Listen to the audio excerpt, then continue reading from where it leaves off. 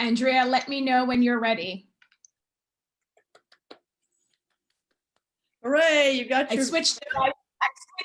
I switched devices.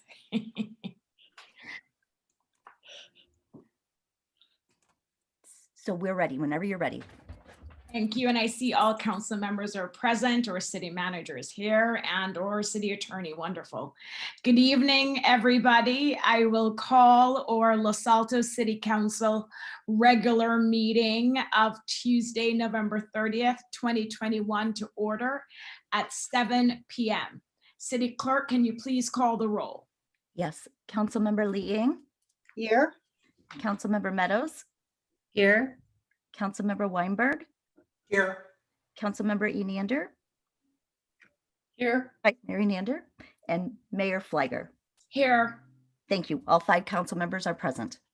Thank you, City Clerk. And I don't see our Girl Scout. Her name is Ella Fay, last name F-E-I.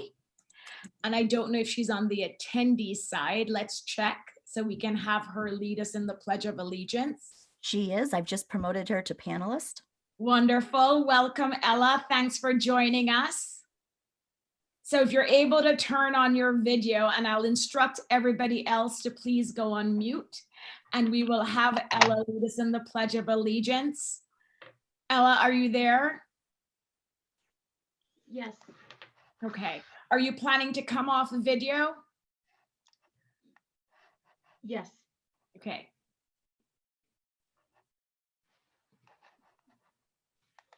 And Ella is a 2nd grader, and she's with troop 60615. There she is.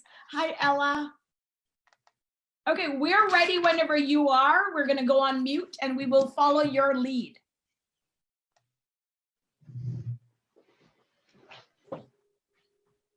I pledge of allegiance to the flag of the United States of America and to the republic for which it stands, one nation, under God, indivisible, with liberty and justice for all. Food is ready. Well done, Ella. Great job. Thank you. Did you have fun? Did you have a good Thanksgiving break last week? You did? Well, thank you so much for joining us. You did an excellent job. Thank you. Bye. Have a nice evening. Bye. Bye. Okay, next we will have, and just a reminder to everybody to please go on mute.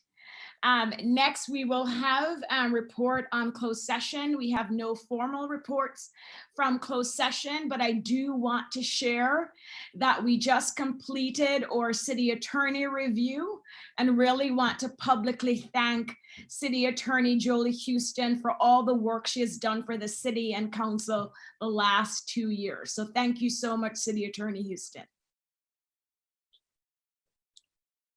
Next on our agenda is a special presentation, which I'm looking forward to. But before that, I do want to recognize and thank Chief Galea and the rest of his team.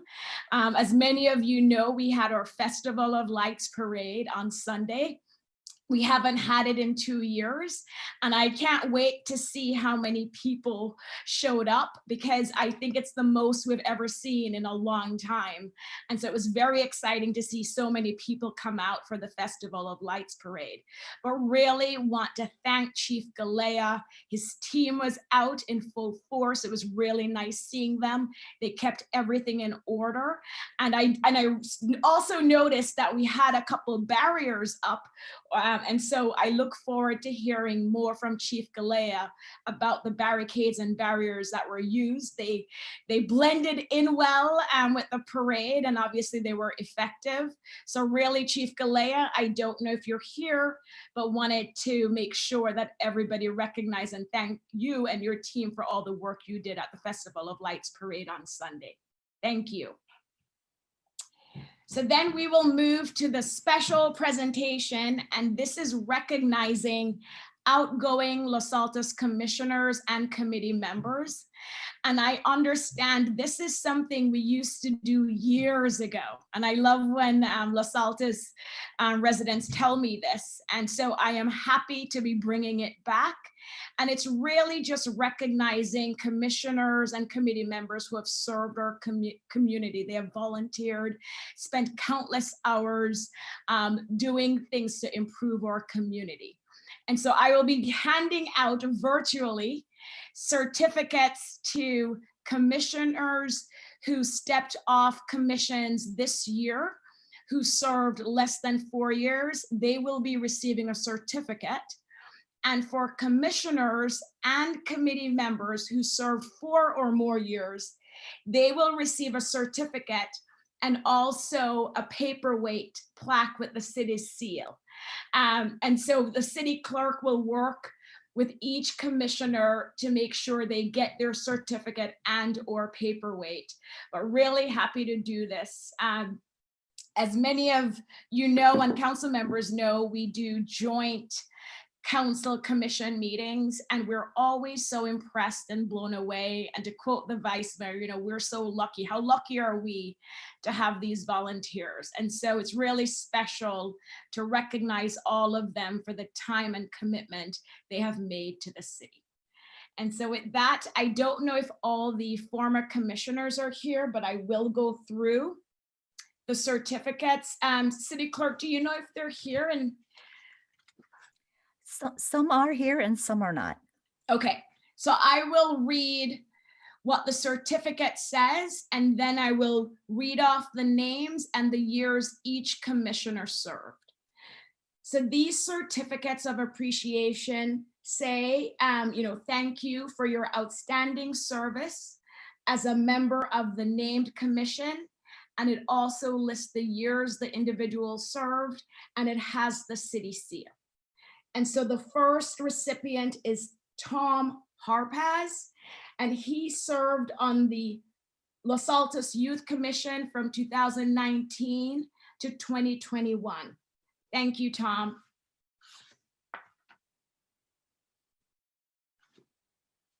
Next, we have Connie Hong. She also served on the Youth Commission from 2020 to 2021. And I actually think this may be 2019 to 2021 because I was the council liaison. But thank you so much, Connie, for your service.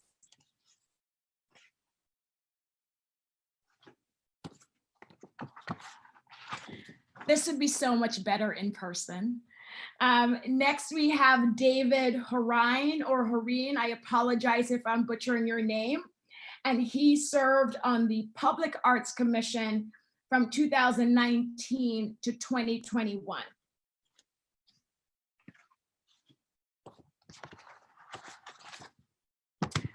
Next, it's Autumn Louijan, who served on the Environmental Commission from 2020 to 2021. Thank you, Autumn.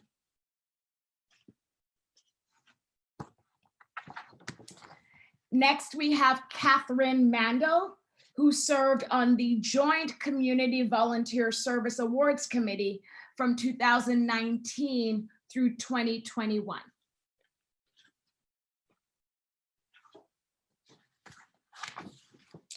Next, we have Scott Spielman, who served on our Parks and Recreation Commission from 2019 through 2021.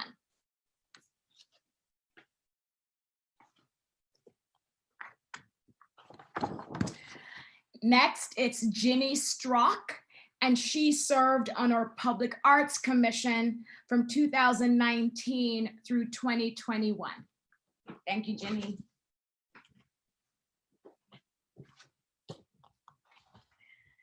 Next, we have Ashlyn Tuzneem, and she served on the Youth Commission from 2020 to 2021.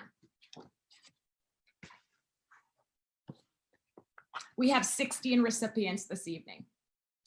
Next, we have Amina Yee, who served on our Public Arts Commission from 2020 through 2021.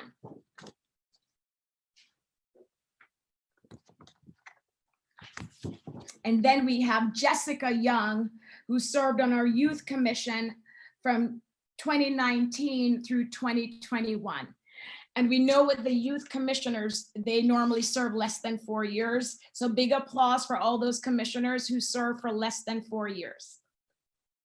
Next, we will recognize and thank the commissioners who served for 4 or more years. And again, they will receive a certificate and also that paperweight or something similar to that paperweight. First, we have Nancy Ellickson, who served on our Public Arts Commission from 2012 through 2021.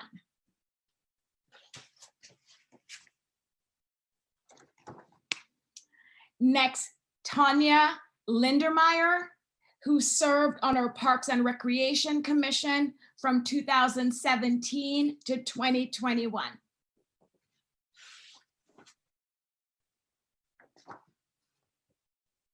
Next, it's James Martin. He served on the Financial Commission from 2016 through 2021.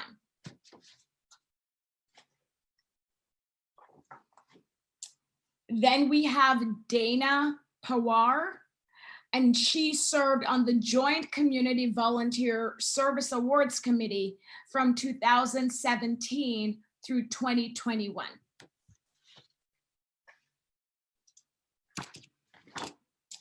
Then Paula Rinney, who served on the Public Arts Commission from 2013 through 2021. And we did have, several public arts commissioners step down this year. And so it's really nice that we're able to recognize them. And then last, but certainly not least, we have Doris Hawks Torbeck, and she served on the Senior Commission from 2016 through 2021.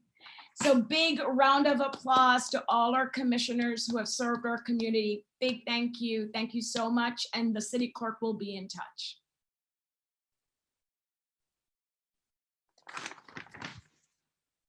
So we'll continue on with our agenda. This was a special item, so there's no public comment. Next on our agenda is the changes to the order of the agenda from council members. Any requests from council members to change the order? And I have to look for virtual hands. I see none. So we will move to public comments on items not on the agenda. City Clerk, do we have any speakers? And again, Not that I see, no hands raised. and that's fine. Thank you, City Clerk. You're welcome. Then we will move to our consent calendar. There are 5 items listed on our consent calendar. Does any council member want to remove an item from the consent calendar? Councilmember Weinberg. Thank you, Mayor. I actually don't want to remove this from the consent calendar, but I would like to formally note for the record that while I'm willing to support the consent calendar, my vote for item number 4, ordinance number 2021-477, restrictions on the Los Altos Community Center site, should be recorded as a no.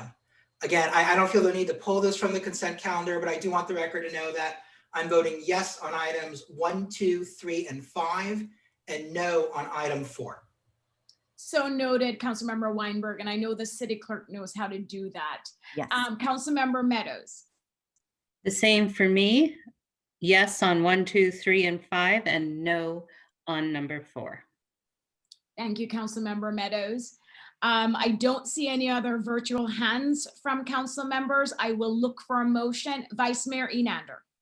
So, Madam Mayor, I'd like to move the consent calendar items 1 through 5 with the notation that council members Meadows and Weinberg have indicated their desire to record a no vote on item 4. Thank you. Motion made by Vice Mayor Enander. Councilmember Lee Eng. I'll second that motion. Motion seconded by Councilmember Lee Eng. Let's go to the public to see if we have any comments on the consent calendar. City Clerk. No, Madam Mayor, I do not see any hands raised. Thank you. So then let me bring it back to council. We have a motion. And if there's no further discussion, City Clerk, can you please call the roll? Sure. Mayor Fliger, Yes. Councilmember Weinberg, Yes. Councilmember Liang, Yes. Vice Mayor Enander, Yes. and Councilmember Meadows. Yes. Thank you. The consent calendar passes items 1, 2, 3, and 5, 5-0. And consent calendar item number 4, it passes 3-2 with council members Meadows and Weinberg voting no. Great. Thank you, City Clerk. Thank you. Next, we will move to our public hearings, and the first one is item number 6, which is the park and lieu fee update.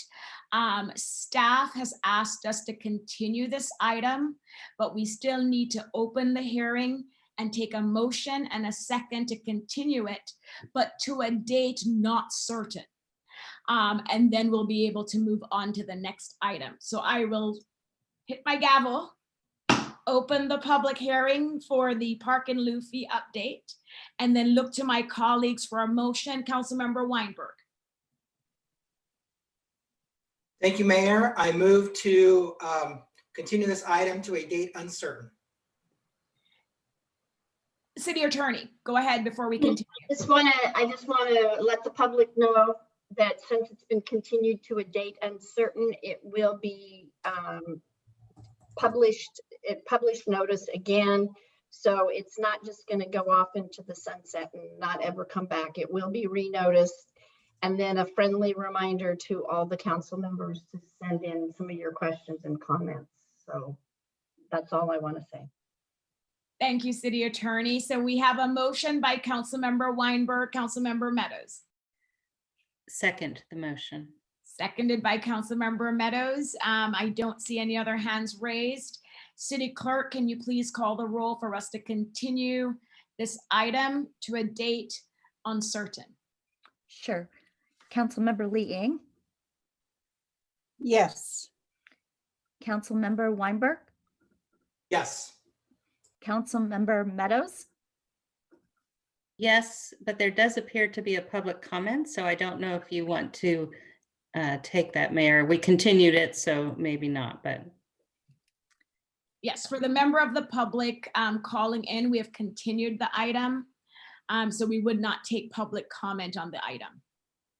And I don't see the hand raised, so maybe they put it down. Councilmember Meadows, I don't see a hand raised. But continue. Mayor Fliger, Yes. and Vice Mayor Enander. Yes.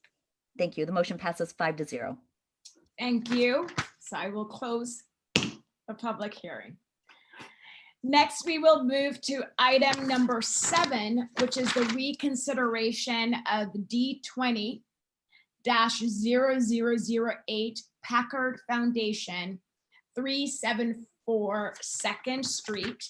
And because this is the first time that I am doing a reconsideration motion, and I think this full panel is actually hearing a reconsideration motion, I want to go over the steps, and City Attorney, please jump in if I don't get it right.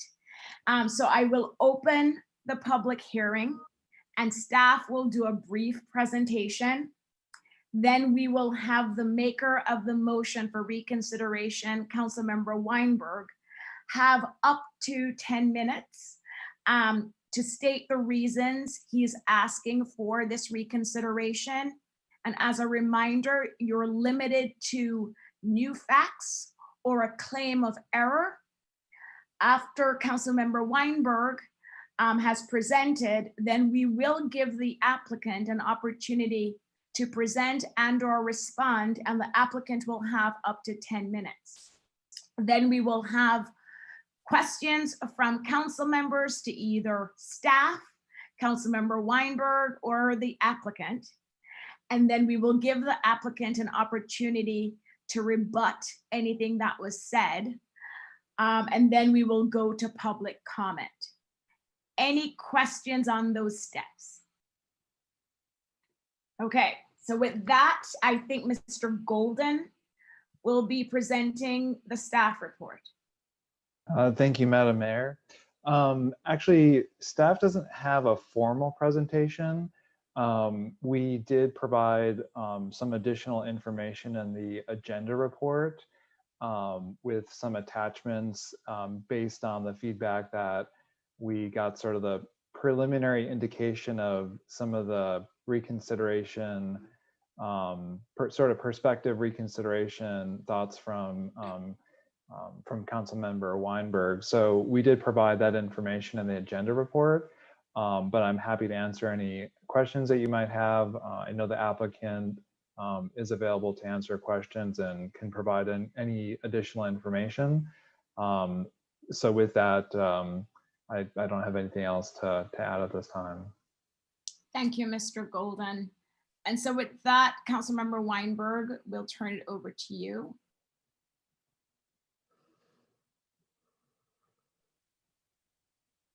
All right, thank you, Mayor. I have questions both for staff and for the applicant.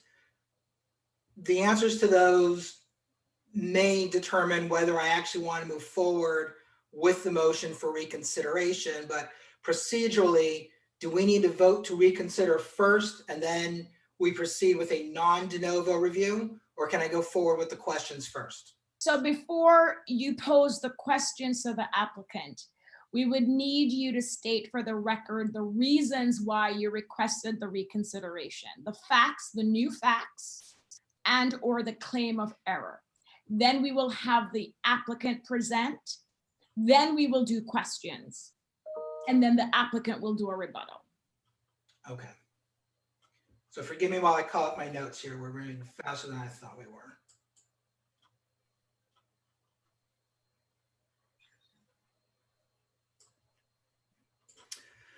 Okay, so I certainly won't need 10 minutes, but as I laid out in the email in which I asked staff to place reconsideration on the agenda, I believe that pursuant to norm 11.8B1, reconsideration is appropriate because I don't think that the facts that were put in front of this council warranted an affirmative finding under section 1478.060 of our municipal code. And specifically what I was concerned about were trees in the existing parking lot, many of which, most of which I think are set to be demolished rather than moved and would be replaced with new trees somewhere else in the city, as opposed to relocating these trees or making sure that they the replacements were planted nearby.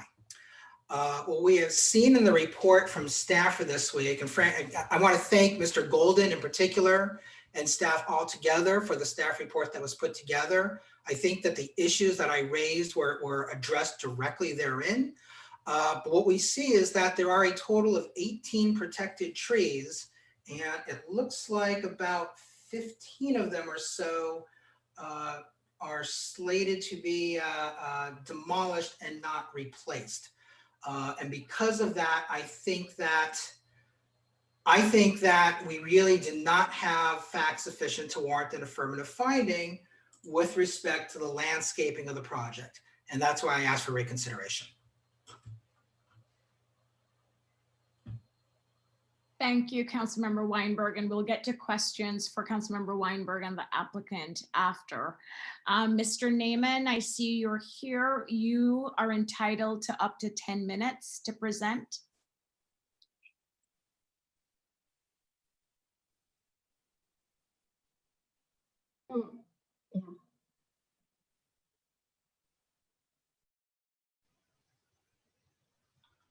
Are you there, Craig? I am. Thank you, Mayor, and thank you, Council. Can you hear me okay and perhaps see my screen as well? Yes. Thanks for your continued consideration of our project. I appreciate it. And thank you. I'd also like to, to thank Councilmember Weinberg for his articulation of the newer different information that he said would affect his judgment. If it is indeed the case that there were protected trees that were not articulated as such in our original plan, that's obviously an oversight. That's regrettable. Regardless of those new facts, as I understand them, I just wanted to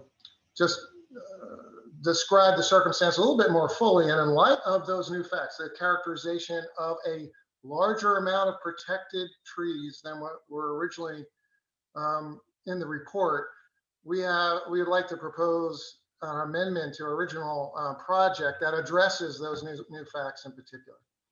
And so I want to just start with this element of the report that city staff had provided to the council that now has the total count of protected trees at 18.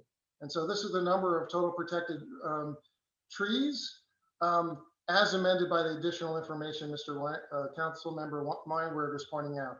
I did also want to point out that 2 of the protected trees are a circumference of 45.5 and 47 inches, which as a technical matter, based upon the definitions given in the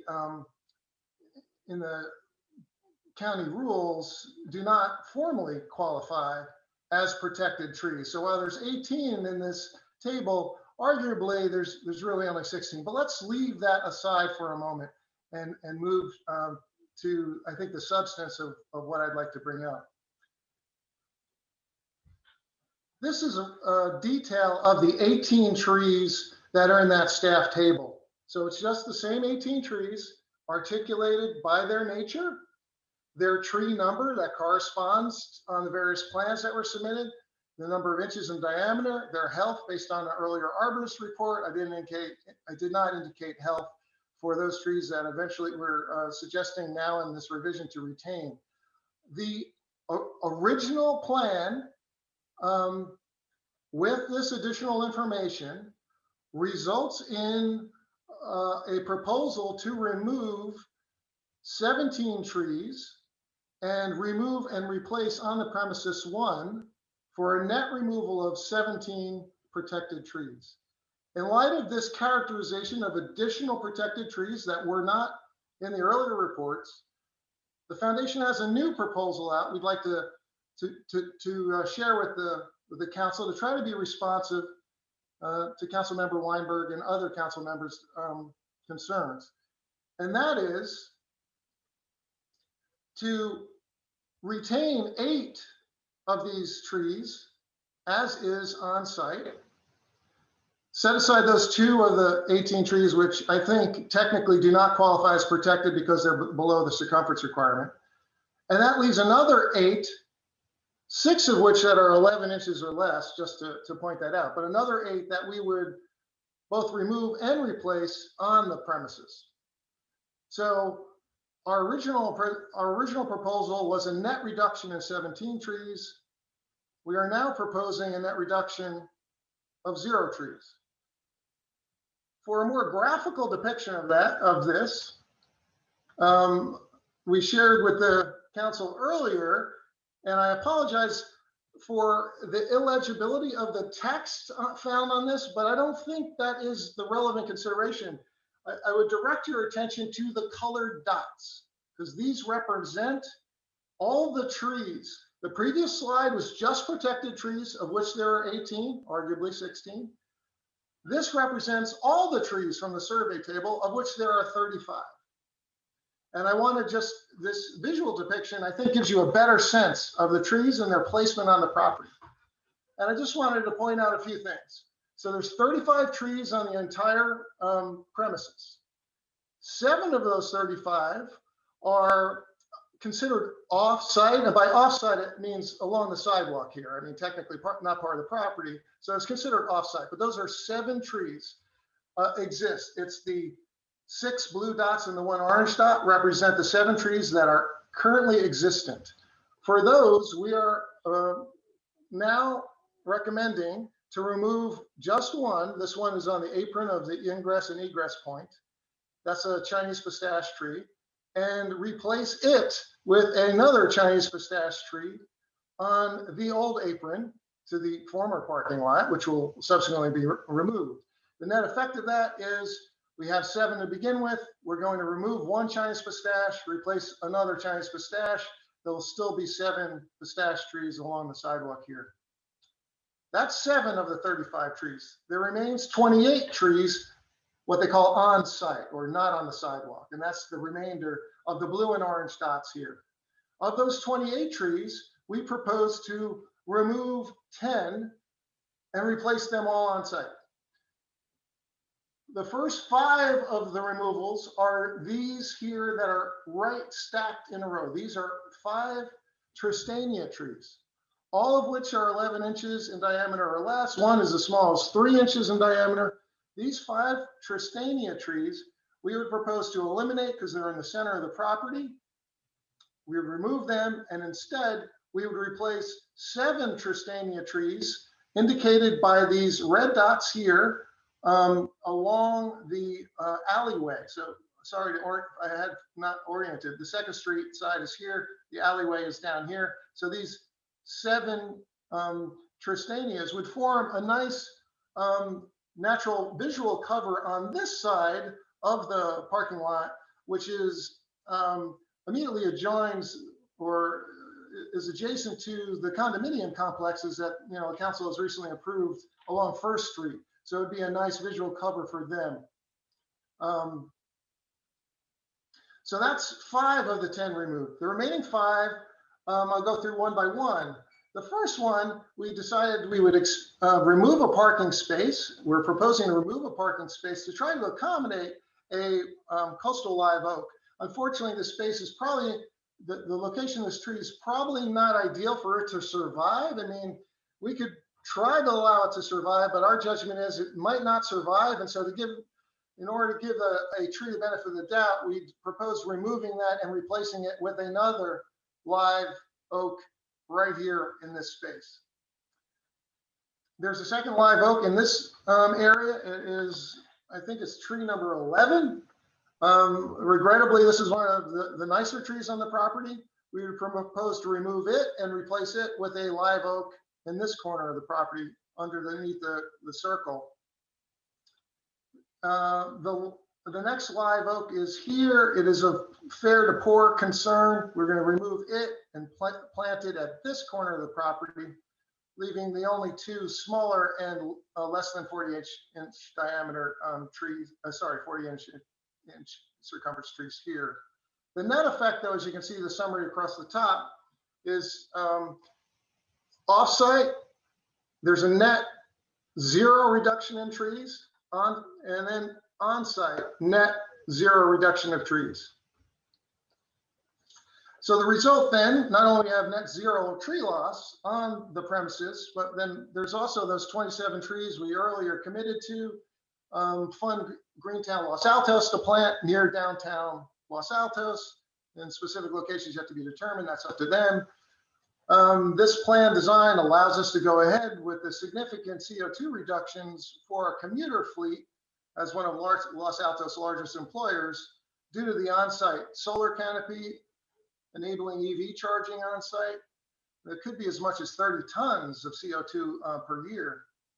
It allows us for enhanced ADA access, and indeed, we have staff who utilize ADA. The current ADA access we have is not up to the latest code requirement, but this certainly would be. I think we get a more efficient, rationally designed parking lot that makes more beneficial use of the properties the foundation now owns, and also safer streets for Los Altans, both pedestrians and their vehicles, because we're limiting the ingress and egress to only 2 places as opposed to the 6 that we had before. So I hope that the council appreciates our attempt to be responsive to its concerns, and in particular the additional facts that Councilmember Weinberger was able to identify, And, and again, we hope you appreciate these changes, and we thank you again for hearing our proposal. Thank you, Mr. Naaman. Now we'll open it up to council members for questions, either for Councilmember Weinberg or Mr. Naaman. And I'm looking for virtual hands.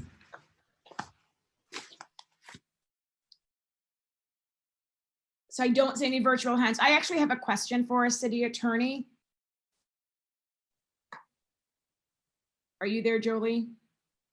So based on these proposed changes from Mr. Naaman, does this have to go back to the commission, or are we able to move forward on this tonight?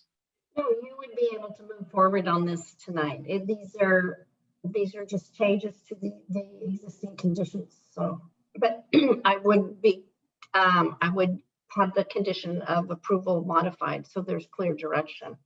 Okay, thank you. Councilmember Liang. Thank you, Mr. Naaman, for sharing that information. I really appreciate that the trees are going back onto your property. The other thing is, you talked about, and I think you were talking about net tree loss. So when you said net tree loss, so you're stating that all 18 trees are going back to that property, correct? Yes, they'll be removed and replaced. So the net tree loss would be 0. Just wanted to confirm that. And then, but the tree that you were removing and replacing in that one parking stall, if you could put up the picture at the bottom, you know which one you stated? Yeah, that let me. is that one of the 2 larger trees? That one is, let me get the exact tree number. It's tree number 15. Mm-hmm. And the characteristics of that tree is it's 15 inches in diameter. Okay, so. And it's in fair to good condition. Where is the 27-inch one, and where is the 23.5-inch one? The 23 point, so you mean 22 inch? Is that the one you're referring to? I don't see a 27 inch. Well, earlier when we were talking about, we were saying it didn't meet because it was shy of 1 inch, or? Yeah, there are 2 different figures we're saying. One is diameter and the other is circumference. Okay, one was shy of 1 inch and the other was 23.5. So yeah. Oh yeah. So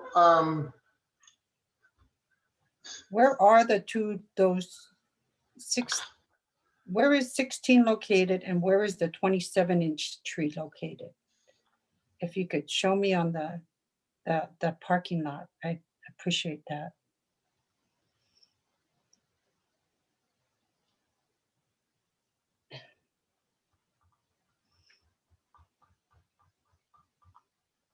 I believe it's 11 and 16. These 2 are the largest. This one, it's 23.5 inches, and that's a diameter. And this one is 22 inches. These are like 2 of the largest trees right here. The ones that are not, that don't meet the circumference requirements are these 2 14.5-inch trees. These 2 right here. Oops. Okay, because earlier in the staff report, it stated that there was one that was 27-inch. So I just want to make sure we haven't lost sight of that tree. 27-inch. Yeah. And then if you want to know. scroll down. I only have this page copied. Oh, so. okay. Okay, so 47-inch, sorry, 47-inch circumference. Okay. Those 2 trees. I just want to make sure we identify where those two trees are. Thank you. Yeah, those two trees are up here.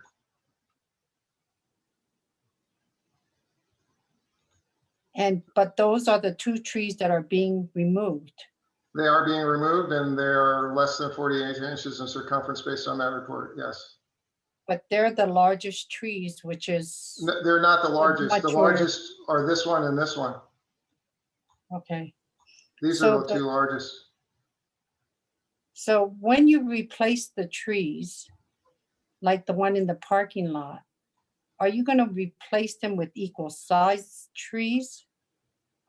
I think that would be infeasible. I mean, that's just, for the root structure, I don't think we could physically plant trees that large. So then if you're going to plant those trees, how are you? Yeah, if then the intent is if you're going to put it in one single parking lot and there's concern about the root structure and we're going to have that much asphalt around it, how are we going to ensure the health of that tree growing up? And how much smaller are the trees that you will be putting in of those protected trees? I don't have a specific number for the size of those trees. I mean, the hope was, as you could see, there's more space around where we're planting these. They're not, I mean, right now, those live oaks are bunched up. They're not doing very well because they are so close together right here as it is. These are be a little bit more spaced. And how are we going to ensure that those panels, the bulk and mass of the panels, aren't going to block any of the sunlight that these trees will need? Yeah, I was worried more in the other direction that the trees would block the photo panels. Based upon the angle of the sun in most conditions, we're speculating that there may be minor shading to the solar panels, but not the other way around. The sun is basically on this side. It's not exactly a four cardinal directions, but the southerly direction is basically over here. And so the sun's to be shining in on this side. So I tend not to think that there'd be too much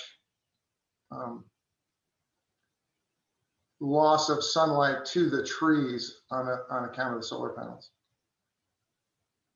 Okay, thank you so much for answering my questions. Thank you. Thank you, Councilmember Liang. Councilmember Weinberg. Thank you, Mayor. And thank you, Mr. Naaman. I have a spreadsheet similar to yours. I have large color printouts of things and blow-ups of sheets that I was just going to try to walk through with you. And you really beat me to the punch with far more than I was expecting. I'm really impressed by what I see and by what I hear. Let me ask you just a couple of questions about this. I understand why the one tree at the driveway needs to be moved. Otherwise, you would not have a functioning driveway. I'm okay with that. Then, of course, there are the 5 trees that kind of form a line going from 2nd Street to the alley. Those 2, I understand it's impossible for those to stay there and for you to build the parking lot that the foundation wants to build. Of these 5 trees that are in a line, are you actually going to move the tree, or are you going to tear those down and plant new ones in their place? I suspect we're going to tear them all down and we're going to plant new ones across the back. Okay, and then the new ones are the ones by the alley that are in red and have a red square, correct? That's correct. All right, and there's 7 new ones down there, and those represent the 5 that are in a line in the middle. And then which are the other 2? There are 7 Tristanias planted here. There are 5 of those represent the 5 Tristanias we're taking out. The extra 2 are just additional plantings because we are taking out 5 live oaks and replanting 3. I see. Okay, I get that. looking closer at the trees along the alleyway, and now I'm talking about the blue trees. There were tree numbers that I was in particular going to ask you whether they could be saved, and I wonder if you could just blow up what the numbers are. Not up by Second Street. Yeah. So I need to move my screen around here. All right, so tree 14 is the third blue one. Okay. And then tree 13 is the second blue one from the left. Yes. And then 12, tree number 13, okay. 14, The 27, 28, 29. So 12, 13, 14, 27, 28, and 29. And then 30, yes. Okay. And 30 was not a protected tree as I recall, but I'm glad you're saving it. I do agree with you that two of the trees that were identified by staff, and staff of course noted that they are not protected trees, that they are not protected. And in terms of my analysis tonight, I'm not considering them as such. Could you zoom out just a little bit, please?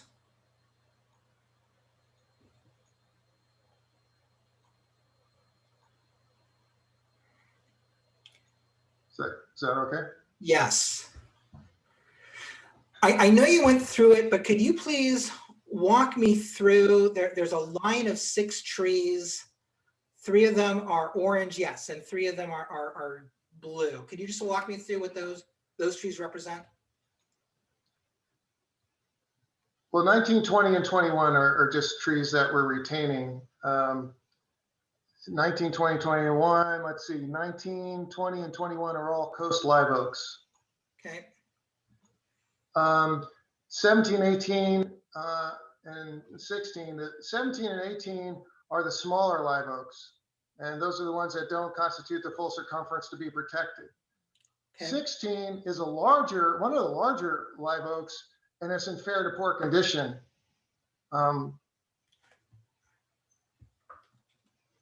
Okay.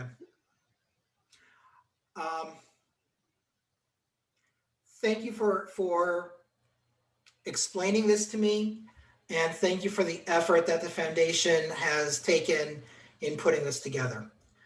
I guess the only thing else that I have to say right now is for members of the public that are going to comment, personally, that the comments that will be most important to me are the ones that address this issue in particular. I know that the mayor and the city attorney have pointed out that this is not a de novo review. So it's and city attorney, please correct me if I'm wrong, but my understanding is that we're not supposed to consider any of the issues that have already been brought up at the last council meeting, about the last public hearing that we had on this. So for members of the public that are going to comment, and I am looking forward to those comments, the comments that will be most useful to me are the comments that just address this or other issues which were not considered at our last meeting. Yes, that's correct. Okay. I have nothing further, Mayor. Thank you, Councilmember Weinberg. Councilmember Lee Eng, you have your hand raised. Did you want to comment again or ask questions? No, I do have another question, and I think it would be then to the city attorney. So I know you were stating that we cannot review other things that were taken for discussion in our previous meeting, but perhaps because it's these amount of protected trees, and then they're replacing it with trees that are perhaps saplings or some things, and it's not satisfactory to us. I'm just going to use a hypothetical.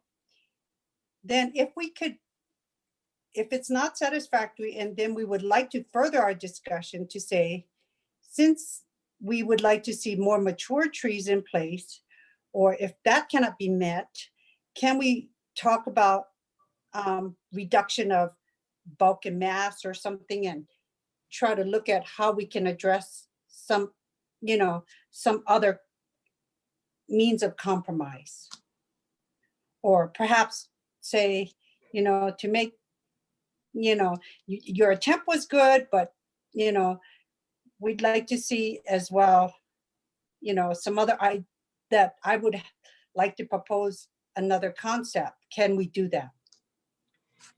I think as it's been laid out by Councilmember Weinberg, it's really the landscaping plan, and it's that finding that wasn't made. I don't think that there was anything about, it's the finding E, the existing landscaping, that's the one that you're saying that has not been met. I would not get into the detail of the structure. I think right now what we're dealing with is the adequacy of the landscaping.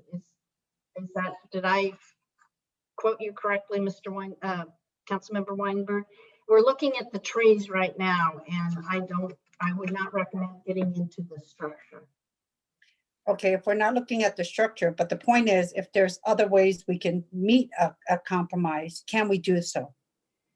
Yes, with the trees and how you replace the trees, and if you replace small, you know, if you're going to remove trees, how big of the trees go back into, or how you replace them, how you relocate them, that is all about the landscaping plan. So like, if there's other ways to say, here, let me ask another way. If they're not willing to put in a large tree in place or replace it with equal sized tree, perhaps we can say, oh, maybe we can revisit establishing a new ATMP and tie it to this. Is that possible?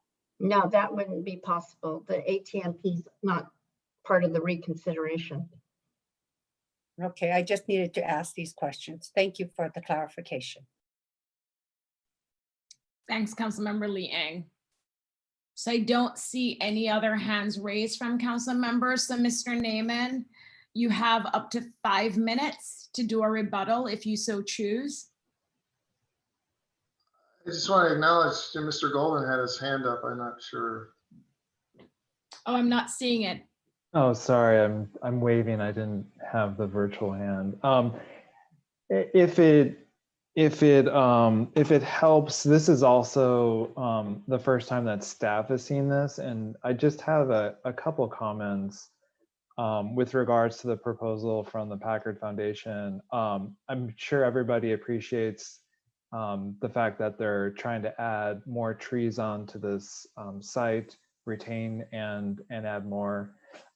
As it relates to the zoning code, or I should say the tree protection code, there's always a preference to replace trees sort of a one-to-one ratio.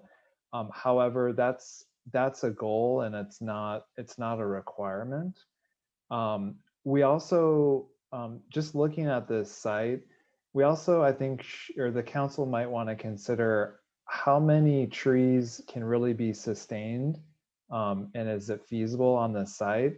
Tristanias are, they're trees that grow up to 30 to 40 feet tall and 25 feet in canopy width. So generally, street trees, you generally want to have a 25%, the canopy kind of grow over about 25%. More than that, you just get it's just too dense. So looking at the placement of some of these trees, and granted the existing trees on the property, not sure if they were planted or some of the trees if they just kind of grew in place, but there were just, some of them were bound to kind of fail because they're just too close together. Also along that alleyway, I can see where there's some constraints along there, especially where their light fixtures are, which are those little, there's an arrow pointed to one, a pole light. I can see where they might want to trench across there. It's much easier to pull wire in a straight line. So I can see where trenching might occur that might cause some issues there. And then along that alleyway where the new Tristanias, there might just be too many of them planted close together.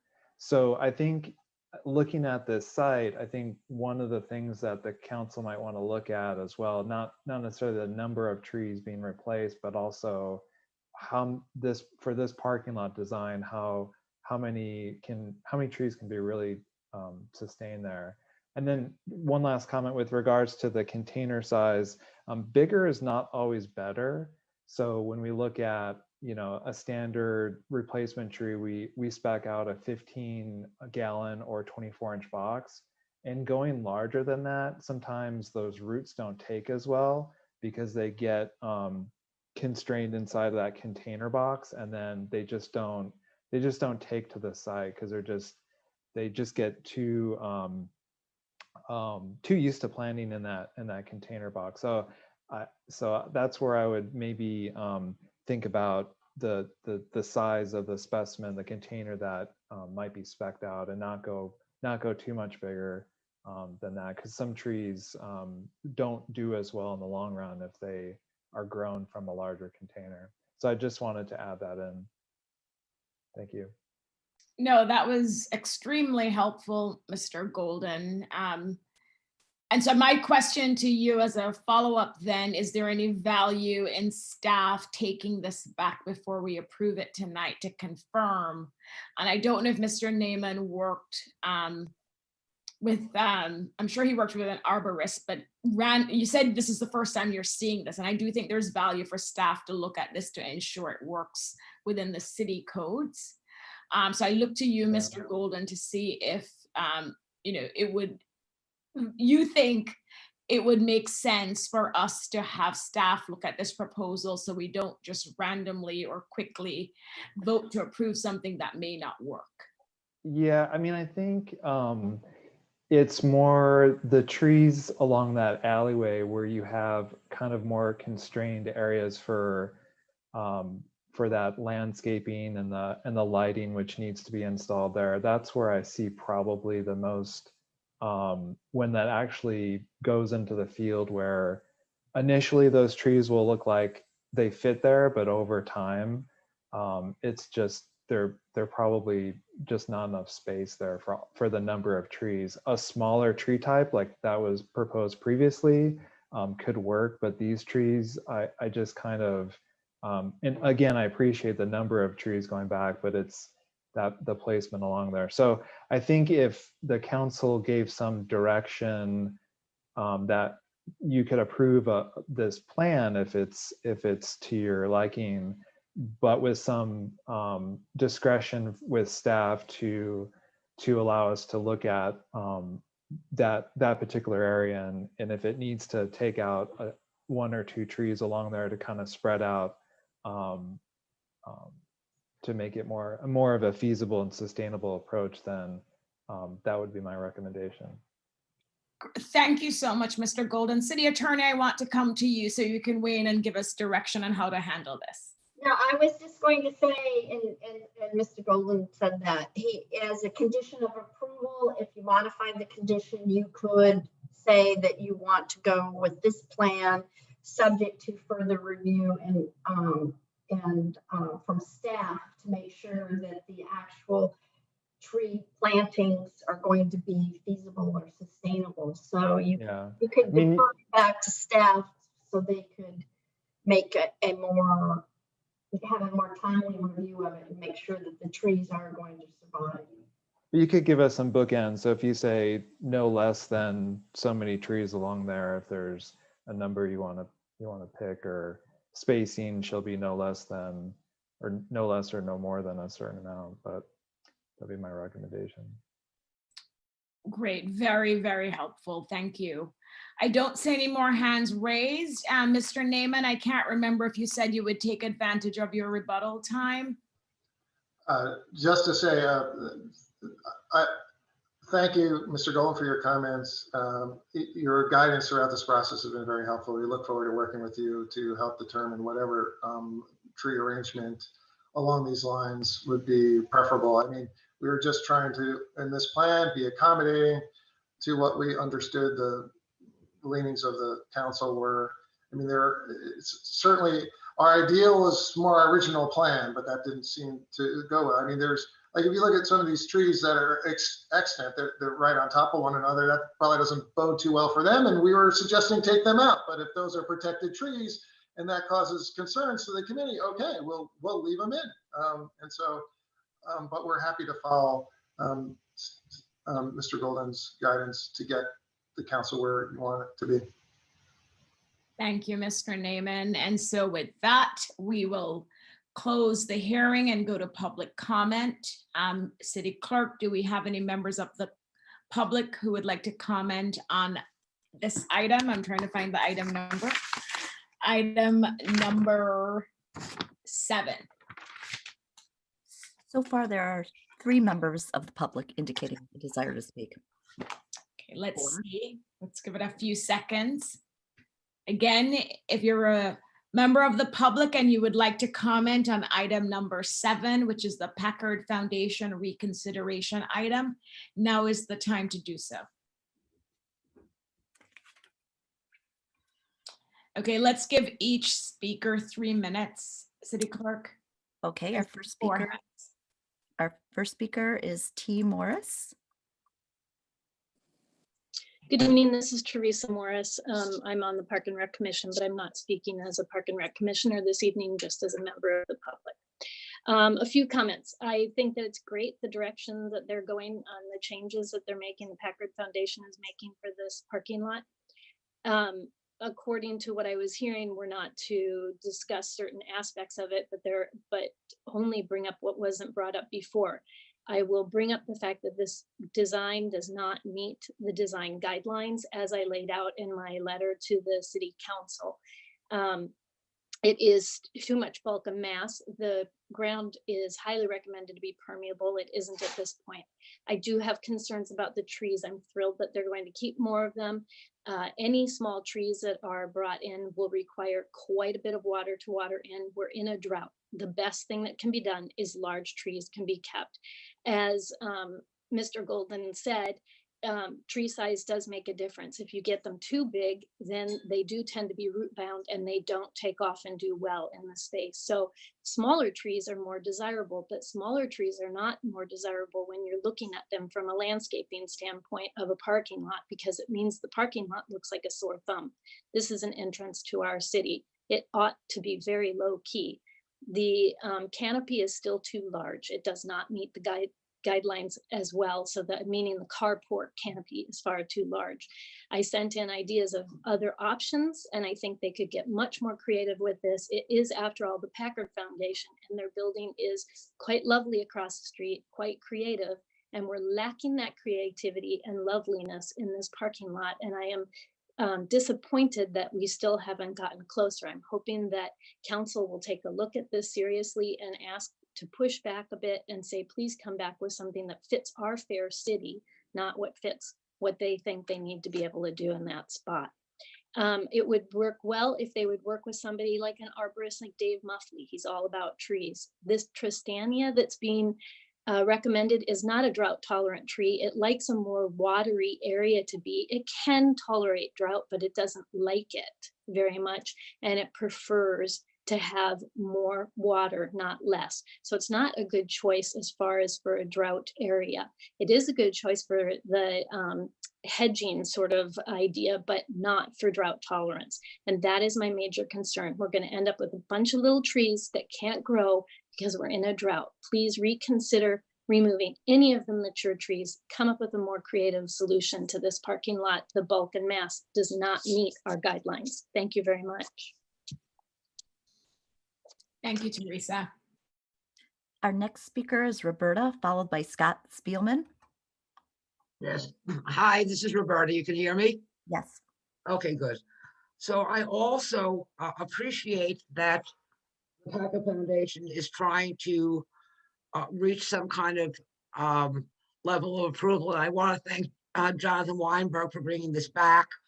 I am very concerned that they are trying to shove too many trees into this parking lot, and that the solar panel structure is too large. And if they're willing to give up one parking space to plant some trees, and I think they really should go back and look at a more balanced. I'm also very concerned about the 27 trees that are going to go on the public land. I know that Greentown does not grind out stumps. There are places across town where we've got a lot of stumps that need trees planted nearby. Greentown is a great organization, but they just have, they're very limited in what they can do as far as equipment and knowledge. They are not arborists. And I think that they should go back with Steve Golden and suggestions from the community, like Teresa's suggestions, and just come up with a more modified plan. I think that they do understand that we want more trees, but the type of trees, the size of the trees, the size of the solar panel, you know, if they took away 2 or 3 spots and made the solar panels, not worry about interfering of the shade of the trees on the solar panels. I just think they're trying to put too much into one spot and try to use city land to mitigate their the huge size of the amount of asphalt and the huge size of the solar panels. And I think that they're heading in the right direction, but they're not quite there yet. And I think that they're sincere about trying to come up with something that will work a little bit better. I would like to see it sent back and come back again to council with a more modified plan that's more well balanced. Thank you. Thanks, Roberta. Our next speaker is Scott Spielman. Well, I also want to acknowledge the leadership of Councilmember Weinberg in bringing this back for reconsideration, as well as the Packard Foundation in trying to make this a net zero loss of trees. However, there's a huge difference between the CO2 absorption between a mature tree and a sapling. A large tree absorbs about 48 pounds per year of CO2, a sapling very little. So I'd like to make one suggestion, and that is adding a few more trees on the left side of the parking lot where there are very few trees and giving up a few parking places. This would not only be more environmentally friendly, creating more of a net, drawing closer to a net zero loss of carbon dioxide absorption, but also be aesthetically more attractive. On the left side of the parking lot are hardly any trees. And so there are many parking spaces in this proposal, and giving up a few between 4 and 6, I believe, would make this a much more attractive solution. And so I just offer that as an alternative. And I also compliment the mayor with the thought that staff should look at this one more time. Thank you for your consideration. Thanks, Scott. Our next speaker is Janine Baladas.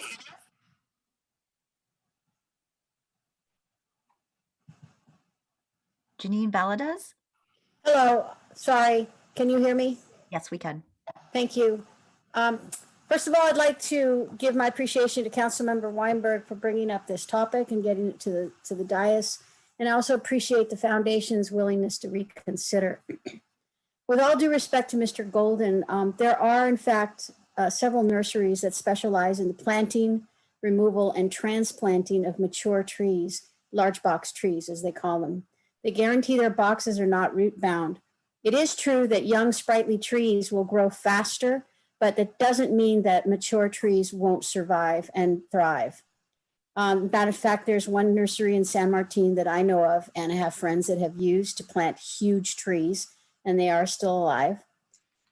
Apple and Google have also planted mature trees in their various projects, and it would be easy to find their sources. However, any trees removed should be removed carefully to retain sufficient root ball to increase likelihood of surviving in transplanting. If not transplanted to within this site or elsewhere in Los Altos public land, they should be offered for free to residents to put on their property at the developer's cost. So without drilling down to specific trees, I also generally believe that there should be more trees on the north side of this parking lot that won't harm the solar panels. And I also agree that the Tristanias are not the right trees to have along the east side, or rather the west side. So I'm not sure if this has been talked about before, so I'll mention it anyways, and pardon me if I'm incorrect. It's really critical if we're going to have any oaks or any native type trees in this lot that they have permeable ground that spans the current and eventual drip lines of the trees. Otherwise, you cover them with asphalt and those trees will eventually meet their demise. So I hope that the city can consider mature trees from the right sources and make accommodations for the solar at the same time. Thank you. Thanks, Janine. And I can't remember if you gave your disclaimer that you serve on the Parks and Rec Commission, but you're not speaking as a commissioner. Yes, I'm sorry. I should have said that. I said that earlier today, but I should have repeated. Thank you. Great, thank you. Our next speaker is Joe Beninatto, followed by Gary Hedden. Hi, good evening, everybody. I'd also like to start by thanking Councilmember Weinberg for trying to bring more clarity to what was a somewhat confusing issue at the last meeting. I have to admit, I was a little confused when he brought this up, but I'm glad he did, because I think we're going to end up with a better result. And it's great to have some more clarity around the exact landscaping plan, which trees will be removed, which trees will be replaced, with which types. That's very helpful. And I'd like to also thank the Packard Foundation for that. They've done great work, as Councilmember Meadows highlighted at the last meeting, and they continue to do so.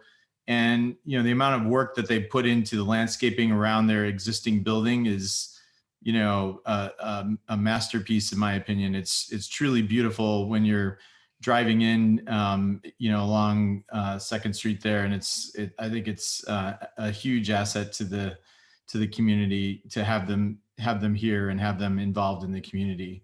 I also believe in property owner rights, and within the bounds of the law, I believe that the Packard Foundation should have the right to use their property as they would like within the appropriate design guidelines, et cetera. If they want to put up solar structures for their employees, I think that's within their rights, as long as they do it in a reasonable way. We have other solar structures throughout the city at all of the schools. I'm sure you've all seen them and or used them. And it's their right to be able to do so. So we should, while we want something that looks reasonable, we shouldn't be asking them to get rid of it or take it down or build a building or any other crazy ideas. I agree that removing the large trees and replacing it with a tiny stick is somewhat unreasonable. We've all seen those landscaping projects in various places. And while we might not be able to replace it with an identical size, it'd be great to have the correct trees in the right places. And I don't think anybody on council is necessarily the expert on those matters. So, and I think Mr. Golden made some great points about the quantity, the types, the spacing. I'd encourage council to delegate that to the experts on staff or to an arborist or somebody who can help make some decisions about which trees should be put where, the right drought tolerance, et cetera. So thanks for reconsidering this. And I'm glad it sounds like we're coming up with a better solution than where we were a few weeks ago. Thank you. Thanks, Joe. Our next speaker is Gary Hedden. Good evening. This is Gary Hedden speaking. Well, I'm a resident, but I'm speaking tonight on behalf of Greentown, actually.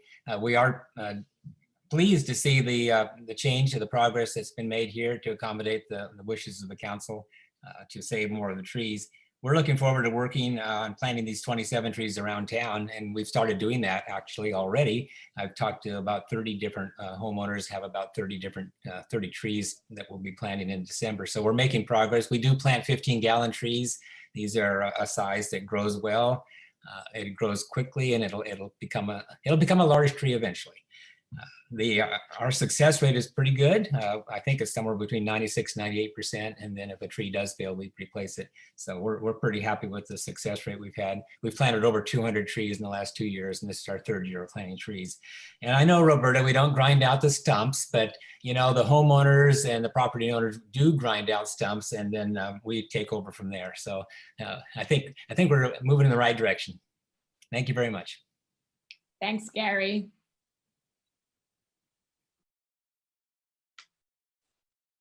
Okay, do we have any other speakers, City Clerk?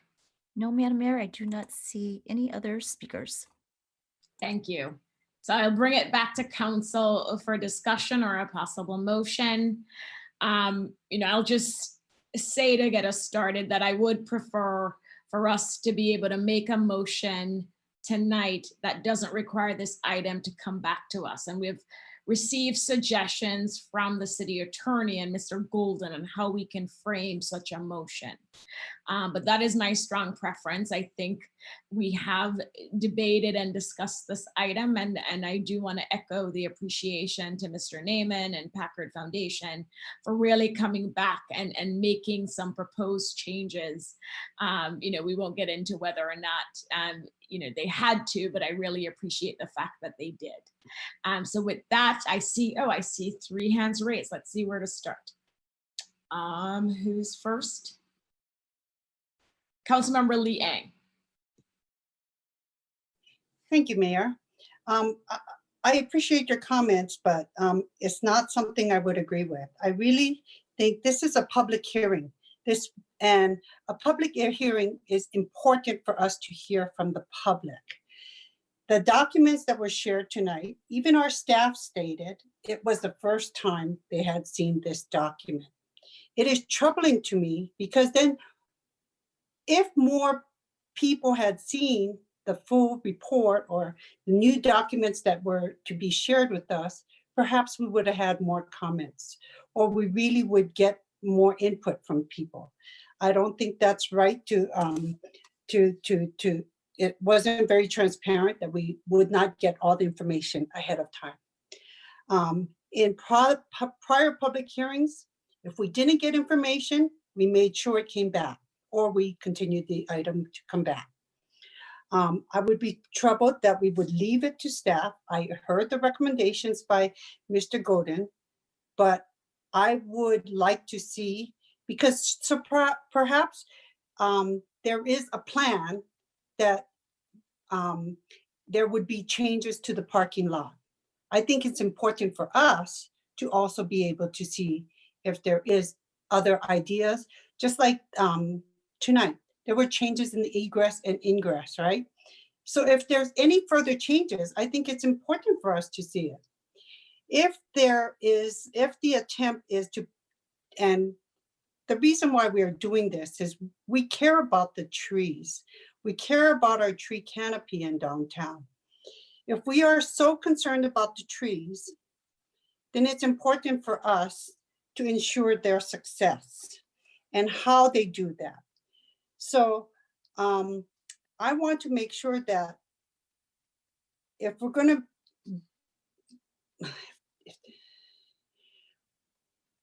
if we want to make sure that the trees are successful, we want to make sure that if there are going to be compromises in where they're reducing, taking away parking spaces and stuff, we would like to learn about that too. So we've also heard that mature trees can succeed. We heard the concern that we don't want where just saplings replacing. And that's my position too. I don't want just saplings replacing a mature tree. And so I think it's important for us to emphasize that we would like to see some comparable size trees. Might not have to be the same trees, but we want to ensure the success and the livelihood of those trees. So that said, I really feel that if this is a public hearing, we want to continue this public hearing to ensure that the public is involved and the council is informed as we go forward. Thank you. Thank you, Councilmember Liang. Councilmember Meadows. Before I make my comments, does the city attorney want to comment on that? Because I think, you know, the public was informed. We all had the packet. I agree that there was a planting diagram that wasn't in there, but the packet was. So city attorney, is there anything you want to add to that concern? No, this was publicly noticed, and so we did follow the regular notice, and this was a submission that was presented, and so I don't think there was anything deficient in submitting these documents today. But it's up to the council's discretion if they want to continue this. But we did notice a public hearing, and we held a public hearing. So the notice isn't deficient, but it's just if you would want to continue this for further study, or do you want to try to come up with something and then have staff do the final review? I mean, you have several options, and so those are, I can think of some more, but no, thank you for that clarification. So I appreciate that. I just thought that was worth addressing because the council members' concerns should be addressed. So let me start off. Thank you to Mr. Naiman and their willingness to work with council, and I appreciate that. Thank you to Mr. Golden for the additional information in the staff report and some of the remarks he made for clarification. So let me point out that you know, we're here largely discussing the tree protection regulations of the municipal code, and I've highlighted in the report, and Mr. Golden referred to that this in the report, is that in this situation, I'm excerpting it from where he's talking about how the code applies to council's jurisdiction in the trees. Any of the protected tree types could be removed under the design review application as determined by council. The municipal code does not distinguish the types of protected trees differently in this case. However, there might be more concern and sensitivity with the proposed removal of a tree over 48 inches in circumference as compared to a tree under 48 inches in circumference, but was required to be planted as part of an approved landscaping plan. So I'm reading that because they're distinguishing, and Mr. Naiman did a good job talking about this when he presented, that you have protected trees because the trees are large and established, and you have protected trees because you were required to do it as part of a prior project approval. And so when we look at what Mr. Naiman proposed, he's proposed to end up with a net neutral tree balance, not even counting Greentown, but net neutral.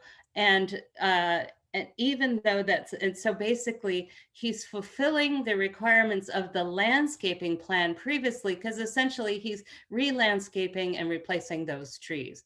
Now you can indeed talk about the trees that are protected because they're over 48 inches in circumference, which he did, but the vast majority, if not all, I think all of the trees that were protected due to a prior landscaping plan have been clearly replaced. I also want to point out to the other conditions of approval that council has, and that's with our, as was mentioned actually by some of our public speakers, the downtown design guidelines for mixed commercial, which is where the Packard Foundation fits in. And those downtown design guidelines, as many of ours have been, and we're working on improving them, but they're subjective versus objective. No surprise, probably. So the subjective standard regarding trees for the downtown design guidelines and mixed commercial starts out with the landscaping is generous and inviting. And it doesn't talk about some of the specifics that we've been going into both in this review and the last review. I would say, particularly if you look at the existing Packard lot on Whitney, where they have trees where they have solar panels. It's their, I believe, their visitor parking. This is inviting and, let me see, generous and inviting.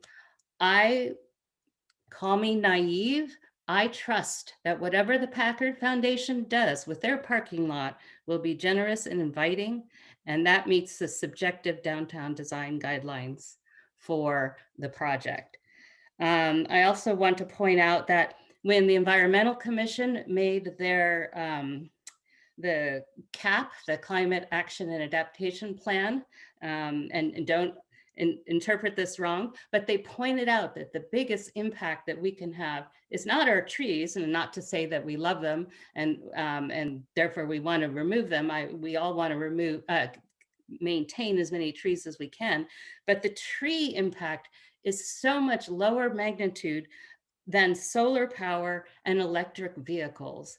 And so if you actually compared the impact of taking out all the trees in the lot, which we're not doing, I'm just giving this as a hypothetical example, it doesn't begin to compare to providing the solar and the electric charging, at least if I understood the CAP presentation that was made at the time. Again, I'm not advocating removing trees, but basically I think you can tell that based on what I've presented here, I find that this, and especially in light of the additional trees that the Packard Foundation is willing to put in, certainly meets the standards on which we should approve the project. Thank you.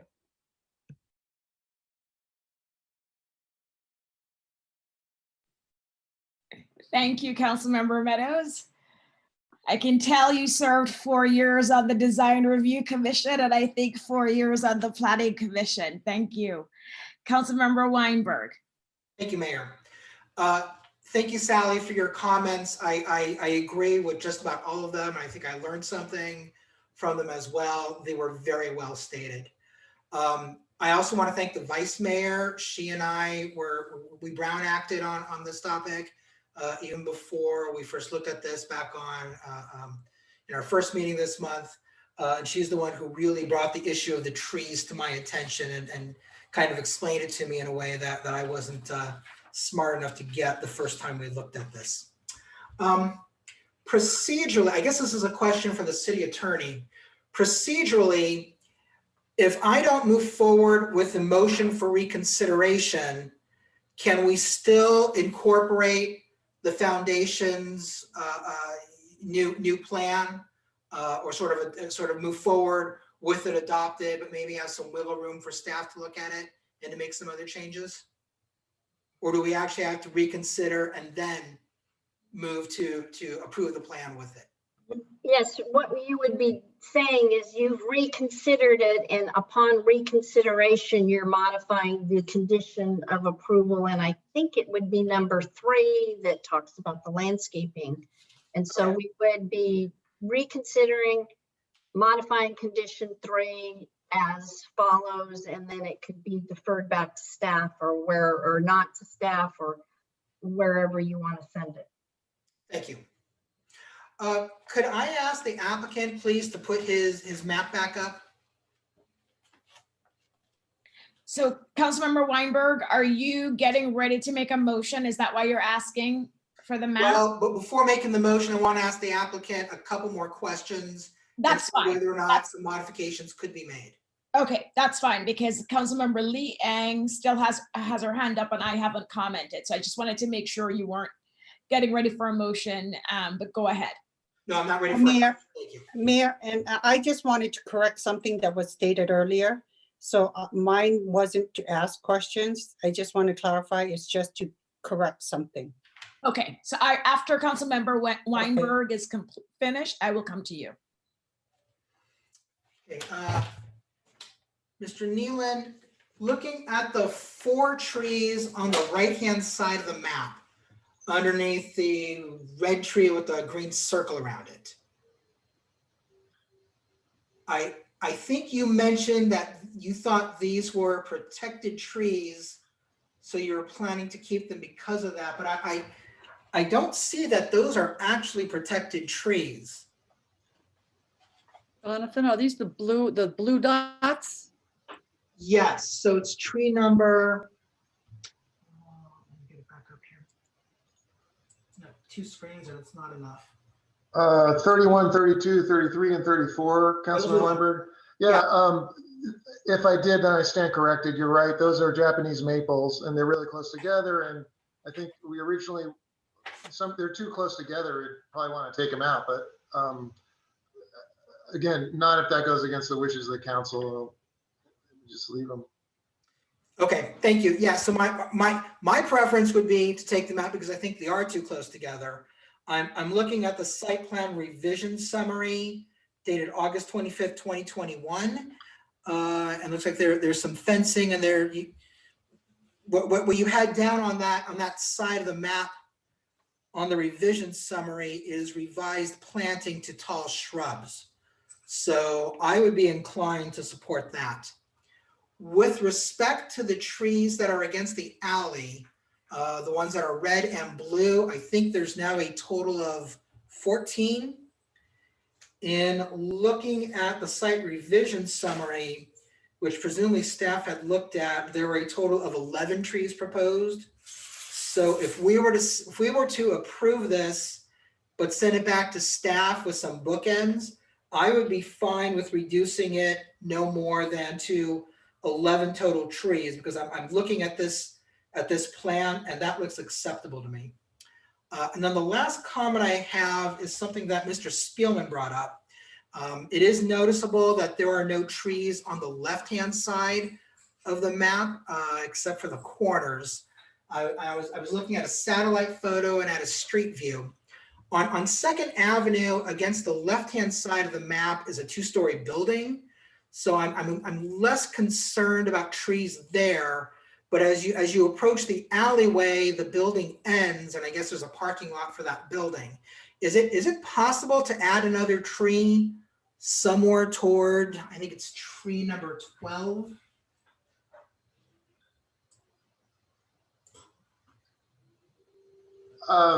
You mean down in the lower left-hand corner? Yeah, just so it's up against the left-hand side of the map. I think Mr. Spielman is right. It would be nice to have another tree there, or maybe 2 if you're willing to take out another parking space. I would certainly be open to that. I hesitate, my day job is finance. I hesitate to speculate about arborist design principles. I could imagine we could do without one parking spot there and try to accommodate a tree in that corner. I think this theory of not putting trees over here was just a good neighbor because there's a 2-story building there and this is a southern exposure and we didn't want to do damage to just as a good neighbor. But you're right, back here, I think so close to the alley, that's where the their parking lot is, and it probably would not have that same good neighbor negative impact. And so I would certainly consider that. I see there's Dale Lita, who is our BKF designer. I wonder, Dale, if you could answer that question. Can we put a tree over there? Do you know, Dale? Hey, Craig. Good evening. It's possible. It might require loss of one of those parking stalls. There's some additional space that's needed there to accommodate the transformer pad, but if we'd have to look at it a little bit more, I think, and yeah, I think consulting with the arborist and getting some better feedback on that would be beneficial in that case. Okay. Thank you. I guess the last point that I want to make is that there's been discussion about the size of the trees, the number of trees. I don't want to see sticks instead of mature trees either, but I think that those sticks are going to grow into mature trees. I mean, the trees that we're taking out are 12 years old, which is not insignificant, but I think that we're going to see those saplings turn into more mature trees in due time. I think that Councilmember Meadows made a very good point that the addition of the electric charging is doing more for reducing CO2 and greenhouse gases. And let's also remember that we're not just talking about the trees in this parking lot, we're also getting another 27 trees planted around town. And yes, those are going to be saplings right now, but those saplings are going to grow. And that is 27 additional trees now to what's being planned. So I'm excited about these changes and I appreciate it. Thanks, Councilmember Weinberg. Councilmember Liang, go ahead. So after hearing some of the comments, I do have another question. So with the concern with the overcrowding of trees, or, you know, that long row of trees, and it's being set up for possible failure of some, or the demise of some trees, who's going to ensure, if we're planting to ensure some of the trees don't succeed so they can have less trees, who's going to ensure that these trees are successful and will be replaced?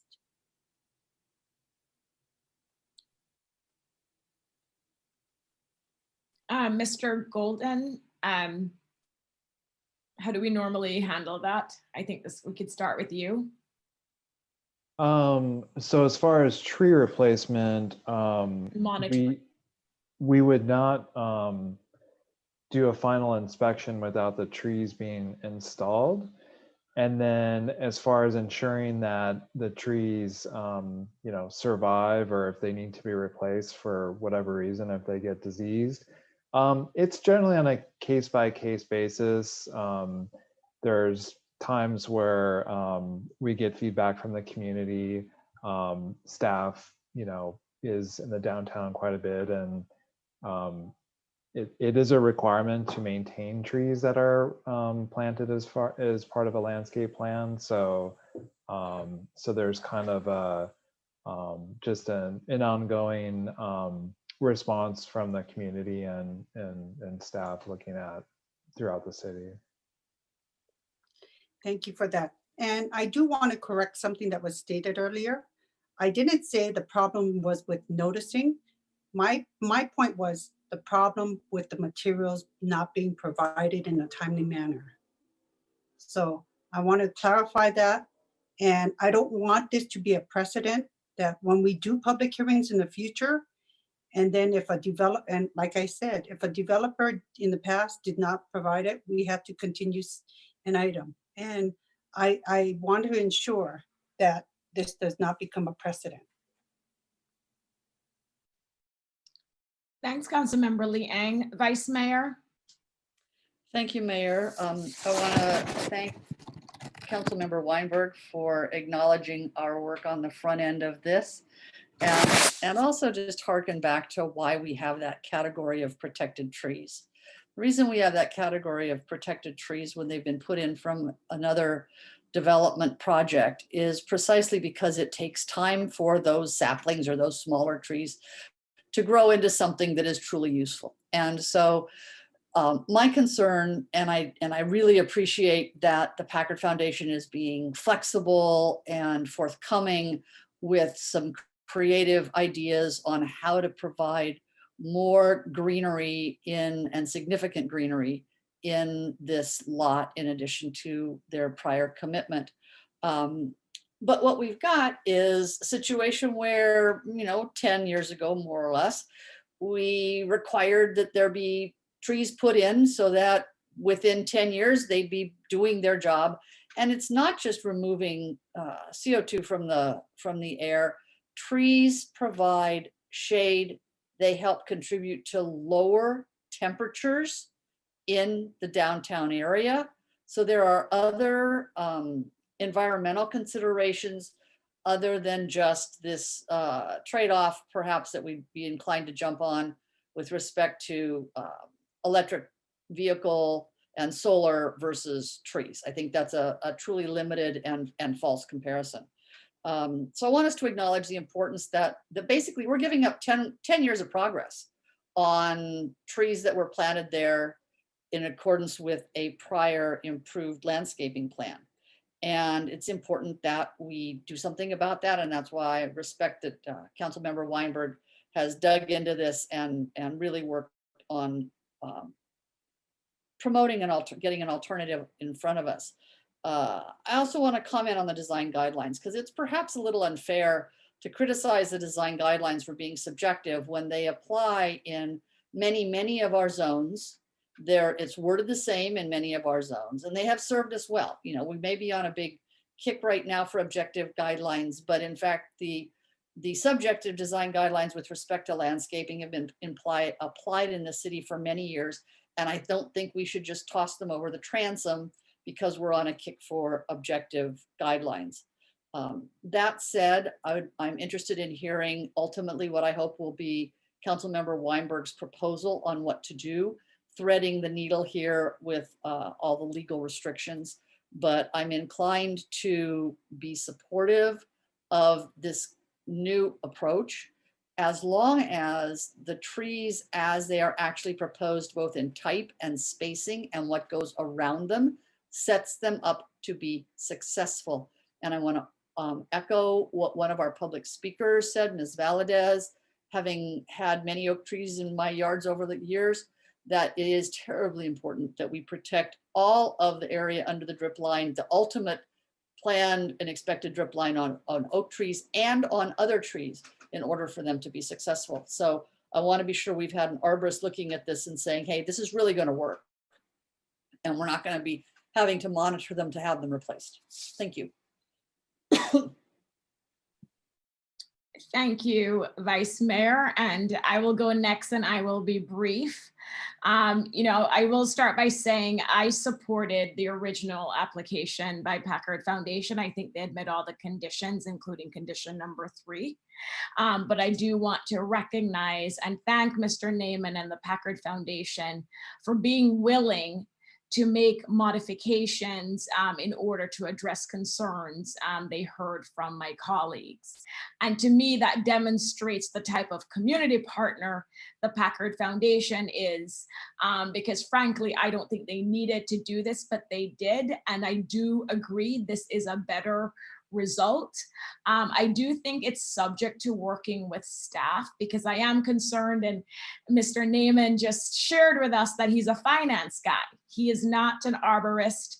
And so I do think having the right eyes on this proposal from staff or other experts to confirm that what he is proposing with these additional trees and their location and spacing, that it actually works. Because it's one thing to have more trees, and it's another thing to have trees that will die because of not the right spacing or not the right location.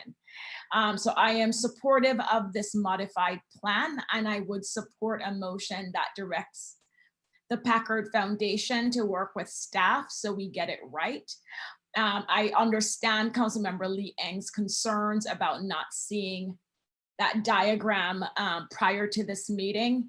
Mr. Naiman could have just shown up and described what he was doing. I think that was just to illustrate what he was willing to do. It was a helpful guide to illustrate what he was doing. But I do understand Councilmember Lee Eng, had that been provided before, we could have looked at it. But for me at least, I don't think seeing that yesterday or 2 days before would have made a difference in my understanding of what's being proposed. So I am willing to support a direction of, modifying the condition of approval as to number 3, but also given direction to the Packard Foundation to work with staff. And I liked some of the suggestions that Mr. Golden and Ms. Houston gave, which is basically give them parameters within which to work, that we're all comfortable knowing that whatever gets approved, it's something that we're all comfortable with and believes meets the mark. So with that, I am open to a motion. Councilmember Weinberg or the Vice Mayor, since you were partners on this. I look to you both since you are the ones most interested in having this modification, and I know Councilmember Lee Eng supported you as well. So I look to one of you to get this motion on the floor.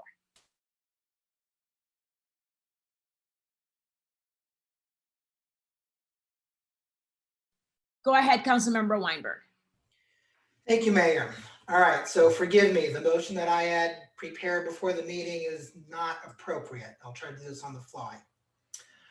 I move that the council reconsider its approval from the last meeting and approve the application as modified by the Packard Foundation's map submitted at today's meeting, subject to staff approval to ensure that the new plan can reasonably expect mature trees to develop, that trees 31, 32, 33, and 34 be removed, that the total number of trees against the alley be no less than 11 in total, and that one additional tree be added to the left-hand side of the map. And I'll second that, Madam Mayor.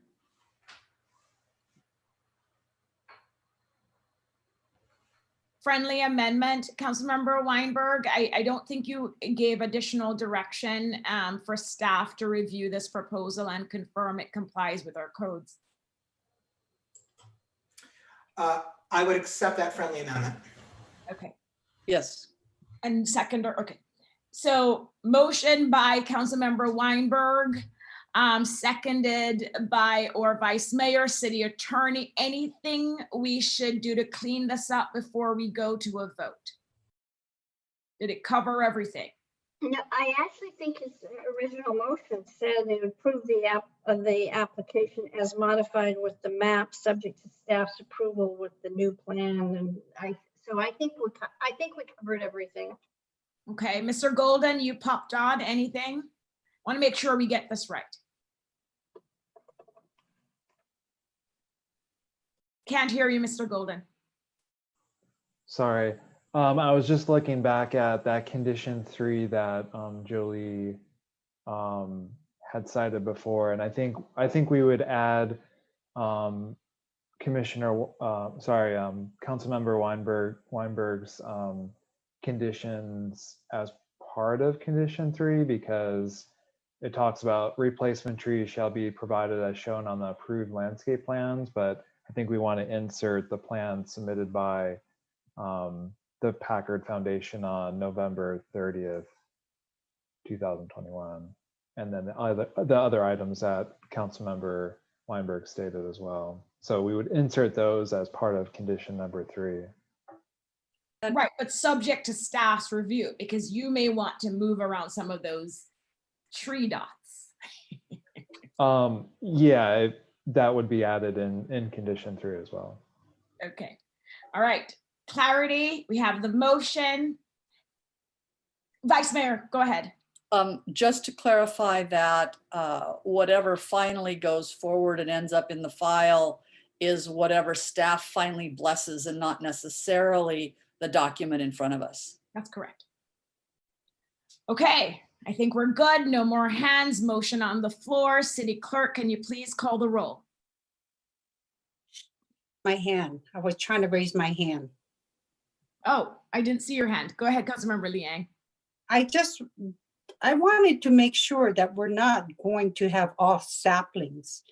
And you guys stated you didn't want off saplings, but it's not in the motion. Can I add a friendly amendment, or would you be open to ensure that we don't get off saplings? So maker of the motion, that would be to you on whether or not you want to amend your motion to include that requirement. Based on what I've heard tonight, I don't think the recommendation is for us to be that prescriptive, but it's your motion. I will see how you want to handle the request. My understanding was the same. Lynette, are you asking for a minimum number of trees, not to be saplings? Yes, I am. What does not a sapling mean? Well, like you said, we don't want sticks, right? I want to make sure that they're, if we can come back, the plan will have they talked about 14-foot boxes, right?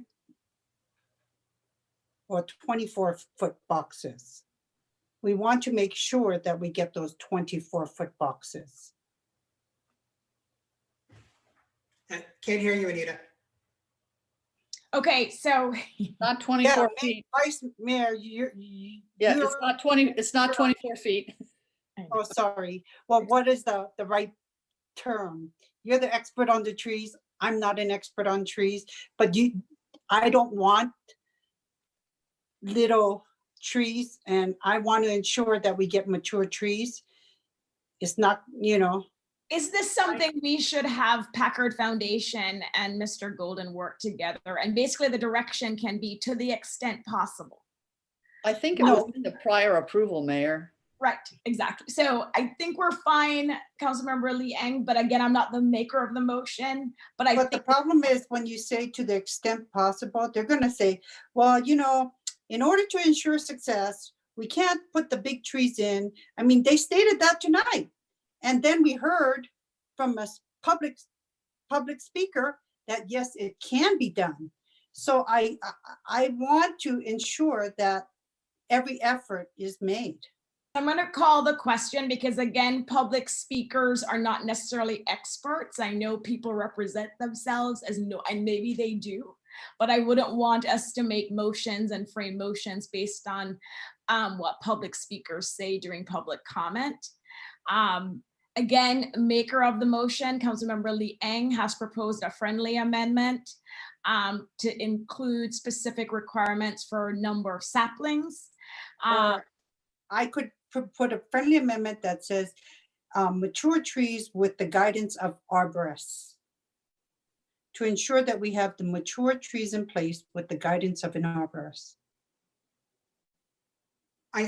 I think staff knows that our preference is to have more mature trees as opposed to saplings. I think the foundation understands that as well. As the mayor said, the foundation's representative is a finance guy. I don't know the credentials of the members of the public. What we're lacking is an arborist or other experts' advice as to whether or not this is feasible. So I know it's not what you want. I would be comfortable with adding in mature trees to be planted where feasible. I think it's clear to both staff and the foundation that that's what everyone wants, but I don't know how we can go beyond that without really having an expert's opinion on this. Unless we said not less than 50% being saplings, or making sure that 50% are at least 50% are mature trees. But is that feasible or reasonable? I don't know the answer to that. Do you? So Councilmember Weinberg, I'm not going to have this turned into a back and forth. It sounds like you have proposed language you're willing to entertain, which is to include language that says to the extent feasible. Yeah.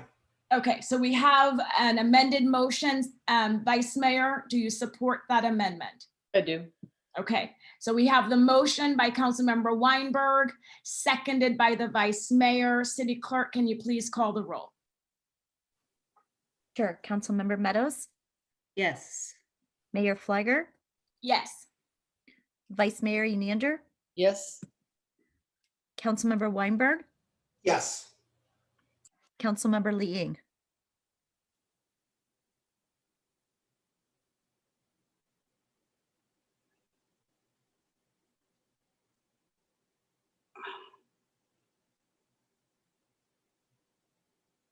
I'll abstain at this time. Okay. I know the city attorney has advised us about when we should abstain, but we do have 4 in support. So we can move on. City Clerk? Yes, the motion passes 4-0 with 1 abstention. Thank you. So it's almost 9 o'clock and we normally do our break at 9, and I'm looking at the agenda. And so at this point, I will continue item number 11, which is the ARPA expenditures item. to a future agenda. And so for anyone calling in to participate in the discussion on the American Rescue Plan Act expenditures, we will not be hearing that tonight. We will continue it to a future meeting. And so council members, it's not quite 9, but I think it's best if we take a break now and start fresh with item number 8 at 9:02 p.m. Right? It's 6. So 9:02 p.m. Thank you.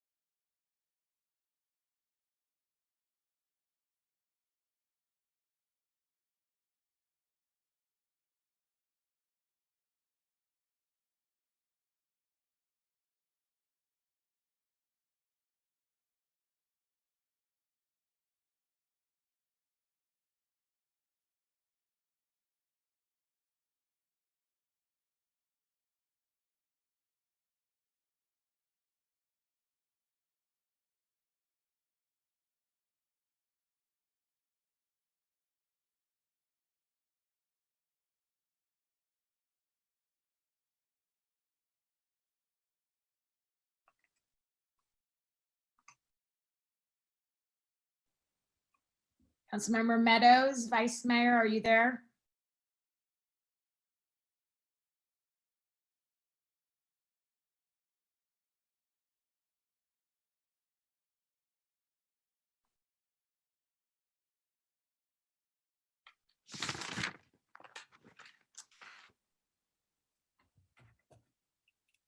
Okay, everybody's back. We'll resume our meeting at 9:03 p.m.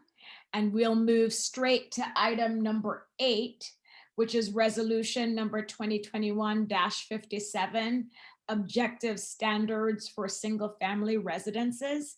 And I'll turn this over to staff, and I think our city attorney's office is taking lead on this. Well, actually, Mayor Flagger, I was going to do an introduction this evening. John Biggs with your Community Development Department. Nice to see you, Mr. Biggs. Go ahead. Good to see you as well, Madam Mayor and members of City Council.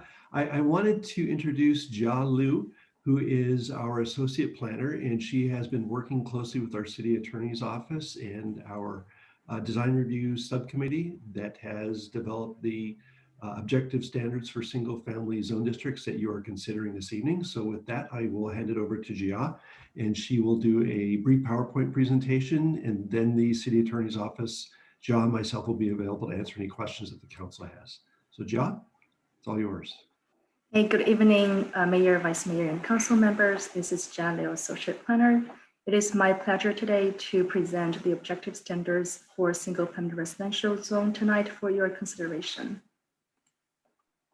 The discussion on the single-family residential objective standards started on September 16 when Governor Newsom signed Senate Bill 8, 9, and 10.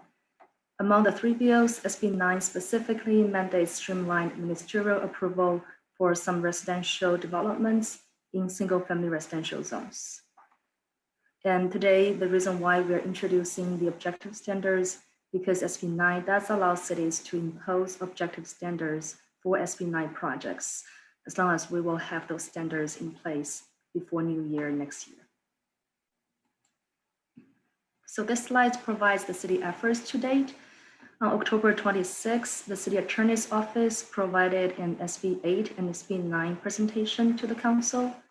At the same council meeting, City Council directed staff work with an ad hoc subcommittee of the Design Review Commission to develop objective standards together. On November 3rd, the City Attorney's Office gave a separate study session on SB 9 and SB 8 to the Design Review Commission. At this meeting, the Design Review Commission formed a subcommittee to work with staff on the objective standards. Later on November 9th, city staff met with the DRC subcommittee and incorporated its comments and input into the draft objective standards. On the same day, later that night, staff provided the City Council an update on the objective standards progress. So at the City Council October 26 meeting, there were discussions, questions, and directions provided. And this slide provides the staff's responses to that directions received. So response 1 is that staff developed a GIS map to identify the SB 9 parcels with special considerations. The map is provided to the right of the slide, as well as attached in attachment 1 of the agenda report. Response 2 is that a severability clause, which is section 6, was added to the resolution that in the event one or some of the provisions in the objective standards would be found out of compliance of SB 9, then the remainder of the document will still be upheld in the court. Response 3 is the contact state HCD for guidance. Staff did reach out to the state HCD. However, HCD staff was not able to review or provide any guidance on the city's draft objective standards.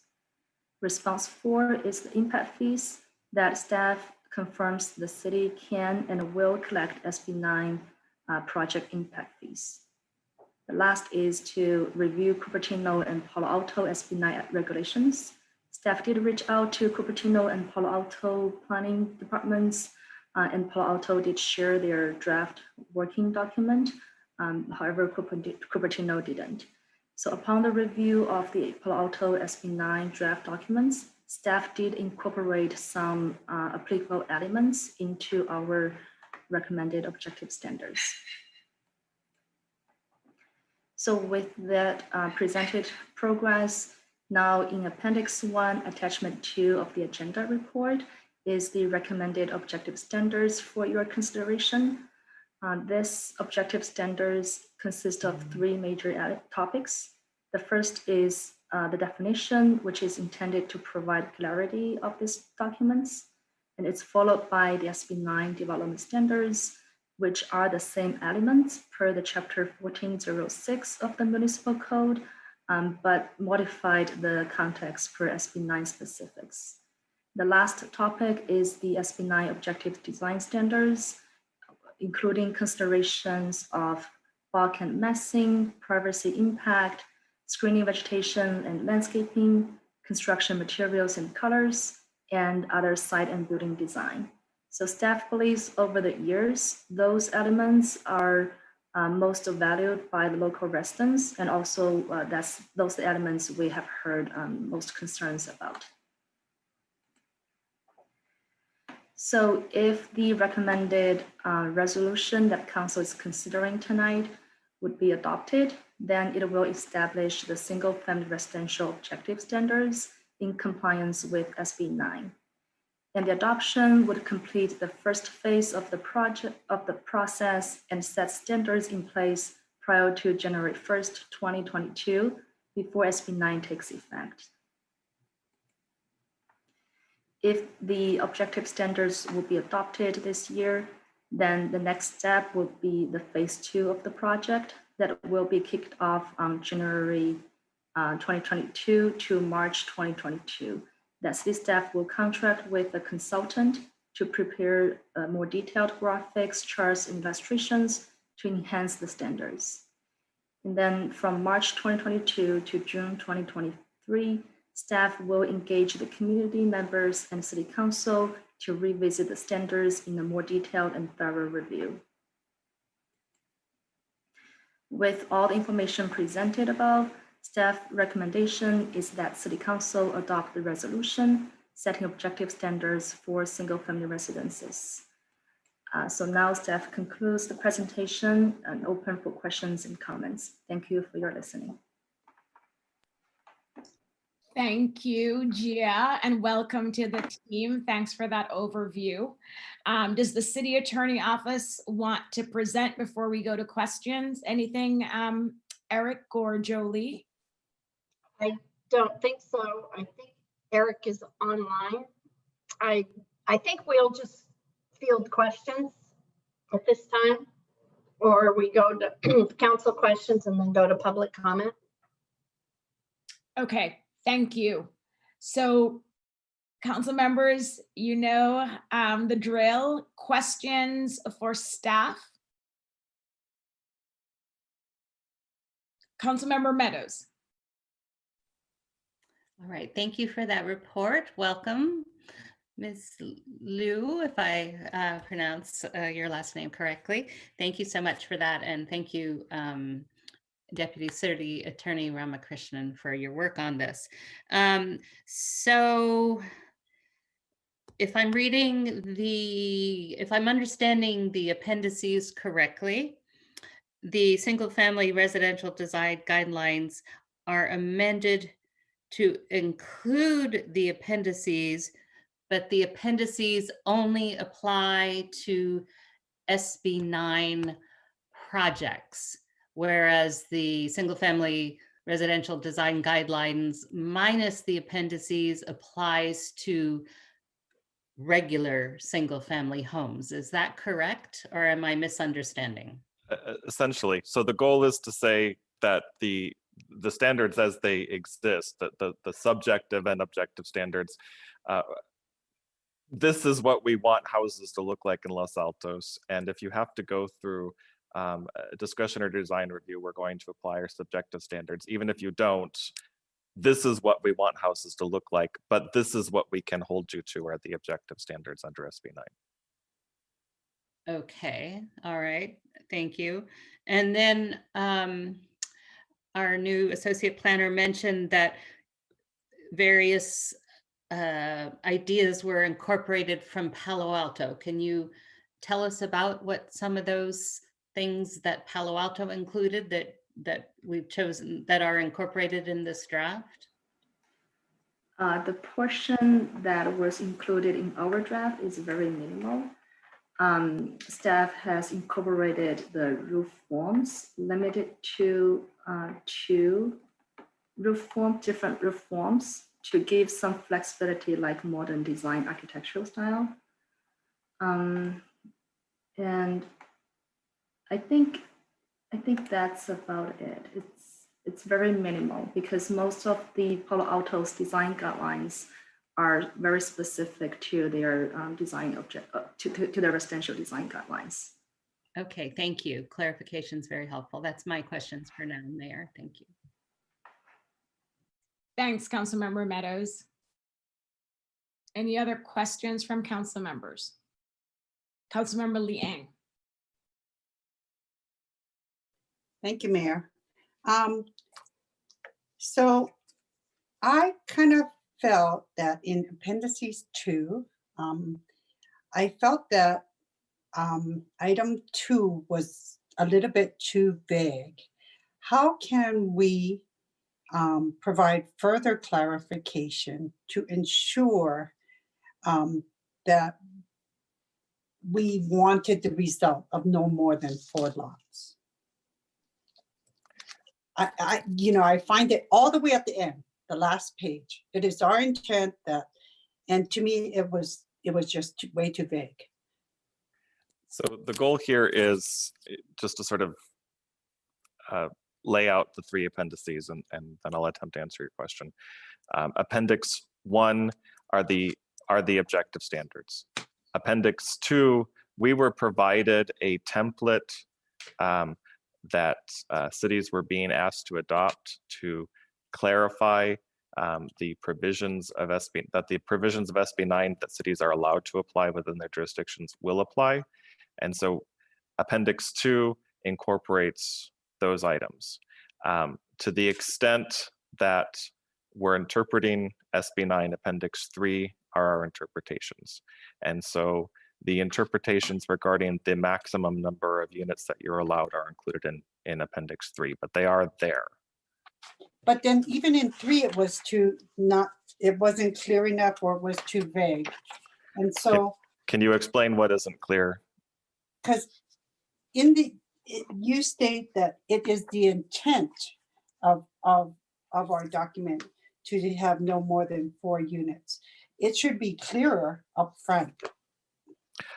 It says in Appendix 3, for greater clarity, a lot developed under SB 9 may contain no more than 4 totally residential units, and these shall be limited to, and then it lays out 3 different scenarios.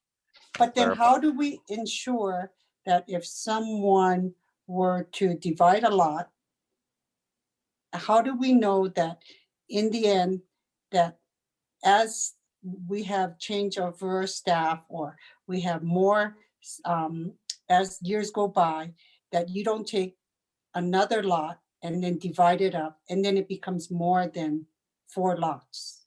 That's clear in the statute that you can't do that. It clearly says you can't do that. It's not even a standard we're allowed to impose. It's a standard that applies under state law. But how do we ensure that? That's just it. What comfort do I have that after a lot split has occurred, then those 2 lots become original lots? Then if they're looked at as original lots, how am I sure that that lot then is not going to be split again? Because it says in the statute that you can't. That is, I mean, there are a lot of ambiguities in the law, but that one's clear. Neither the owner of the parcel being subdivided nor any person, sorry, that's not the one. F, the parcel has not been established through prior exercise of an urban lot split as provided for in this section. And Eric, just to follow up to help add some clarity. So if there's turnover at City Hall, wouldn't the record show that that was a SB 9 lot split so staff would know how to treat any future application trying to further subdivide SB9 split lot. Yes, I mean, the applicant would apply under SB9. Their application would state that they're applying under SB9. No, to address Councilmember Lee Eng's question about if down the road, so you do the SB9 split Right. lot, but down the road, if our future owner then wants to further split one of the already SB9 split lots further, the records at City Hall would show. Right, exactly. Right. Including the application, which is going to remain on file. Madam Mayor, I might add as well, the application and the map that gets filed that records the revised property lines would indicate that it's an SB9 subdivision. And in review, if somebody, let's say, wanted to come forward and re-subdivide one of those newly created parcels, in going back and looking at the record, that recorded map that shows SB9 subdivision would be just an automatic stop. Oh, you've already subdivided a lot. You can't subdivide it again. So going back to my question, earlier you said everything's in appendices 3. So in appendices 2, we don't want some duplication or clarity to ensure that there's some consistency of what we're trying to achieve. The goal of appendix, so, okay, two things. Number one, the goal of appendix 2 was not to repeat everything that's in the statute, but just to clarify that certain things that the statute leaves open to jurisdictions, we are clearly stating, yes, we're adopting that.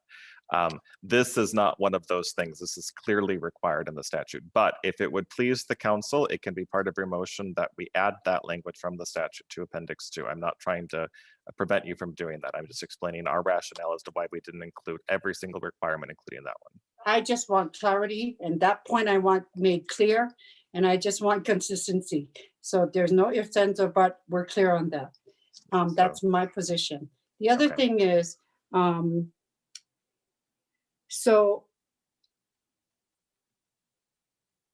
number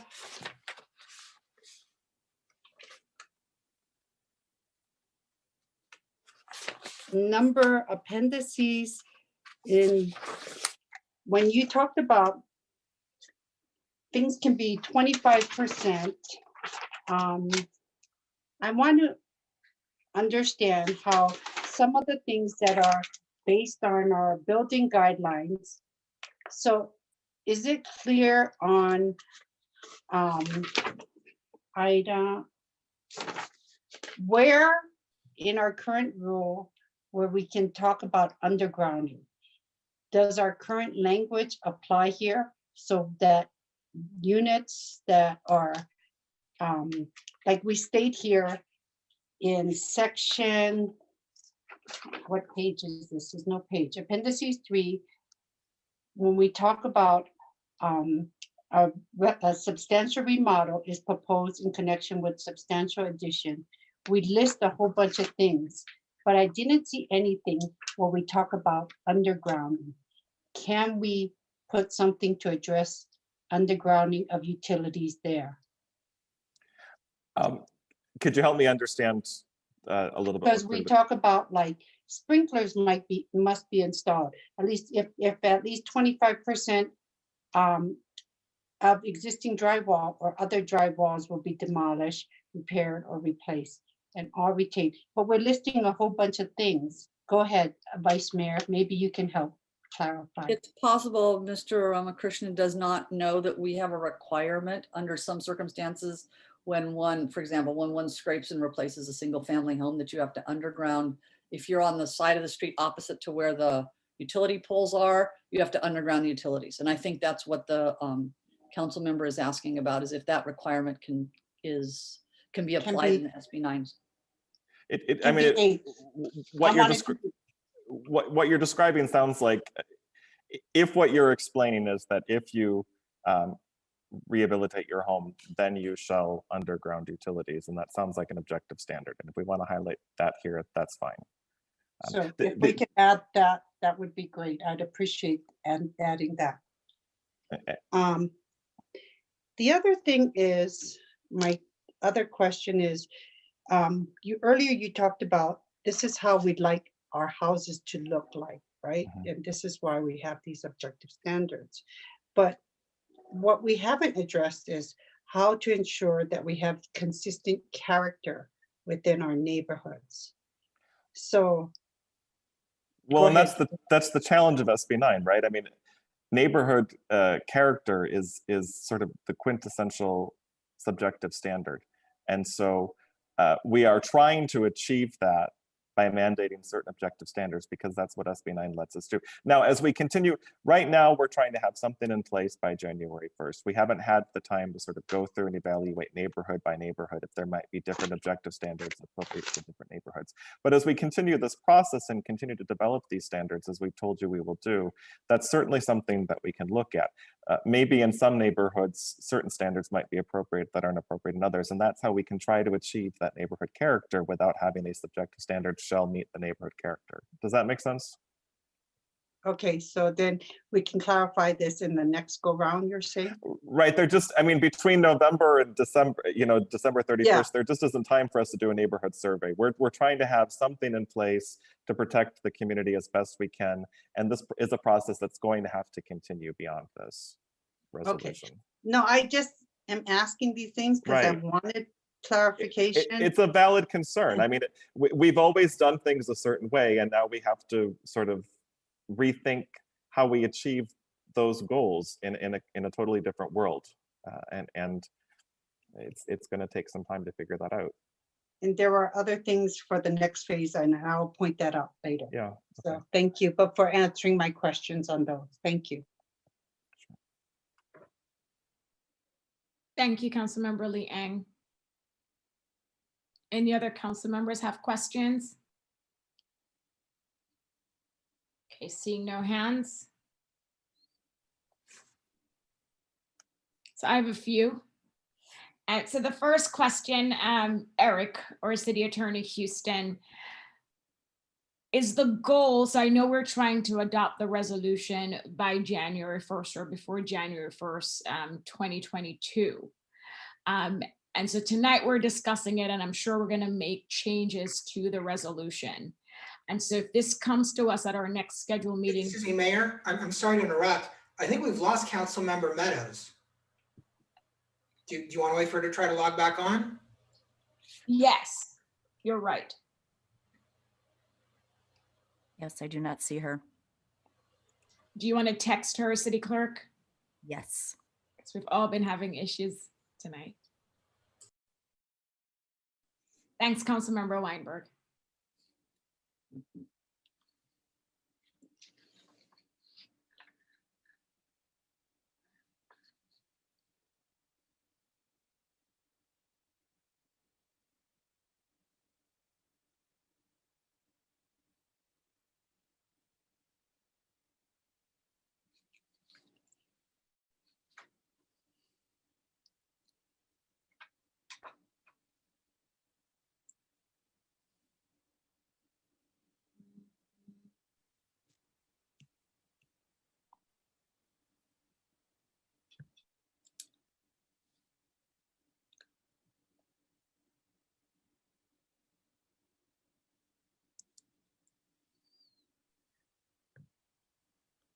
I got booted off. Welcome back. Welcome back. We stopped. I can continue. So just first, my question has to do with just process, Jolie, on adopting a resolution before January 1st. So if we have a discussion tonight and make further edits to this draft resolution and we bring it back at our next meeting, December 14th, we would need to adopt whatever, I mean, we could always schedule a special meeting, but I want to make sure just from a timing perspective that we do have sufficient time between this meeting and our next regular scheduled meeting to get this done before January 1st. Yes, because in Los Altos, we can adopt design standards by resolution because that's how our Muni code sets it up. And a resolution takes effect immediately. It's not like an ordinance. So we still have time, but not that much. So we need to act. Thank you. And my questions really want to refocus us on the intent of SB 9, because I want to make sure that whatever we have in this resolution is legally defensible. And I know there's ambiguity in the law, and different cities and city attorneys may be interpreting it differently. But I want to make sure that our attorneys are comfortable with the language that we currently have in the draft resolution. So the first question I have, again, this is for Eric or Jolie, has to do with the proposed appeal process, essentially. If someone wants to challenge that they're not able to build the units they want to build, or the provisions are unconstitutional, that they would need to appeal to the city council. Is it possible to set up a process whereby if someone wants to make a challenge, that initial challenge and review goes to the building official? My concern is this is a very new law. And so I wouldn't want many appeals coming to city council, straight out of the gate January 1st. So is it possible for us to change that the first step of review, if there's a challenge, is it goes to the building official? Eric, do you want to take that? Yeah. There's certain appeals that would go to a building official and certain appeals that are more subjective that could go to the council, but. Right. I mean, the building official's determination to approve or deny under SB 9, the building official is the one empowered to make the super findings we've talked about in previous meetings. That isn't appealable. But our muni code says that discretionary city actions can be appealable to the city council under chapter 1.12. And so we're regarding this resolution itself, the standards it sets out, as a discretionary action of the city, trying to create an informal means for people to challenge us so that people don't just head off to court, so that we have a way to listen to them. My concern about, I guess, setting up a different process than the one that's in 1.12 is that this is really what we're allowed to do by resolution, is establish design review guidelines, and 1.12 is already in the code, so we're not making up something new that's not already in the ordinance that would have to be done by ordinance. I maybe need to think about it some more, but I feel like to create a new appeals process other than what's already in the muni code would actually require an ordinance rather than a resolution.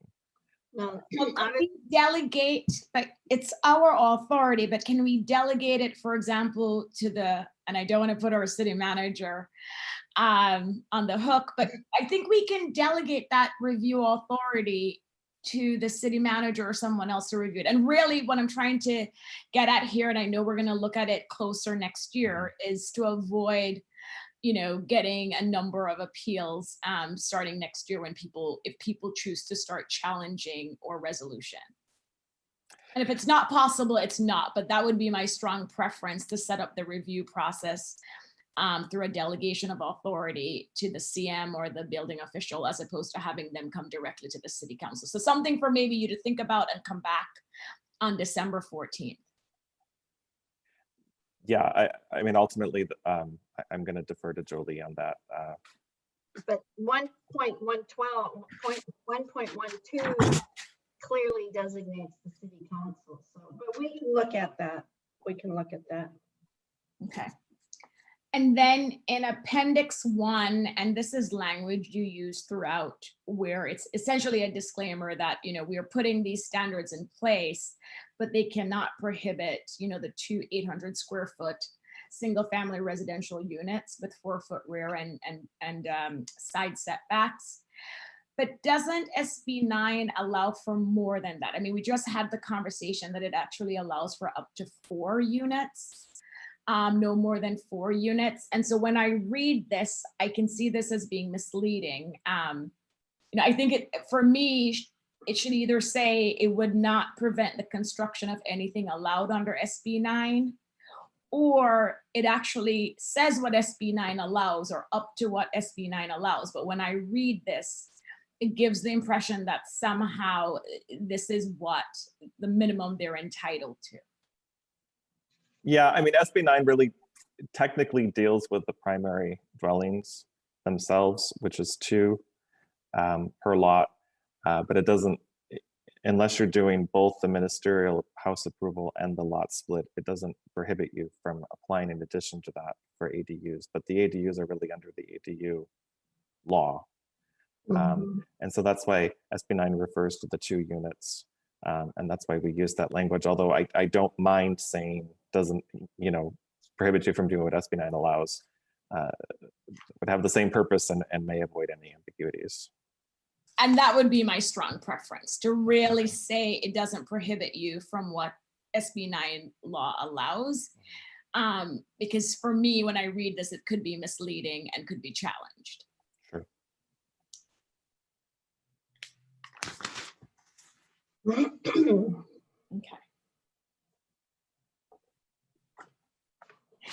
For the definitions that you have in the appendices, are those consistent with other definitions we have in our codes? Are these definitions unique to this resolution, or do we have similar terms? And I did not go through all our different codes, but I'm very cognizant of the fact that sometimes we come up with new definitions and we want to make sure they don't conflict with already existing definitions. Right. So a cross-reference.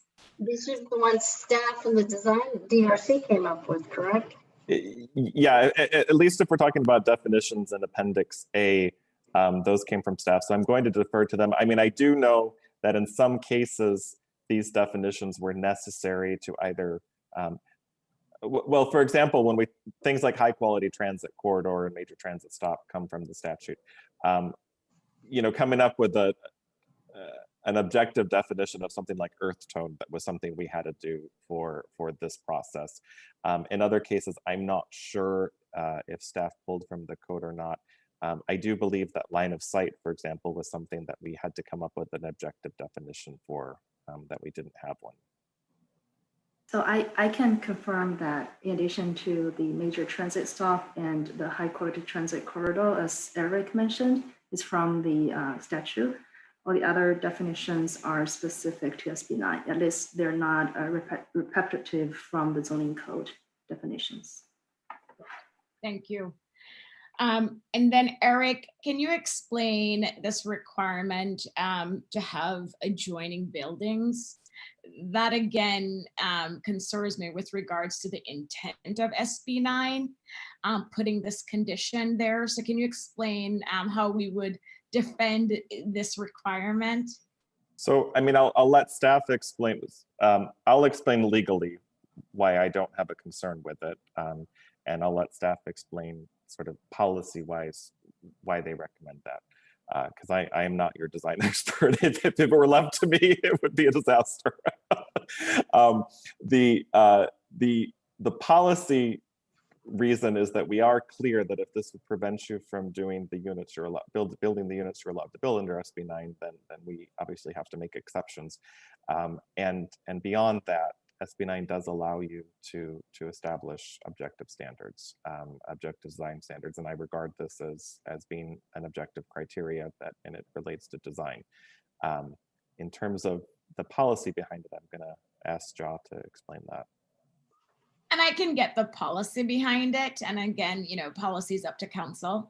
But I really, challenge the fact that you're saying, well, we have the disclaimer and the fallback language says if it prohibits you from constructing what SB9 allows, then clearly you don't have to follow this. But I actually think this directly conflicts with SB9 law. And so even having that disclaimer language as the fallback where someone will say, it isn't allowing me to build the units I want to build that are permitted under SB9. And then we'll say, okay, I see that happening more often than not with this adjoining requirement. So for me, seeing this here, it's almost superficial as a policy, because I get why we would want this as a policy, but I'm not sure it stands up if someone really wants to apply the SB9 law requirements. Okay. So the page numbering was off. I don't know if we've fixed that since the packet got posted, but the numbering was a little off. I don't think there were pages missing, but I think we got up to page 13 of 18, and then there wasn't 14 through 18. for Appendix 1, Section K, just minor word change. I think it would be better if we just title that parking as opposed to off-site parking, off-street parking, only because it addresses parking in general and not just off-street parking. And I'm sorry, for my benefit in trying to follow along, there's numbers that, oh, I see, you're on 2K, is that? 2K. Okay, great. Yep. And so you want 2K to say parking, not off-street parking. It addresses more than off-street parking. Okay. We adopted, as you know, REACH codes last year. And I'm curious whether or not any of our REACH codes would apply here and if it's worth mentioning that. Go ahead. We can certainly mention it. The reason it's not called out is because that's adopted as a local building code, and local building codes apply on top of all of this because you know, the law treats planning rules differently than building rules. But if, again, I mean, the same as other responses I've given, if there's anything the council wants added for clarity, even though, you know, we didn't include it because we didn't feel it was necessary to do, it doesn't, I wouldn't object to adding any of that you want to recommend. If we're going to add REACH codes, I think we should make it that all other applicable adopted uniform codes shall apply. Just if we're going to do it for, as certain council members would say, for transparency, for notice, that mentions that all other applicable building codes would apply, just so someone doesn't say, what do you mean the REACH codes apply? Or what do you mean, you know, the water code applies or something. So we should probably add something like that, just all codes. Yeah, unless otherwise specified. So I have some language suggestion. These aren't questions, but I do think, for example, going back to a question Councilmember Meadows asked, I think we can clarify what it applies to and what it doesn't apply to. You know, it's non-SB9 versus SB9 projects.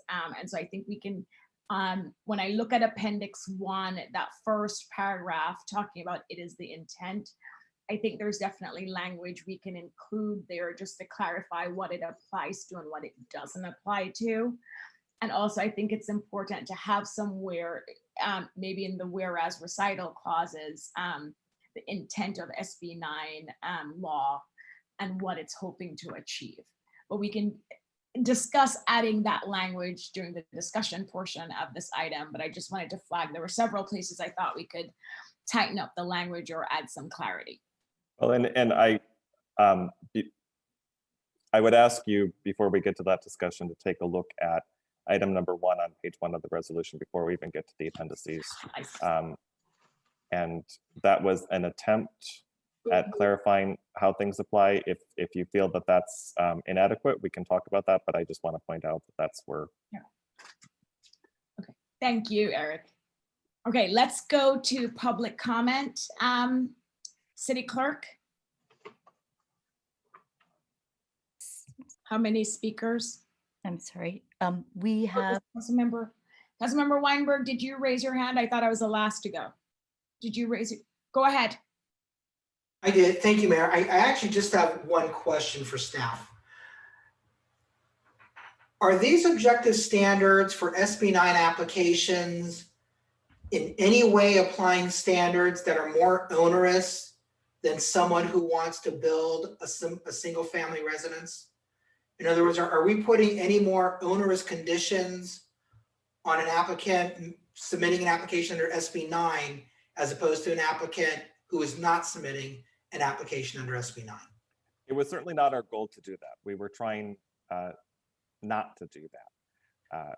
The issue is that the standards that we do have under current law are largely subjective, and determinations are made on a case-by-case basis in large part.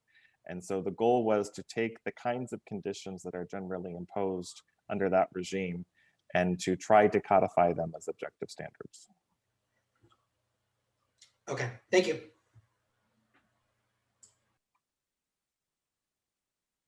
Okay, so we'll go to public comment now, City Clerk. I see 6 commenters. Okay, so let's give each speaker 2 minutes. 2 minutes, okay. I'm sorry, first speaker is Joe Beninatto. Hi, good evening again. Thanks for the opportunity to speak on this. My concern is if you look at this as single family homes are, quote, big houses and SB9 homes are small houses just for shorthand purposes. There are, to Councilmember Weinberg's question of a minute ago, there are things that are being imposed on the small houses that are not being imposed on the big houses. So as an example, if I want to build a pink house and it's a big house, I can make it pink. But if it's a small house, I can't make it pink according to these standards. And even things like, you know, some shades of reds and some shades of blue are still very subjective. Well, which shades of blue? Is light blue okay? Is dark blue okay? So I think, and there are other, that's a simple example with colors. Another example is the screening requirements between neighbors. I don't know the code very well for big houses to know what the screening requirements might be for big houses, but here we're specifying what they are with regards to, you know, screening and balconies and some other things that may or may not be, you know, restrictions for the big houses. I don't think the goal of SB9 is to put more onerous burden on the small house builder than the big house builder. And so to the extent we're going to try and be fair to people who are building houses in Los Altos of whatever type, the requirements for both should be similar, if not identical, with the provisos about how many units and duplexes and other things. So I'd ask that you reconcile those two issues. And then with regards to the houses being adjoined, if you know, there are two on a lot, I would much rather see two cottages or two smaller houses as opposed to one large duplex on a split lot. And I think that cottage feel is consistent with the character of Los Altos. So thank you for the time. Thanks, Joe. Our next speaker is Roberta, followed by Brian Jones. Roberta? Yeah. Hi, everyone. I assume you can hear me. Yes. So I am concerned about the flag lots in Los Altos because, you know, we were orchards, a lot of flag lots in Los Altos.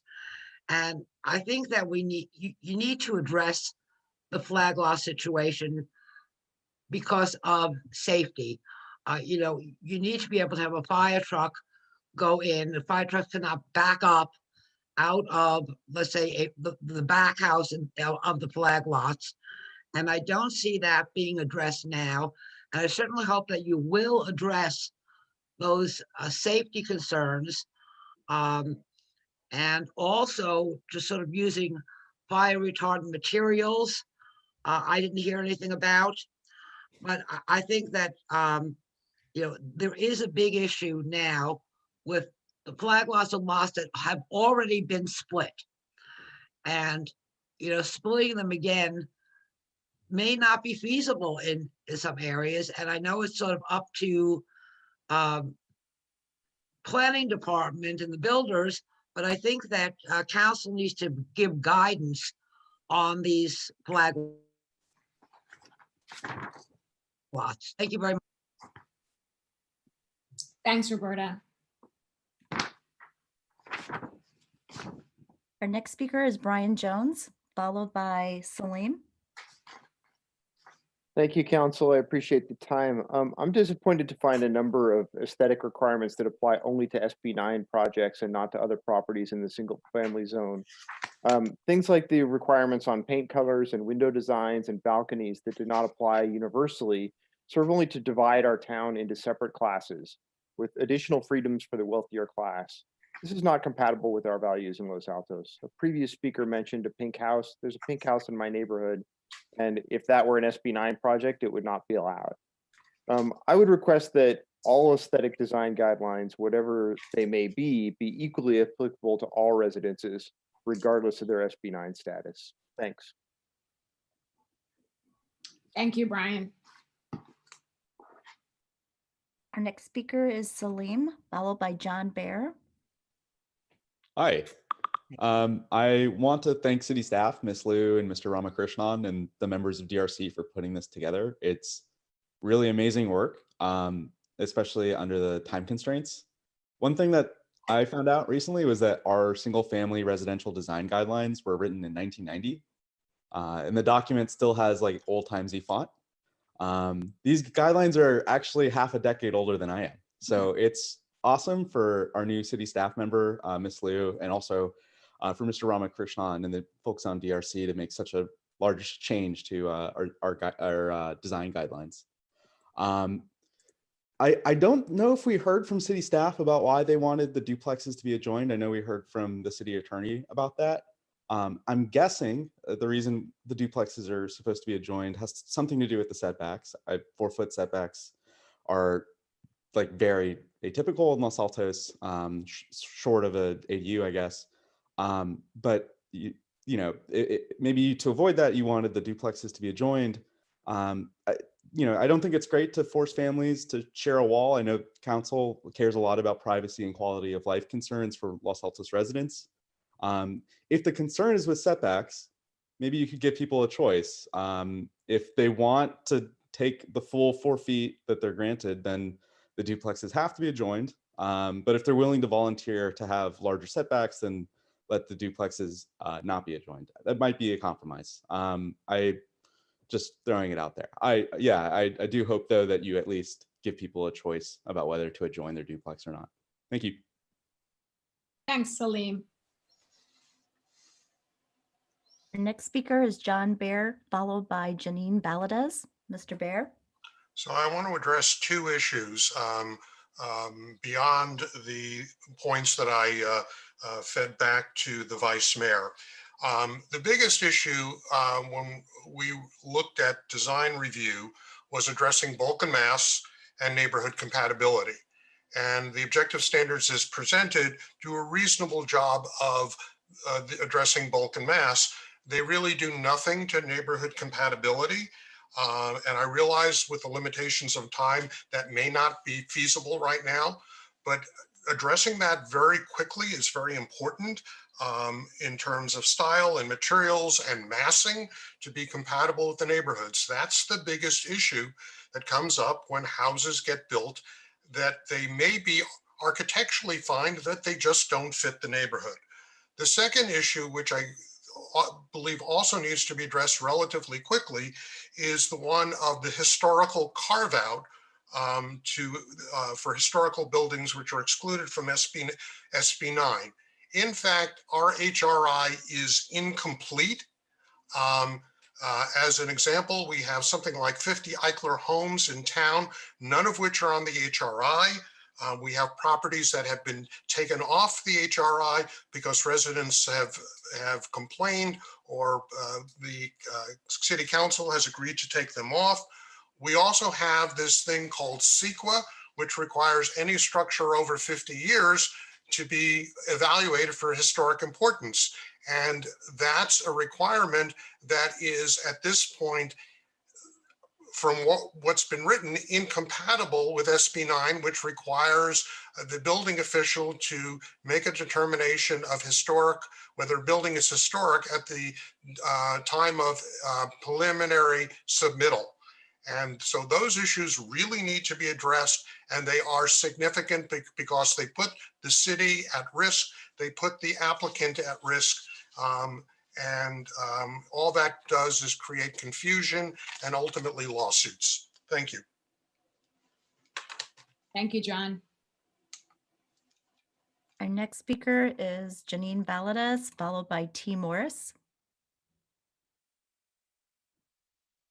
Hello, this is Janine Valadez, and I'm speaking as a member of the public and not as a park commissioner. The SB 9 objective standards specifying aesthetic and stylic attributes should never be tighter than those imposed on non-SB 9 lots. And you've heard from other speakers, so I echo their comments in this regard. But in particular, since when do our design standards specify color this tightly? There's just no way one can traverse a few block area anywhere in Los Altos and see earth tones everywhere. Also, why require attachment of the domiciles SB 9 grants property owners the right to build smaller individual domiciles instead of a larger, bulky single structure. For those residents and commenters who argue against bulk and mass, requiring attachment exacerbates this problem. Los Altos housing character is not really a thing anymore. There are highly contemporary houses built of glass and tile right next to craftsmen's, right next to tutors, next to boxy desert style monoliths, style homes, Italianesque villas, roundhouses, LEED exemplary, super bright white pseudo farmhouses, on and on, all on the same block. Section F in particular is an affront, I believe. You can't even build an authentic Midwestern according to these standards. Painted in conformance with historical tradition. This section and others are similarly onerous and really make it look like Los Altos is trying to sidestep the spirit of SB 9. Thank you. Thanks, Janine. Our next speaker is T. Morris. Good evening. Yes, it's Teresa Morris, and I am on the Park and Rec Commission, but I'm speaking as a resident this evening. I appreciate all the work that's been done regarding SB 9 regulations here. I would request that many things be considered as in-depth as possible. One is the noise from the heating and air conditioning systems. That is becoming more of an issue in our town, and there needs to be a way to protect all neighbors from the noise from the heating and air conditioning, whether it be required to be inside the house, on the roof, something that's going to protect people, because the closer we get our buildings together, the more impact there's going to be. Ditto on light pollution.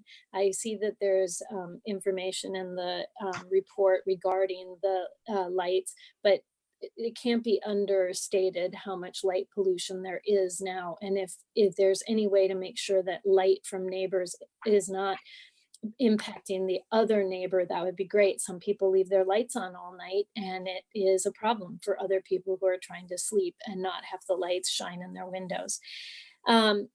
Because we can't guarantee that a lot of this housing will be for affordable housing, I would say that the stricter we can be on this, the better, because residents should get something out of this density that's being proposed. In addition, I've been seeing some places being built, one in particular on the main drag in Menlo Park. It's a very attractive duplex. And if we can sort of look at some buildings like that and make sure that we are setting up guidelines that match houses that actually do fit into the neighborhood and look good, I think we'll be on the right track. And I appreciate all the time and effort everybody's putting into this. Thank you. Thanks, Teresa.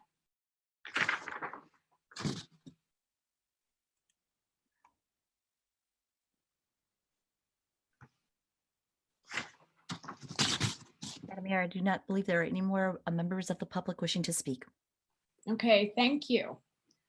So council will bring it back in again. Obviously, we're not going to adopt the resolution tonight, so it's to give additional direction to staff, knowing that we really have only one more scheduled meeting to adopt this before January 1st. I'm happy to get us started. I have suggested changes, as I said before. So let me go down my list, and I'm happy to open it up to other colleagues as well. So first, I just want to go back to one of the first things I said during the Q&A portion, which is I want to make sure that whatever resolution we're adopting, we feel comfortable that it's legally defensible.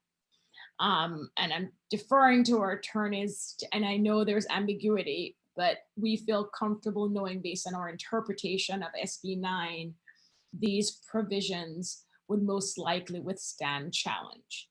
I do think we need to add a clear intent of SB 9 in the whereas clause. Eric, I don't think it's clear enough. I think it should either be the second or third whereas recital clause, where we essentially said, the purpose of SB 9 is to address the housing shortage in California and to allow for the increase of housing units, or whatever that language is, but I think it should be clearly stated in our recitals.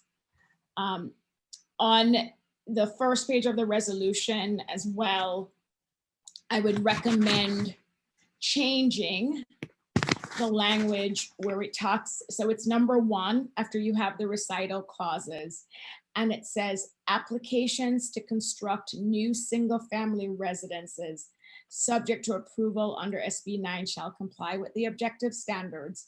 I strongly recommend that we word that to say applications to construct units pursuant to SB 9 shall comply with the objective standards. Applications to construct new units.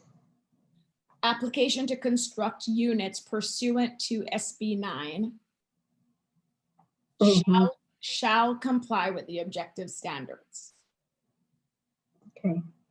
On my list is also the appeal process, and I'll defer to you and Eric Jolie whether or not we could set up a delegation process where the city manager or the building official or some other designee is able to hear, at least review any appeals. Okay. Mayor?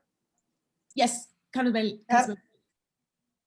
Before you move, we direct the attorney to do that. Oh, I'm not. I'm going through. So let me be clear.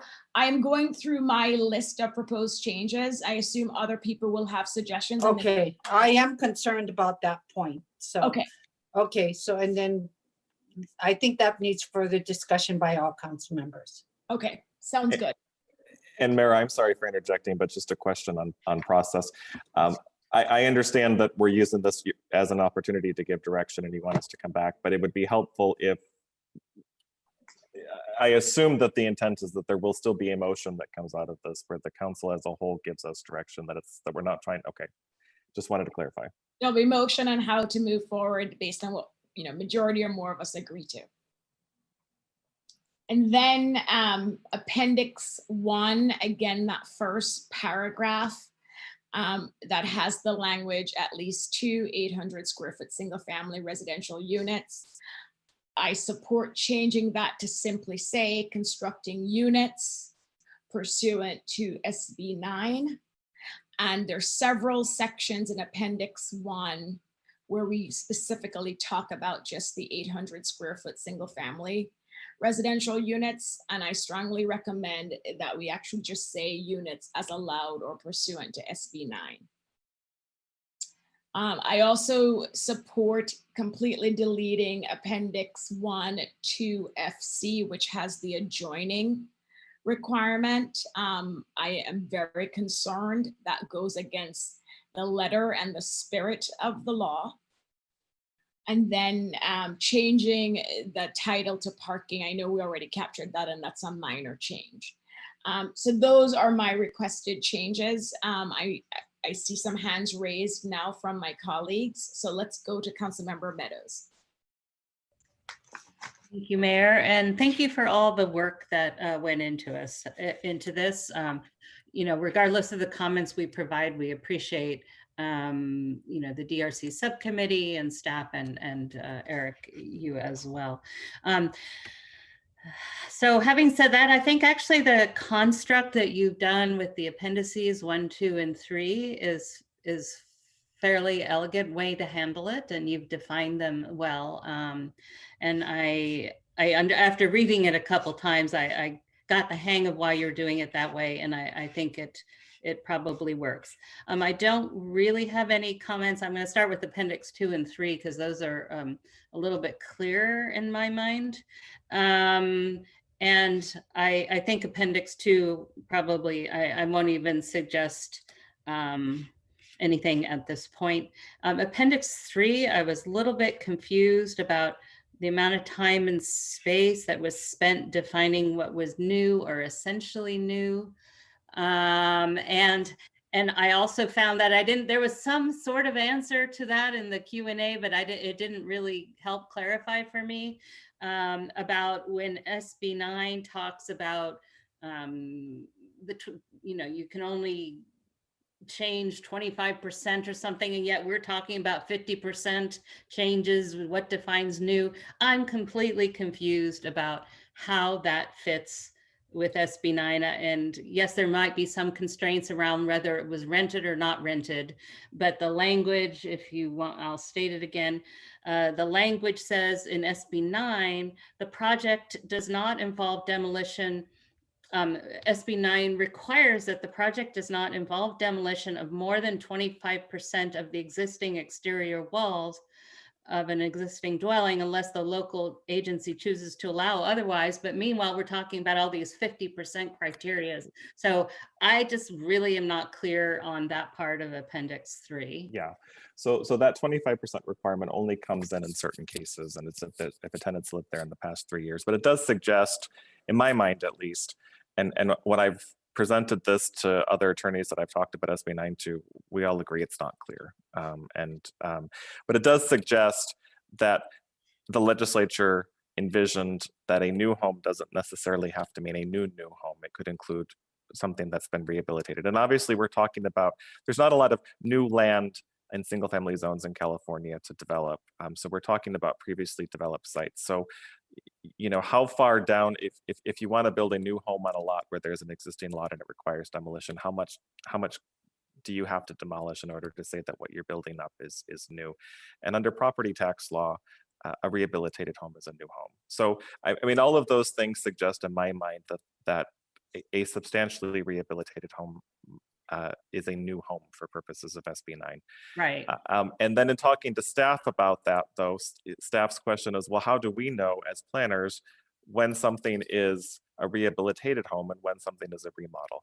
And it sort of, you know, descended into this conversation of, well, you know, what does the tax assessor look at when they decide something's new? They look at X, Y, and Z, and you know, staff wanted clarification on that so that they can make these calls in a way that's fair and consistent. And so this was an attempt to address that and to sort of sunshine and be transparent about how we think we should look at this. But obviously you as the policymaking body, and since SB 9 isn't clear on that, can give us direction about that. Okay, all right, thank you. So now regarding Appendix 1, I know this isn't probably how it's intended, but as I read this and then I read it again and I read it again, this comes across to me as discriminatory. And that might be a harsh way to describe it, so I apologize. But as I read this, we do treat SB 9 projects as, again, second-class citizens. That's probably not the intention. But I find that there's, in my opinion, a flaw to this whole thing where we're requiring a stricter set of standards. Part of that is by definition of making more objective. But I had asked, so I took the single family design review guidelines, which of course I spent 4 years working from as a design review commissioner, and refreshed my memory on that lovely 1990 or 92 or whatever document. And, you know, there were so many things that jumped out at me that are not in those single family, you know, that do not apply to regular single family homes. I'm just, you know, that, so we're really defining two different types of homes, and the types of standards, I think we've heard from some of the public speakers, but also the bit about attached or not. You know, attaching actually goes counter to the bulk and mass concerns. So, you know, that whole requirement, attached or not, well, that's not good. But I wonder about daylight plane. I think we've struggled with that with ADUs, and I don't know where we stand on that, but I thought that HCD wasn't comfortable with the daylight plane on ADUs. And again, that's a different discussion, but are we introducing yet another daylight plane constraint that actually isn't supported by HCD? That's a question you guys can answer. I'll just go through some more of these. Plate heights. We're saying, and we know that people tend to maximize their heights of their ceilings, plate height is limited to 9'3" for the first floor, except for the porch. Plate height is limited to 8'3" for the second floor. So all SB 9 projects will be exactly that height. They're going to look the same, especially then we regulate balconies, no balconies in back. We don't say that for single family homes. The vegetation people have mentioned already, mixing roof materials. Again, the color. We don't legislate color, but now we're defining earth tones by certain percentages of, this and that. And in fact, if you want something to fit into the neighborhood, let's say you had a pink house, because everyone's using pink as an example tonight. You have a pink house and you do SB9 and you want to add 2 or 3 other units, depending on how you split it. You can't actually have a pink SB9 unit with that pink house because we've outlawed it. So you got this earth tone thing with 4 allowed trim colors, and you've got a pink house. Again, that's a hypothetical, but exterior trim, we were allowing 1, 2, 3, 4, 4 or an earth tone. The trim materials are dictated, to me, this is overly prescriptive, and as alluded with the questions that I asked at the beginning, saying that the single family design residential design guidelines apply to all these homes, and in addition, SB9 units would have an additional burden. To me, that is not being inclusive. So I have an issue with that approach. If I could respond to that, certainly you are the policy-making body, and you will give us the direction and we will follow it. What we're attempting to do here, and I hear the concern, I appreciate it, but when we're going from a world where under one single standard of neighborhood compatibility, through the discretionary process, all kinds of standards that may not be called out in the design guidelines can be imposed on a case-by-case basis, to a world where we can't do that anymore. The goal here is to try to accomplish the things that used to be accomplished on a case-by-case basis in a world where we can't look at things case-by-case anymore. And so maybe we don't have color standards in the subjective design standards, but under the discretionary process, we can look at that pink house and say, well, based on the way it's designed and based on the houses it's next to, that actually looks cute. We like that, or not. In a world where we can't look at things case by case anymore, how do we regulate for design? And this is an attempt to do that. If there are things that the council feels are overly prescriptive and you want taken out, that's certainly helpful feedback for us. But in terms of what we were trying to accomplish, the goal wasn't to be more onerous. The goal was, since we can't look at things case by case anymore, how do we look at them? Yeah. And just to follow up on that, Councilmember Meadows, that's what we're doing right now as the policymakers. If you want to propose taking out or modifying or adding anything to this draft resolution, please do so. Yes, and I don't know if it's possible, but I would feel better if the standards applied uniformly. I'm not sure why they need to be different standards for an SB9 unit versus a single family home when we're not even really clear. In fact, we feel that SB9 applies to any single family home based on the law. So therefore, I don't know why we're devising what's potentially an artificial standard. One thing I would refer you to look at, which you may or may not have done, but council looked at, and now I can't even remember whether I was on council or planning commission at the time. It's all beginning to blur. But we looked at that development down by Homestead and Foothill. That is a rather unique set of duplexes. It's R3-4.5, I believe. And I would suggest staff and Eric, if you look at those that had no design guidelines, no development standards, look and see what some of the things we did there to protect privacy, but to maintain neighborhood character there and all that, because that's probably the most analogous zone we have in the city to what these units might look like. But my goal, and I'm not sure how all the specifics, but we shouldn't be regulating color. We don't do that anywhere else. And yes, sometimes we end up with a color that we don't each personally like, but I feel that this is very discriminatory, and I'm comfortable with it. Yeah, so to reiterate, I mean, if there are, so you've indicated color, you want the color standards to come out. That so I mean, if the council directs that, that's a standard we can take out. If there are other standards that you want to take out, we can do that. We can change that section 1 of the main body of the resolution and say that these objective standards apply to the extent applicable to all projects, whether they go through the discretionary process or not, keeping in mind that through that discretionary process, Design Review Commission might make some exceptions to allow for what's ultimately a better design under the circumstances. This is we've attempted to keep within the spirit of SB 9 and come up with standards, again, in a world where we can't decide things on a case-by-case basis, but if there's specific direction you want to give us, please give us that specific direction so we can come back with the resolution you want.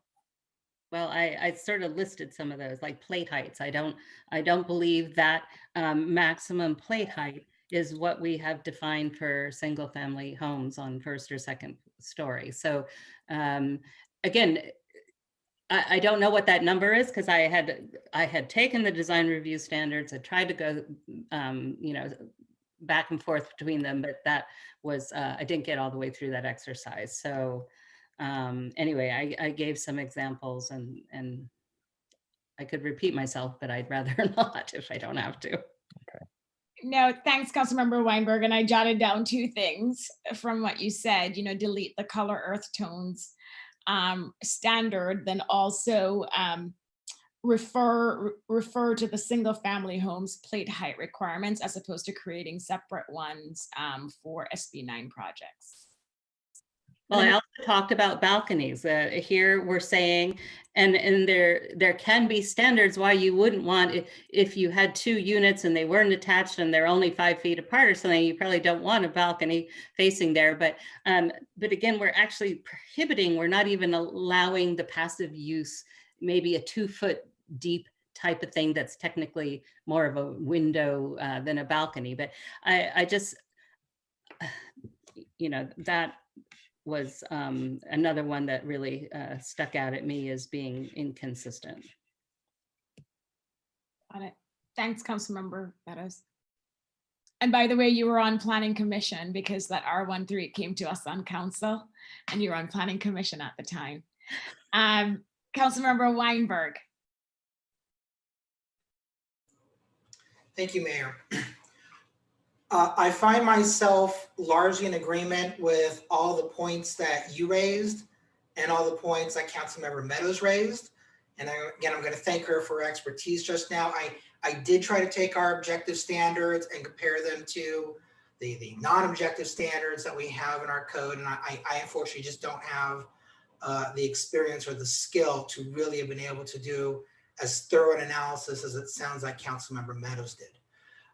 Before I say anything else, I also want to thank once again the subcommittee of the DRC that worked with staff to put these together. I mean, that is a tremendous amount of work that was done in a very short amount of time. And on top of that, the city attorney as well, Jolie and Eric, thank you for all the work that you've done. And I really think that the structure that you've created here with the skeletal resolution and then the thick appendices is very logical. It's a very good layout, and I anticipate that you're going to see other communities plagiarizing using your model. So remember that imitation is the sincerest form of flattery. My biggest concern is, as Councilmember Meadows mentioned, that this does feel discriminatory. I think that we are applying standards to SB 9 applications that we are not to other applications. I think that's something that has really come out of this discussion is a need to go back and revisit our standards. I personally think that form codes are a great way to do business. I would be in favor of us taking a look at objective standards for all residences throughout the city, whether it's under SB 9 or not. That's obviously not going to happen here, but I think it's something we may want to talk about at our priority setting in January. The mayor hit on something that I think was really important, and I wanted to augment it a little bit. The mayor talked about the language of the proposed resolution that talks about the number of units. I mean, we're going to have 4 units. Her recommendation was that we instead of saying the number 4, we say is in accordance with SB 9. And I think that's important. I think it's important not just to do it with respect to the number of units, but really to make that statement throughout the document. I think that there should be a clause added into the cover resolution saying that any part of these objective standards that are found not to, or not found, but are not in accordance with law, will not be held valid, or language similar to that effect. What I'm thinking is that over the next several months and years, there's going to be a lot of interpretation of SB 9. I imagine that regulations are going to be developed in Sacramento. Those will probably be coming out hopefully within the first half year, probably later than that. But if any regulations from HCD or another administrative body contradicts what we have, I think we should have language in the initial statute saying, hey, we're not intending to go against anything that's set as law or interpretive principle, but this is what we want to put in place to make sure that we have something there. Over time, there's going to be litigation, I'm sure, when it comes to SB 9 and objective standards. I sincerely hope that any of the precedential cases don't have versus City of Los Altos in their title. But again, as decisions come out from the courts, as the bureaucracy interprets these, as communities sort of come to understand what what SB 9 really means, I think that it behooves us to have language in our objective standards stating that these are objective standards that we intend to apply. To the extent that any of them contradict law, they will not be enforced, or something to that effect. Thank you, Councilmember Weinberg. So I've been taking notes, and to Councilmember Lee Eng's question earlier, I think there were one or two things she said that required further discussion. So what I would like to do is go down the list and see where people are on the different suggested. Councilmember Lee Eng, go ahead. Okay, there are some comments I need to make as well.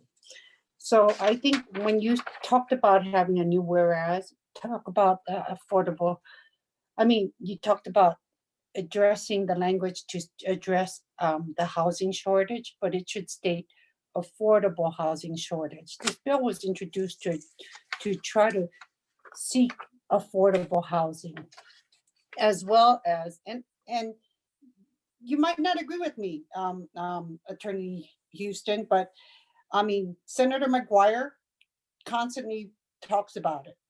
And as we look at our next phase, I mean, that's what I'd like to do, is try to ensure that we can have some deed restrictions to ensure affordable housing. We're doing this to address the RHNA numbers, and look at our RHNA numbers that we're deficient in. We're deficient at the low and very low. So, you know, I would appreciate, go ahead, you can. I just wanted to say I wasn't disagreeing with you, because what I was going to say, if we're going to do deed restrictions, as I've said, that we will need to do that in an ordinance, not in this resolution. I wasn't disagreeing with you about affordability, but if we're going to address that, it doesn't go in this resolution. So that's all I wanted to say. No, but the comment was that if we're going to do whereas, the whereas was to address housing shortage, but I just wanted to add that other word, that we're trying to overall address affordable housing shortage. And so you're asking, I'm sorry to clarify, but I'm the one who's going to have to rewrite this. So I just want to make sure I understand everybody's comments. Forgive me for interjecting, but you're asking for a recital that that indicates not only that we're trying to address the housing shortage, but that we're trying to address the affordability crisis in California. Correct. You want it to address both. That's fine if that's what the council wants. That's not a problem. I mean, that's the reason why smaller homes, because smaller homes seem to be more affordable as well, right? It's by design. So also, I think that if the document comes back to us, there's some errors. Like if you look at the background, there's an error when we say January 1st, 2021, on the third sentence.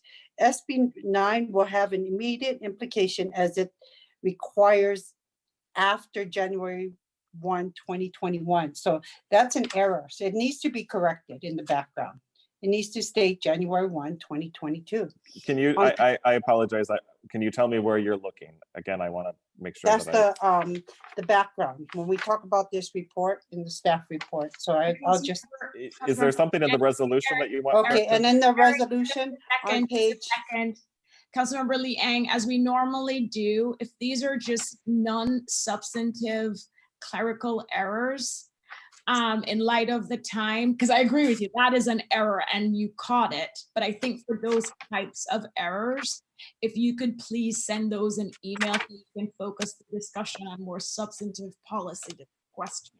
Well, I want to make sure the document comes back and it comes back correctly. Please So send also those- when you talked about in the on page 10, it also had an incorrect statement in where we say the remodels or additions do not, with new houses or rebuilt landscape areas that exceed, you put 25,000 square feet instead of 2,500 square feet, because you have it correctly in the parens, but the language reads wrong. So I just want to highlight that.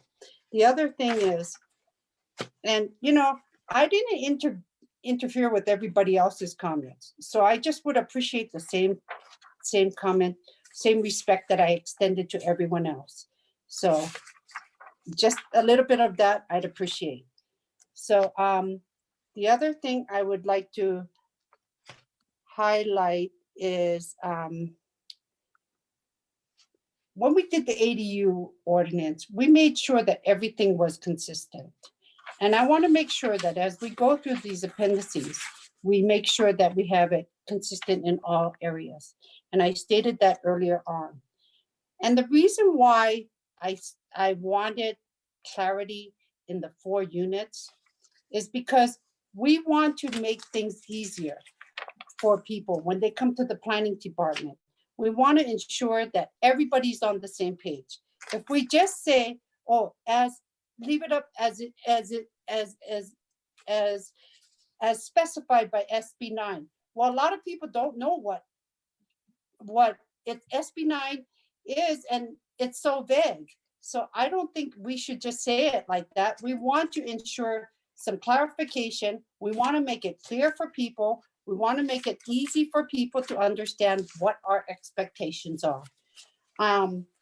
Also, it's important for our residents to understand how clear we're making these documents to everyone else. So, I mean, you guys you're both attorneys, and I respect that, but the people, our residents, they're not all attorneys. They're not all knowledge in our legislation. So as much as we want to be helpful, I think it's important that we do so. And Councilmember, I apologize for interjecting, but I just want to understand, if you could tell me on this page, I want it to say X. To the extent that you're able to do that, that would be helpful, because we only have one more meeting left this year, and I want to get it right next time. That's why I keep interjecting. Okay, and then on Appendix 2, when it said maximum units and lots. So you're saying maximum units and lots, but you go, oh, and just as required as law. How can people understand what the maximum is if you don't put a number and you don't clearly articulate that? So rather than repeating what's in Appendix 3, the interpretation part, would you be okay with as set forth in Appendix 3 there? That would be fine. Okay. But, you know, it should be there as well. And so that way we can make that clear. Well, but and then go ahead. I just see that there's now a conflict between what the mayor is saying about according by SB 9, and not saying no more than the 800 square feet. So before I agree there is a conflict here, but I'm stating why. I'm stating why I don't agree with her. And everybody stated what they want, and what I don't see why I can't make my statements of Councilmember Liang, I was tracking what you're saying. Please go ahead. Yes. Thank you. We need to get that. And once clarified. again, I would appreciate the same respect extended to everyone else. Okay? So the other thing I'd like to point out is, I would like to state my comments is that, yes, once again, I will object to having the appeals go to staff. I think it's our job that the appeals come to us. It's important that council is aware of the issues and concerns raised when through appeals, so that we can communicate to our legislators what the problems are with these laws. If we don't know and everything goes through our staff, we won't be able to help our legislators correct these problems. So I'm really concerned that these appeals are not coming back to us. So I think it's important for us to all hear each other, and I would have respected that, because sometimes when I hear what other people's concerns are, it really helps me to understand some things that were raised earlier, or my views might change, but I think it's only right that people are allowed to share their thoughts with one another. Thank you. Thank you, Councilmember Liang. So let me see if I can summarize what I've heard, and what I would like to do as I go down each item is to first just get a consensus, and then we can put a motion together based on what I'm seeing. So I'll start with the Mayor, underground. do I get to give my opinion? Oh, I just thought you didn't raise your hand till now, Vice Mayor. Well, I was waiting for everybody else to get done. Go ahead. Okay, I won't repeat things that I know you're going to bring up, but I will comment here and there. I want to reiterate that although I hear and understand the concern about, quote, discrimination, having sat now for the past year on the Design Review Commission, what I can say is basically a different way of, I think, saying what Eric articulated earlier, and that is, we no longer have discretion on certain projects. The job we gave the Design Review ad hoc together with the staff was basically to take current practice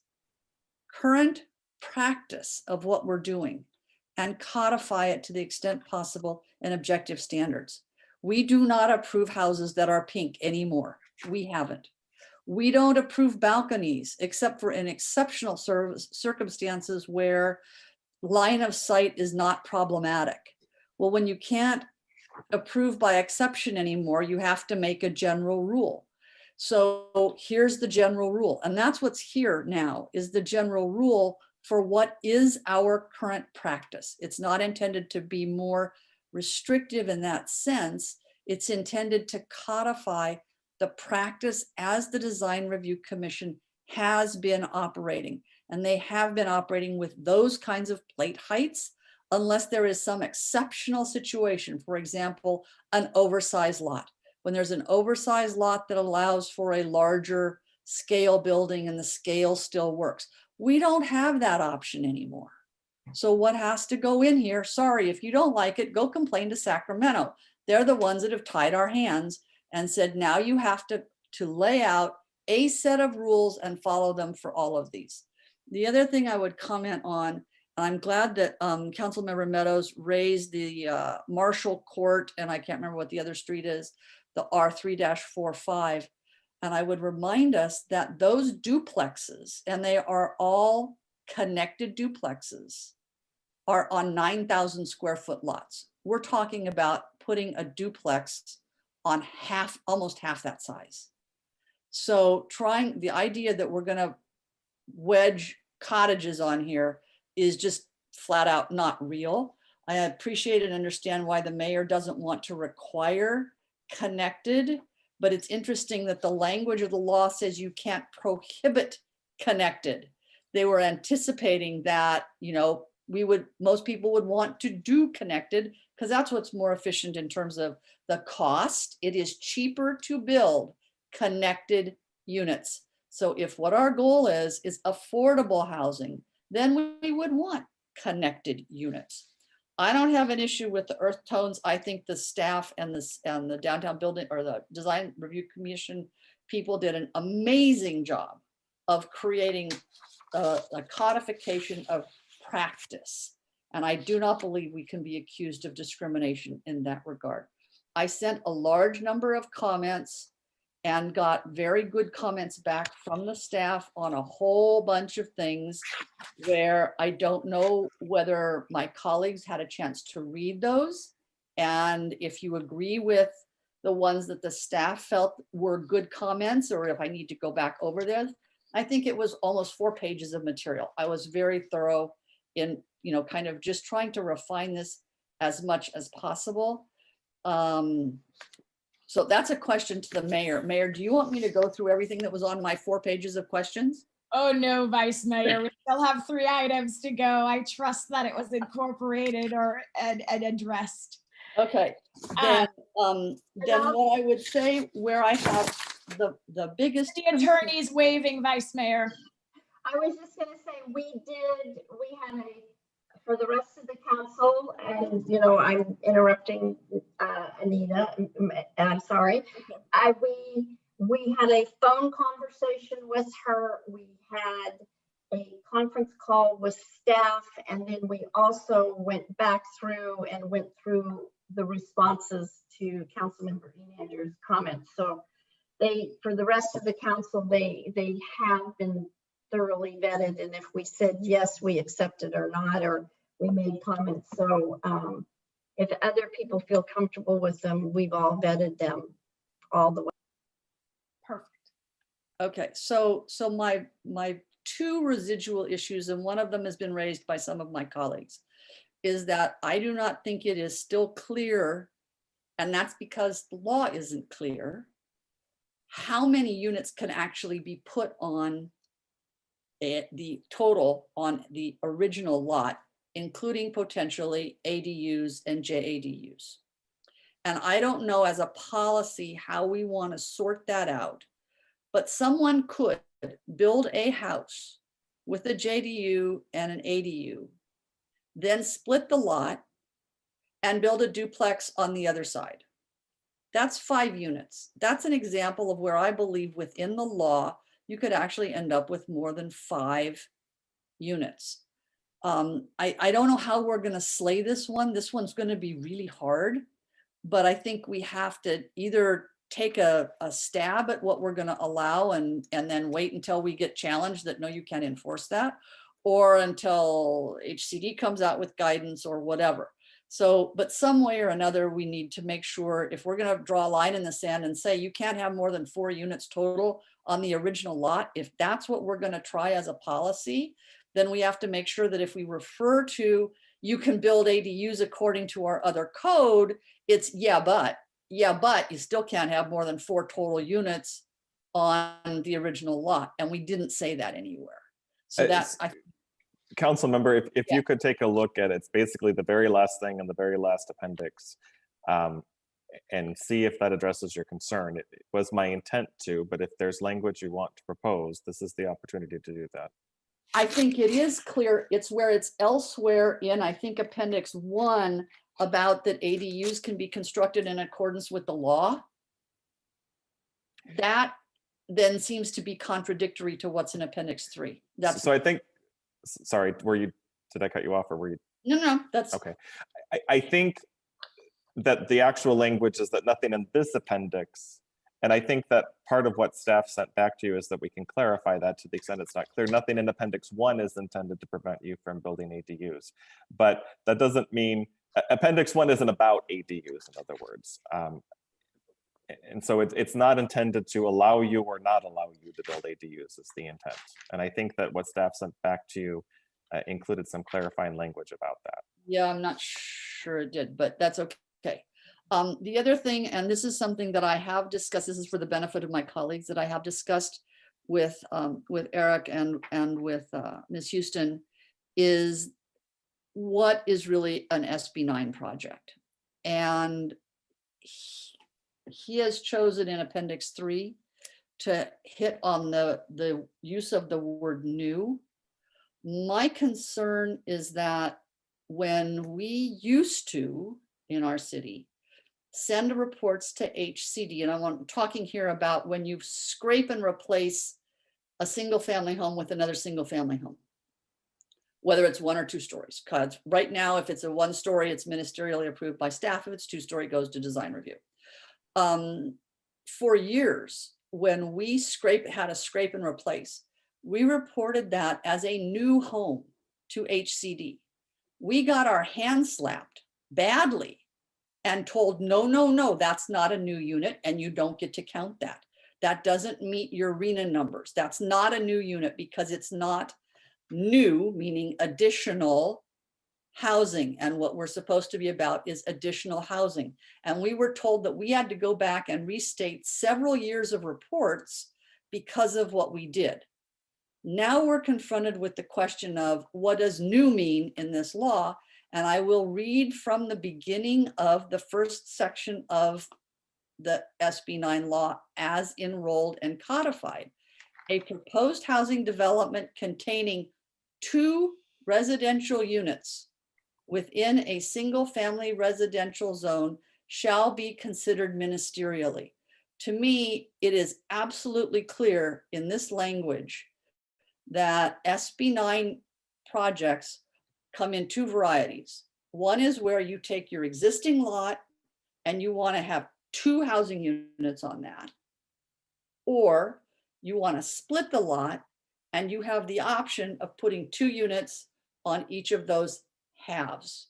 I do not understand any circumstance, especially given our history with HCD and what I look at as the plain language in the opening section of this law, where you can say that a single family home that you tear down and replace as a single family home can be construed as an SB 9 project. And my concern is that we retain the ability with 2-story homes to run them through design review. That is the obvious concern that I think our community is going to have as well. As I said, we already a replacement with single story is still ministerial now, and I don't think is quite an issue. But to me, that's a very significant part of Appendix 3, about which I have very, very serious concerns. Thank you, Vice Mayor. So Eric, what I want to do in light of the time, I'm going to go through what I've heard. And I think some of these things we'll need you and staff to follow up on. So the first thing is the proposal related to adding the language about undergrounding utilities. Any concerns there? I am fine with it. I know Councilmember Liang and the Vice Mayor supported that. That works. Okay, I'm just gonna keep going down. With regards to the intent of SB 9, I propose language and Councilmember Liang proposed modified language. I would recommend to staff and the city attorney's office to actually look at the legislative intent, and let's just use that language about the intent of SB 9 and not have us try to write what the intent was. Resolution page 1, the language about applying to units pursuant to SB 9, and this is throughout. And to address Councilmember Liang's point, I like Eric's suggestion about just referencing Appendix 3, because in Appendix 3 is where I think they made an attempt to define the number of units actually allowed. What we are currently interpreting under SB 9 is allowed.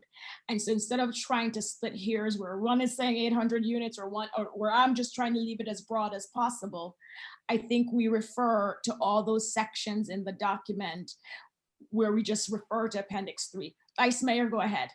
There are a couple of places, Mayor, where and I think it's in the parking section is my recollection, where I made a comment that if we were to do what you're saying, it might cause a problem. So okay. I would ask that Eric take a look at a couple of the places where your otherwise very excellent suggestion, with which I concur, could create a different kind of problem. Thank you for that.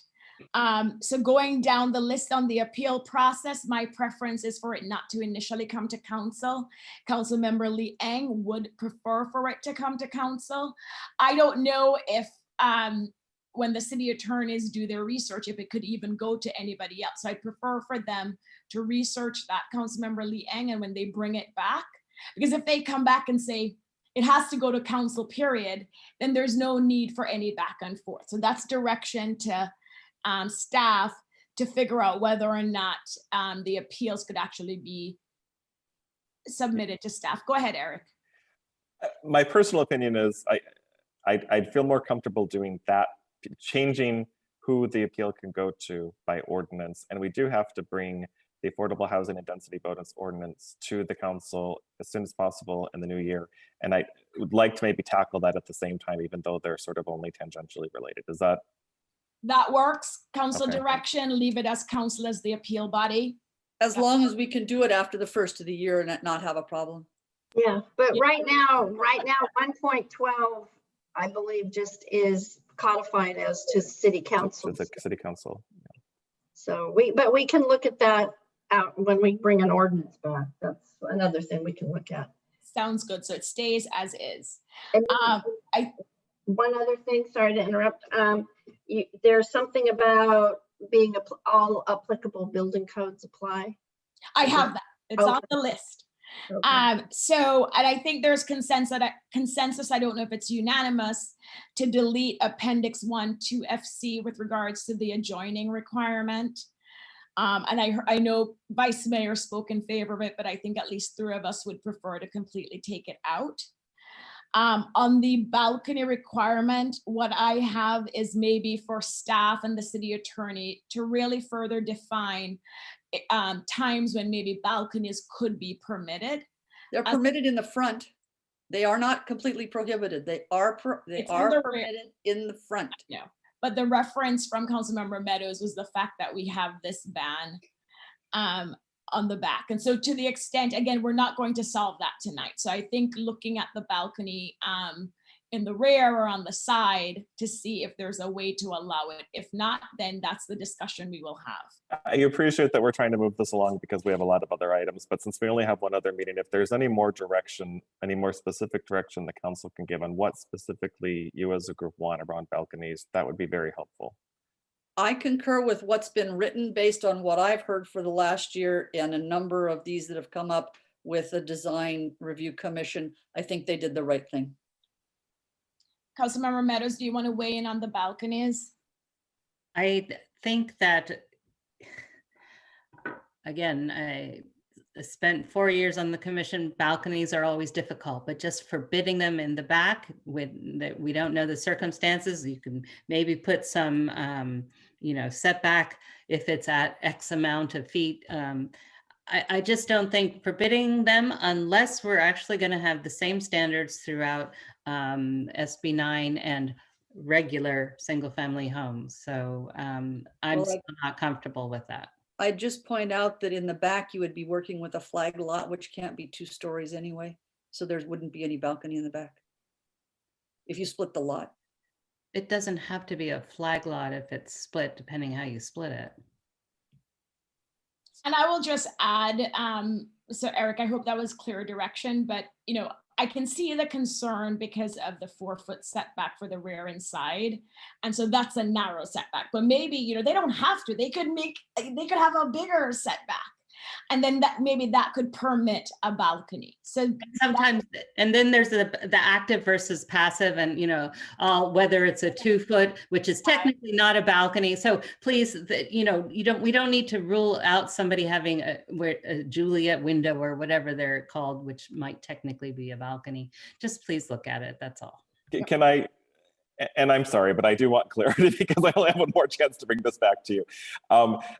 Can I suggest that we would allow then the Juliet balconies in the back, but otherwise leave it as is? And this can be an item that we try to deal with in the new year, because again, the goal is to have something in place for day one with the understanding that we do need to revisit these and get more community input, etc. All right. My preference would be to prohibit them and then look at it, take the time to look at if there's other options.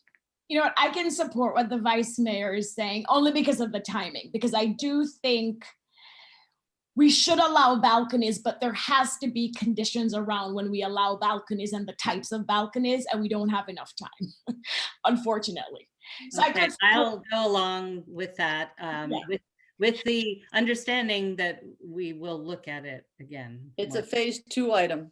It's a phase 2 item. I'll Okay, accept that. colors, earth tones. I know Councilmember Weinberg, Councilmember Meadows spoke to those items and would prefer to have those out of the document. And I know Eric attempted to explain why those were included. Any objections to taking those out? And I know Vice Mayor, you expressed why you thought we could include them, because we're basically putting what we've had in place from practice to objective standards. Yeah, and I would like to defer to the experts that have been working this, and this is the combination of staff and the design review people, and this is what they said we should do, so. Councilmember Weinberg, Councilmember Meadows, on the color earth tones, phase 2. I'd prefer to leave it without that now, and phase 2 to examine that, because, you know, yes, that's my preference. Councilmember Weinberg. I agree. Okay, so I think we have 3 saying for now, take it out, and then phase 2, we revisit it. And then the language that the city. So did you say to take it out, Mayor? Yes, so there are 3 of us supporting taking out the color and earth tone requirements, but we're gonna revisit it in phase 2. Then the language that I have, city attorney, something to the effect of, unless otherwise stated herein, all other applicable laws and codes shall apply to SB 9 projects. Then on the plate heights, I have, you know, review plate height requirements that we currently have for single family homes. Does that capture what you were saying, Councilmember Meadows? Well, yes, reviewing it does, but you know, I'm not convinced that these are the plate heights that all homes are held to now. If so, we can just put that in for all homes. So, so to me, I really think we need to look at that. So yes, review.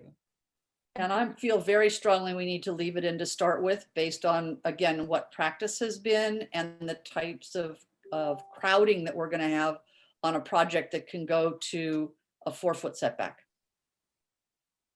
Okay. So again, so the direction is, Eric, if it's not clear, you know, I would appreciate you coming back on the 14th, and I know it's our last meeting, we're going to have to adopt it, but letting us know how this compares to what we currently require for single family homes. It's not, there's not a requirement. There is nothing in the code, Mayor, now. It's all discretionary by the Design Review Commission on 2 stories.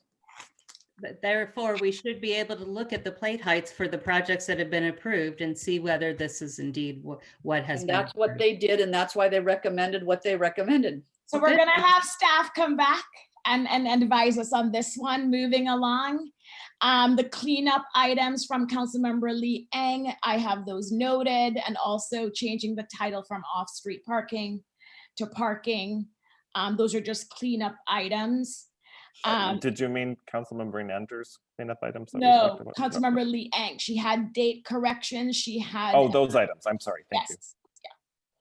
And then under Appendix 1, that last sentence, I think we should just delete it. Where it says nothing herein, I do think it's a confusing sentence. I don't think it's necessary with our new language about unless otherwise specified herein.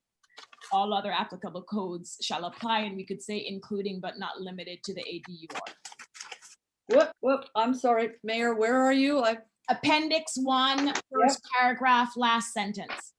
Which paragraph? First paragraph. First, thank you. Last sentence, nothing herein is intended. Yeah.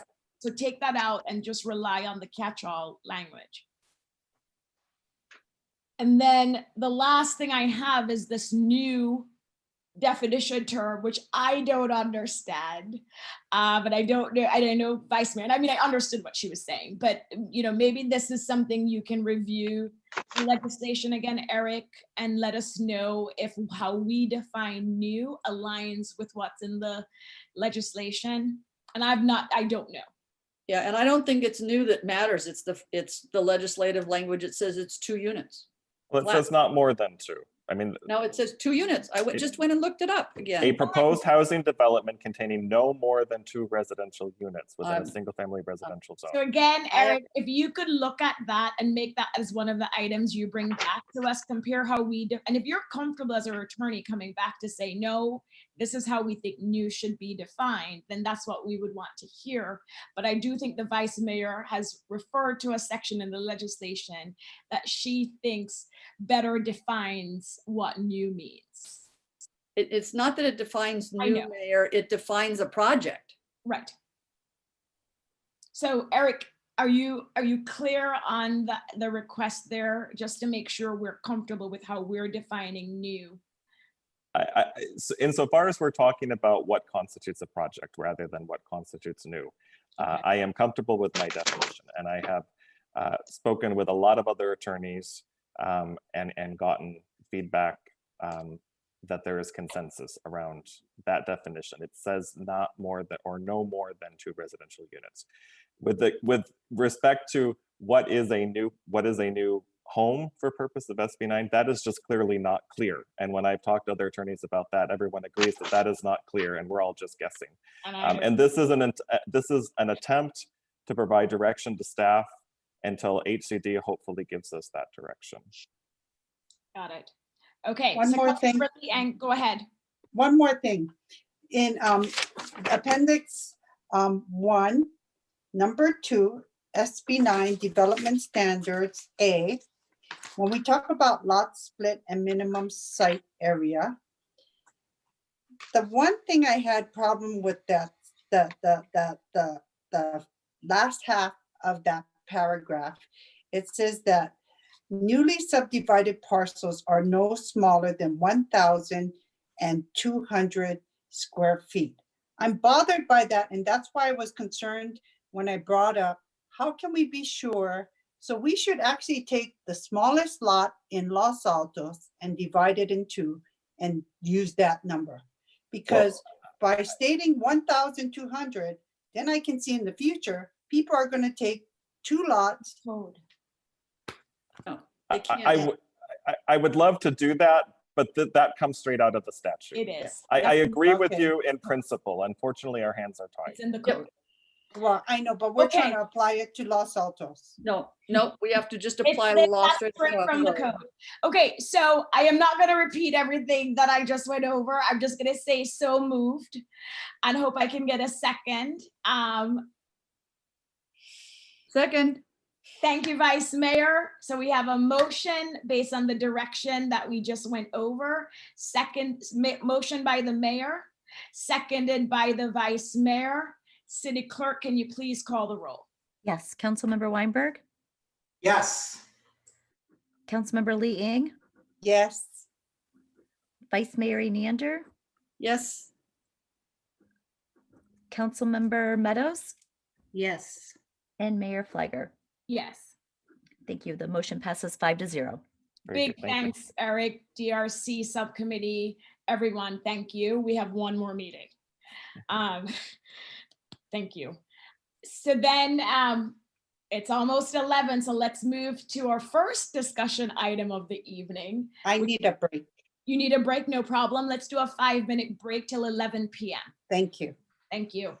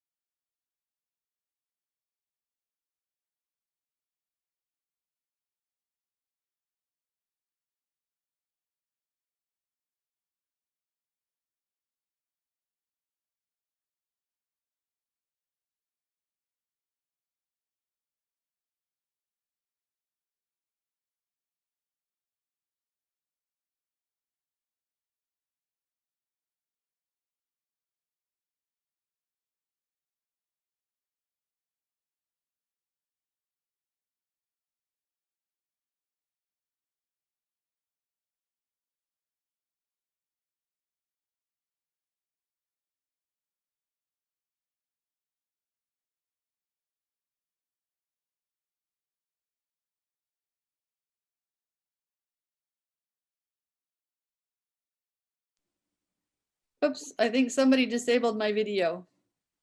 I can't undo my own. That was happening earlier. Andrea, are you there? I am here and I'm looking in.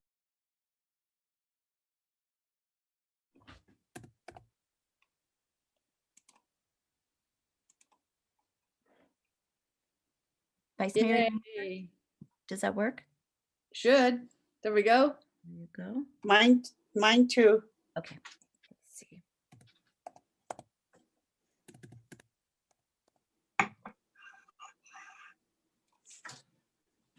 Okay, Councilmember Lee Ing. Okay, thank you. You're welcome. We're ready, Andrea. You're recording. Mayor, may I make a comment when we're back on the record? Yes. Okay, thank you. So let me open the meeting. Yep. So we will resume our meeting at 11:01 p.m. and I conferred with our city manager and city attorney, and we will continue item number 13. Unless there's an objection, we will hear items 9, 10, and 12 this evening.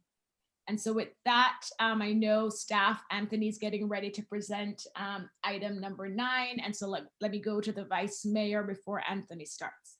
There was one item during our previous study session that we said we were going to put in phase 2. And I just want to be sure it's on the record for phase 2 for number 8 that we just concluded. And that was that we were going to look at our options for deed restricting a unit as to affordability. I just want to be sure we don't lose that in all the crush of everything else. And Go ahead, city attorney. Yeah, that's one of the things I was trying to clarify for Councilmember Lee Ing. The affordability, the deed restrictions, it's something that doesn't go in the resolution, but when we come back with an ordinance, we can look at that and we will address all of that in ordinance later. So I just didn't want people thinking we could put it in this pot. It has to go in the ordinance. So no, understood. I just wanted to make sure that it was on your list. So thank you very much. It's going to go on my new future projects list. Right. And if it's not on your list on December 14th, we can give further direction for phase 2. Anthony, are you there for item number 9? There you are. Yes, good evening, everyone. Let me share my screen. All right. Can you all see that? Perfect. Good evening, Mayor and council members. It's great to see you. I'll try and be as quick and concise as possible. I know you guys have some other items. I have a 6-month-old in my office, so I'll try and go through that as quick as I can. I'll run through a brief timeline and then I'll run through the parklet program as proposed. In late 2019, the City Council unanimously approved the Los Altos pilot parklet program, originally intended to come back in fall of 2021. Hopefully we would have had some pilot parklets that were installed and we could have some lessons learned for a future permanent program. In early 2020, I did meet with a number of restaurants. Some of them indicated that the 2-year timeline was a little too short to build out a complete deck-like structure. And then in March, obviously COVID hit. And so when COVID hit, we did immediately go into response mode as to what we could possibly do. And heading into summer 2020, I know I go really in depth in the staff report so you can read the deeper dive, but in summer 2020, we did do Open Streets Los Altos Thursday through Sunday, shutting down Main Street and State Street. That program was largely successful for our restaurants, but we did have a lot of learning lessons that we took into the fall of 2020. So in fall of 2020, we enacted the COVID Parklet program, which was a more relaxed rules and guidelines program from what our pilot Parklet program was. That program is still into effect until the end of the emergency health order or the end of this year, whichever is later. So at this point in time, I believe the health orders from the state are moving or are continuing to move as different variants continue. So at this point in time, we're presenting the permanent parklet program that would go into effect post-COVID. So that's exactly what you have in front of you. At this point in time, under the COVID parklet program, we do have 18 approved parklets, and they do occupy 68 parking spaces. And as you can see in this chart, I tried to give as much data as I could about what we have as far as parklets in downtown. The list of parking spaces in front of neighboring business and across from parklet. And the important part is that under the pilot parklet program guidelines, they would not be allowed to be in front of neighboring businesses, and they would not be allowed to be across from other parklets. So a number of our parklets that you currently see in downtown fall under the COVID guidelines, but not the pilot parklet guidelines. And then in this chart, I kind of break down the big components. I will say that the COVID parklet program, although it wasn't the pilot parklet program, taught us a significant amount about the success of parklets and how to make the program successful moving forward. The one thing that, or as you go through here, one of the components is that we did provide the option for a deck-like structure, but there's not a requirement. They can be across from one another, and there's no longer a limit on the quantity per block. And the major reason for the across from one another and limit on quantity is that we did connect with county fire as well as emergency response and learned that there was no problem with the size of the lanes on Main and State with them being across from one another. And then the biggest key that we learned from the COVID parklet program was that we should have some common design guidelines. And so moving forward in the permanent parklet program, we are presenting common design guidelines to try and get all of the parklets with 2 options moving forward so that restaurants can then pick the option that best suits their needs. And then here's a little bit of the high level overview. The 2 parklet design standards. The dining area will be protected with 500-pound wine barrels, and we will allow the multiple parklets. And then I'm going to jump straight into the program guide, and then I'll go through that pretty quickly. And then I'm happy to answer any questions you guys have. So the design specifications, we mentioned that they can be located across the street from one another, that they are allowed to. The big change from the pilot program to this permanent program is that businesses will be able to expand in front of a neighbor's frontage as long as they have written approval from the neighboring business. We call it the good neighbor policy. Right now we have a number of, I would say, symbiotic relationships between retailers and personal services with restaurants where they're offering discounts to one another because the restaurant is able to use the frontage for a neighboring business. And I think that that's a great example of our businesses working together through the pandemic and hopefully moving forward in the new normal. For the barriers, they are required to have wine barrels that are 500 pounds. These wine barrels must be connected with items that are substantial, not easily movable, high quality. And I think that's important to note for the safety of the diners and being able to keep the diners within the parking or the parklet area and not allowing them to wander into the street or any of the adjacent parking spaces. You can see the design guidelines here laid out, kind of showing the descriptions of what that looks like. For accessibility, we did want to make sure that we strongly encourage all restaurants to engage the services of a CASP. We have done our best to try to create a program that will allow restaurants to meet all accessibility guidelines, whatever those are from the federal or state level. But we really encourage restaurants to do their due diligence to make sure that their parklet will comply with all guidelines. One of the big ones is that 5% of all outdoor seating has to be accessible and that you must identify those accessible tables with the international symbol of accessibility. Lighting will be allowed in the parklet. However, for the permanent program, this lighting would be required to be plugged in directly to an outlet. And the reason for that is county fire will not allow extension cords on a permanent parklet. So if it's a permanent structure of any kind, you cannot use extension cords. So this will be plugged directly in. Heat lamps will be allowed so long as they are on a flat surface and that they are not within 5 feet of tents, canopies, or any other structures.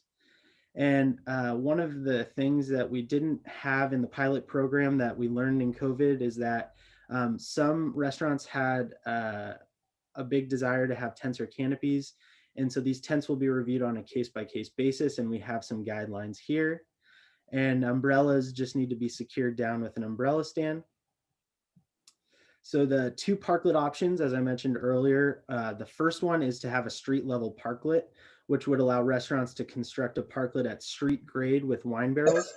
So both of the options would include the wine barrels on the perimeter.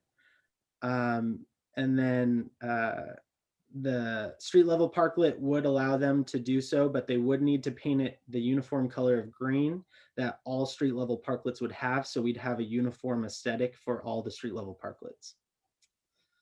And then for option number 2, we do have the deck parklets for restaurant owners that have the financial capacity and the resources to be able to fund full deck structure.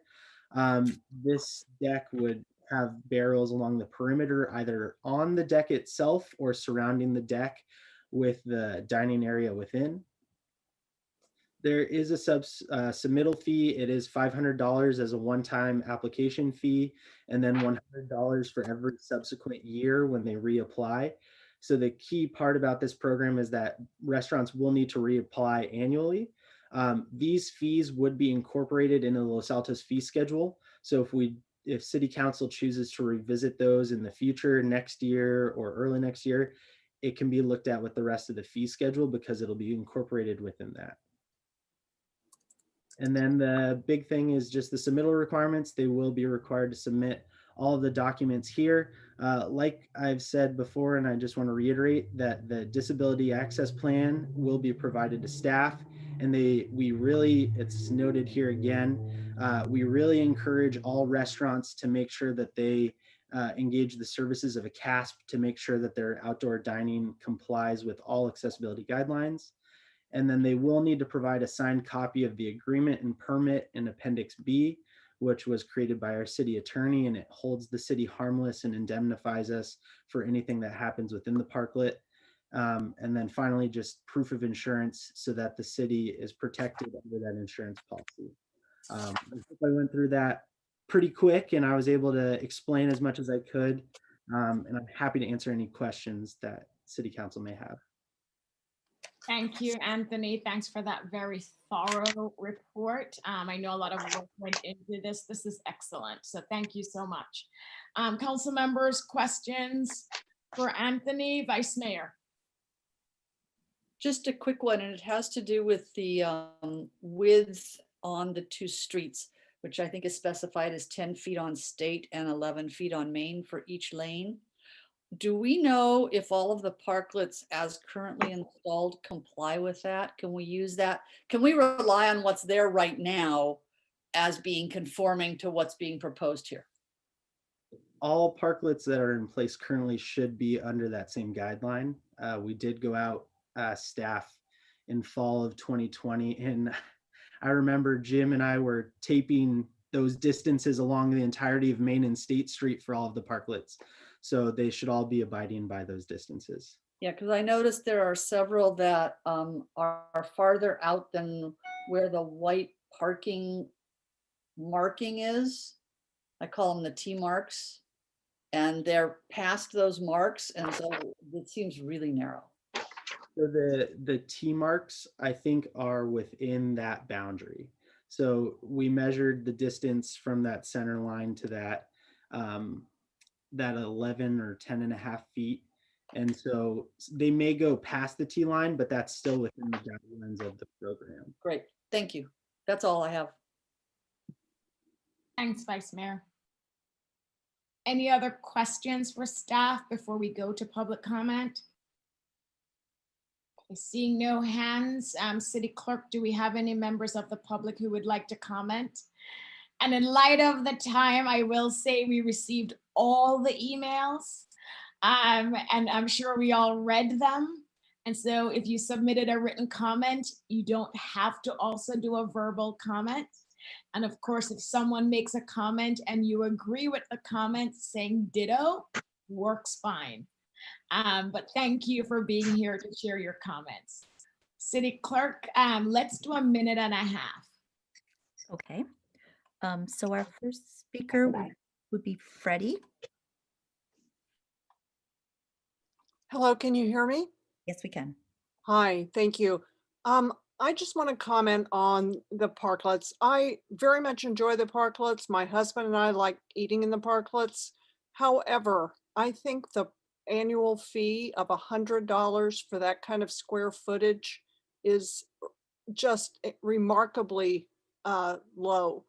If you look at the amount of square footage that you're adding to a business, and for $100 a year, they rent that amount of square footage from the city is not getting its money's worth for the real estate that it's giving to these restaurants. The other thing that I think is unfair is that retailers are not given the same opportunity.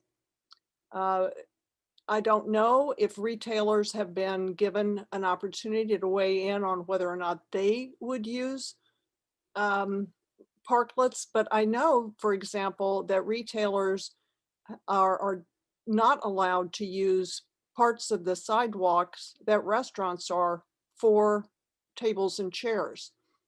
Why is that? It just does not seem to be fair to me. And so what I'm asking for is for you to consider the amount of money that you're renting the public parking lots for, and to consider how can you make this more equitable for the retailers in our city. Thank you. Thanks, Freddie.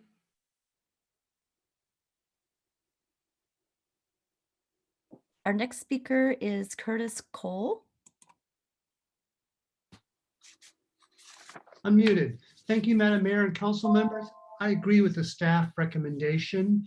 The staff recommendation had 5 goals, including increasing the vibrancy and atmosphere of downtown Los Altos and encouraging creative use of public spaces. I think that we've got a wonderful plan there. It's a good implementation of all 5 worthy goals. And the current COVID and pilot programs have been successful.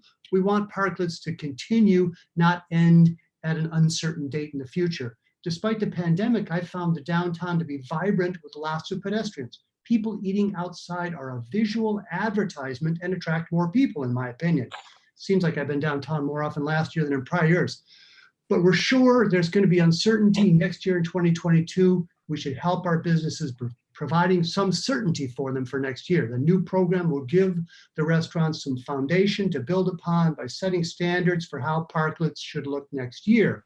With the proposed program, I recommend extending this existing parklet program through 2022 and to allow businesses to apply the new program when they're willing to invest longer term. I agree with the staff recommendation for the parklet program and encourage you to support our restaurants. Thank you. Quick sidebar, staff report was a pleasure to read, contained great review where we got, how we got there, and a comparison of the laws. And thank you, staff. Thanks, Curtis. Our next speaker is Roberta.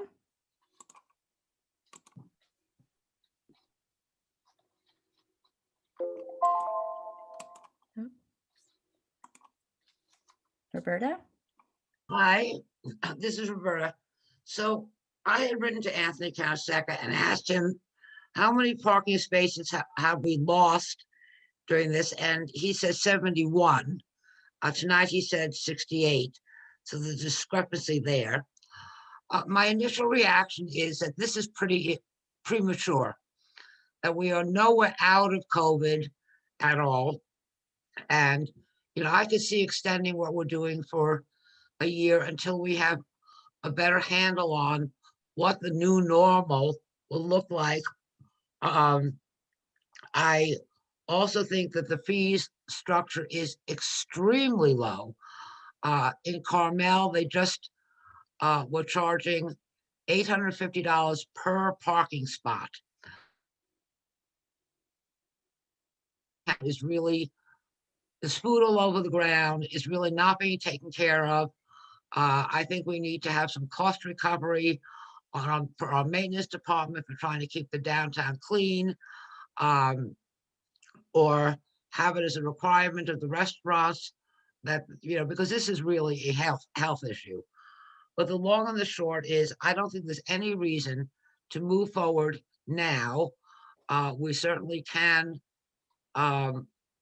allow them to continue and to make improvements, but to make anything permanent at this point in time just doesn't seem quite right. So like that, I'm really concerned about the fees, the cleanliness, the number of parking spots being lost, and the ADA accessibility and the unfairness to the shops. I know the Discovery Shop, which is a nonprofit, supports American Cancer,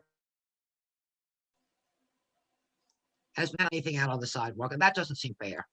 And I think you need to come up with a fairer policy.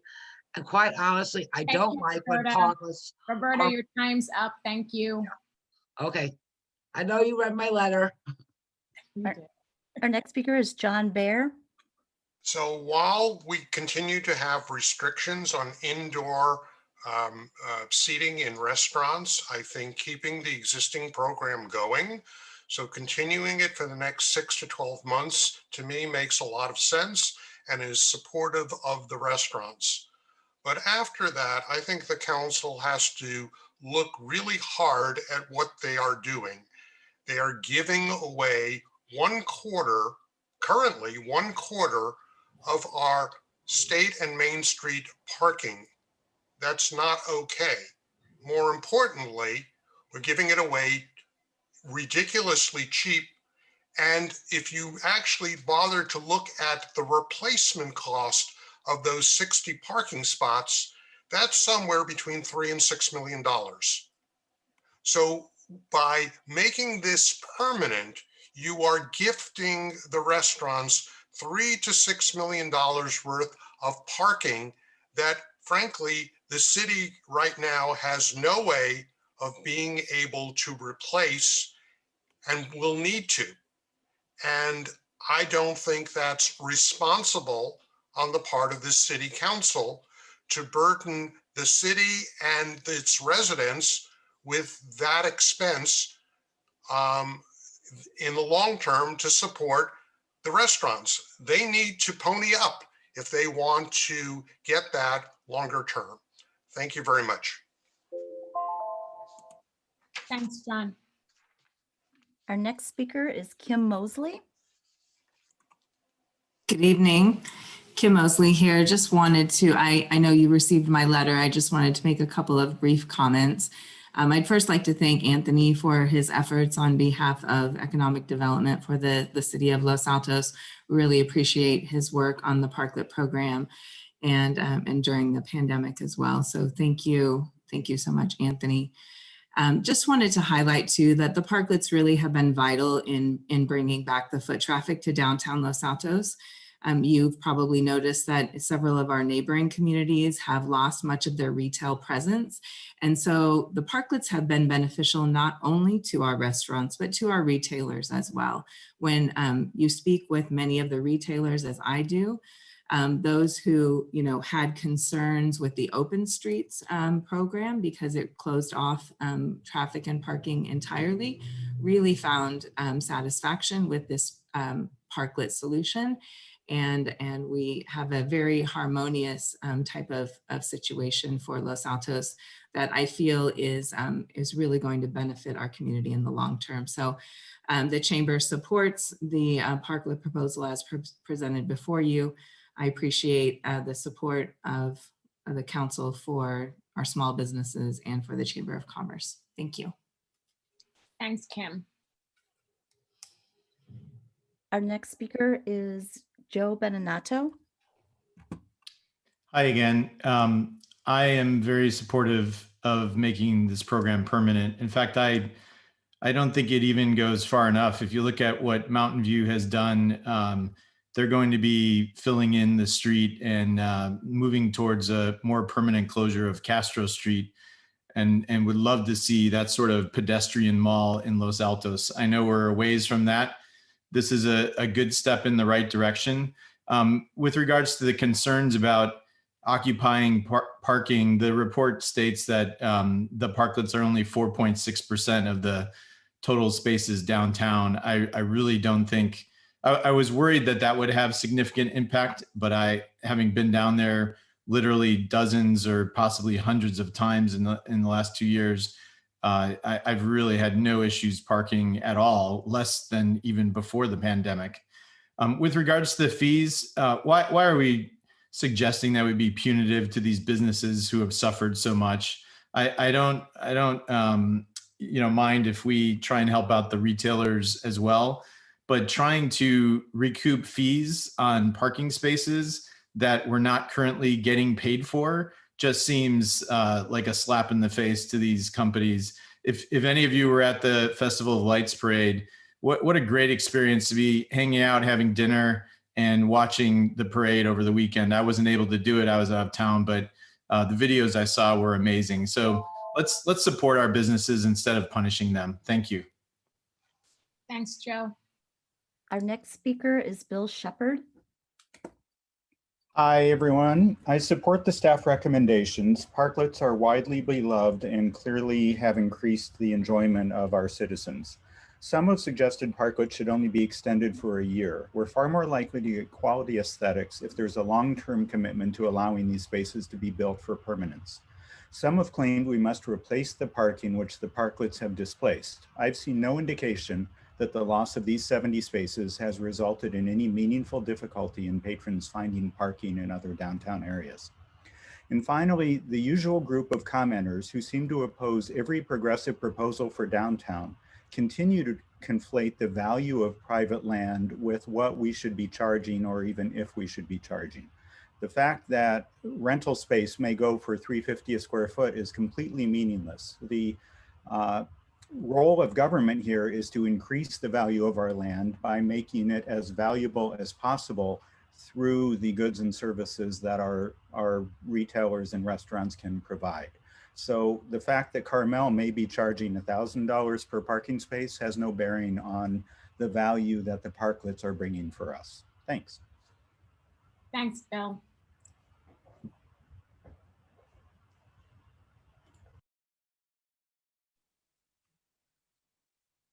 Our next speaker is Scott. Oh, I'm sorry. Scott. Oh, is that me? Hello. Well, you have to restart his time. Yes, I do. I'm sorry. No worries. I don't believe I'll take up that all the time. Hi, everyone, Mayor Flygor and council members. Scott Hunter, Executive Director of the Los Altos Village Association. Of course, you've received a letter from my board in favor of the parklets. And I think that some people are misconstruing the parklets as some sort of response strictly to the pandemic. As Anthony pointed out, there was a parklet program in place, a pilot parklet program in place prior to the pandemic, because it was recognized that parklets do increase the vibrancy of a downtown area. And I think that having them during the pandemic certainly was a boon and a help for restaurants as well as retailers to allow people to be downtown and hang out.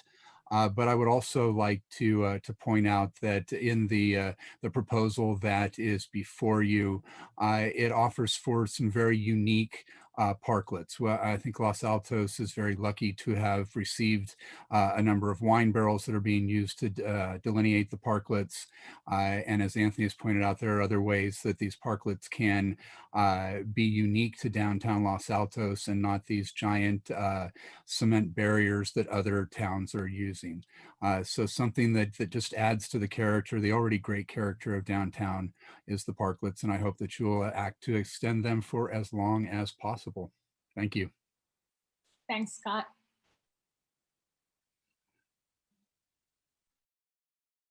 Our next speaker is Janine Valadez. Janine? Hello, I'm Janine, and I'm speaking as a resident, not as a park commissioner. I too am in support of the parklets. I think parklets draw people and add vitality to our city. We need more revenue as a city. It behooves us to help our businesses thrive. Add more parklets. Add outdoor parklets for retailers to have theme sales and community sales events. Eventually add shuttles from various areas in the city to downtown to reduce parking needs even further. Turn Main and State into a one-way circular drive. This is good for the environment and good for community. Thank you. Thanks, Jenny. Our next speaker is Vicky.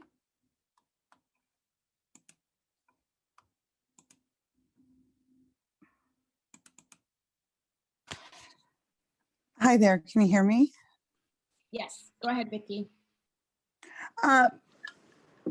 Thank you. First off, I just wanted to thank everyone so much for letting us have the parklets open for as long as they have. And also thank you to Anthony for all the work he's put in to put this new program together.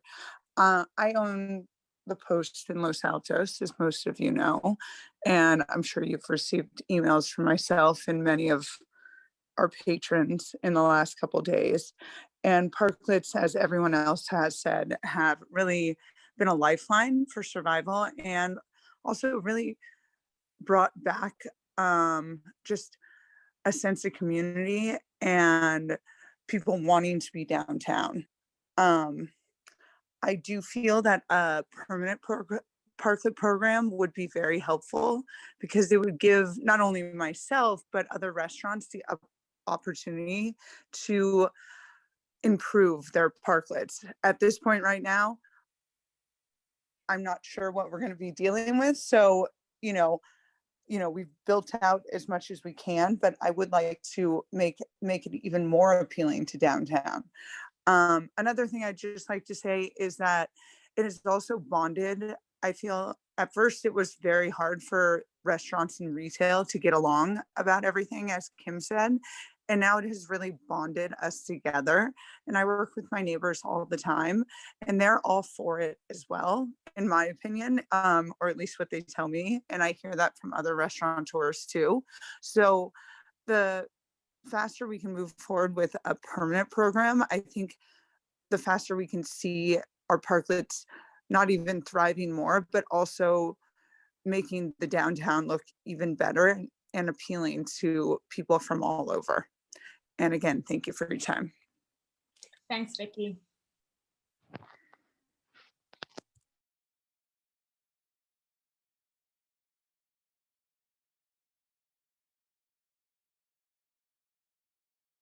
think Pete Daly is next. Andrea.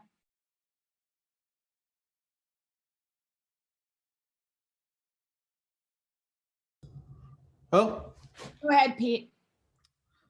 so I'm the chair of the Parks Commission, but I'm just speaking as a resident. And I want to point out that it's really silly to talk about how much these parking spaces are worth. They produce no income right now.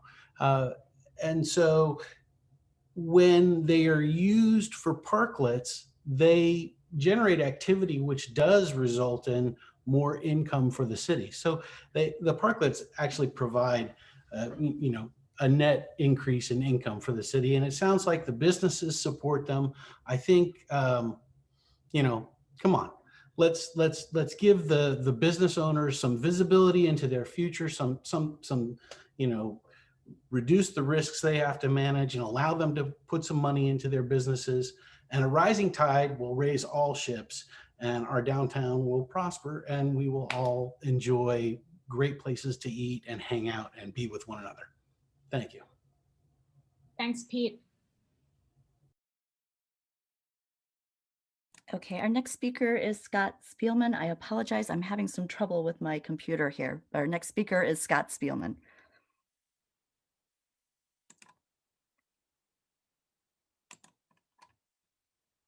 Can you hear us, Scott? Yes, thank you. I am in full support of parklets, having benefited from them a number of times. So, and that's the majority opinion, and I'm glad that it is. I do think they help the city and the residents and the restaurants. Everyone wins. I would just offer one suggestion to council or staff, and that is do a comparative study of other cities as to what they are doing policy-wise I think they should be extended. I don't understand permanence. I'm not schooled in that, but I believe if we compared our city to other cities, we might have a sense as to their policies and their fees. And I think it would behoove us as a city to do a little bit more homework, but I think we're absolutely on the right track. Thank you. Thanks, Scott. Madam Mayor, I do not see any other members of the public wishing to speak. Thank you, Andrea. So I'll bring it back to council and I'll frame the issue before us. And I know Anthony said it in his presentation. So as long as we're under an emergency order, the existing parklet program would continue. What we're doing tonight is really giving direction to staff on this new permanent pilot program, parklet pilot program, that would go into effect once those emergency orders are lifted. We do not know when the emergency orders will be lifted. We know there's a new variant, and so presumably the emergency orders may be extended longer than may have been thought 2 months ago.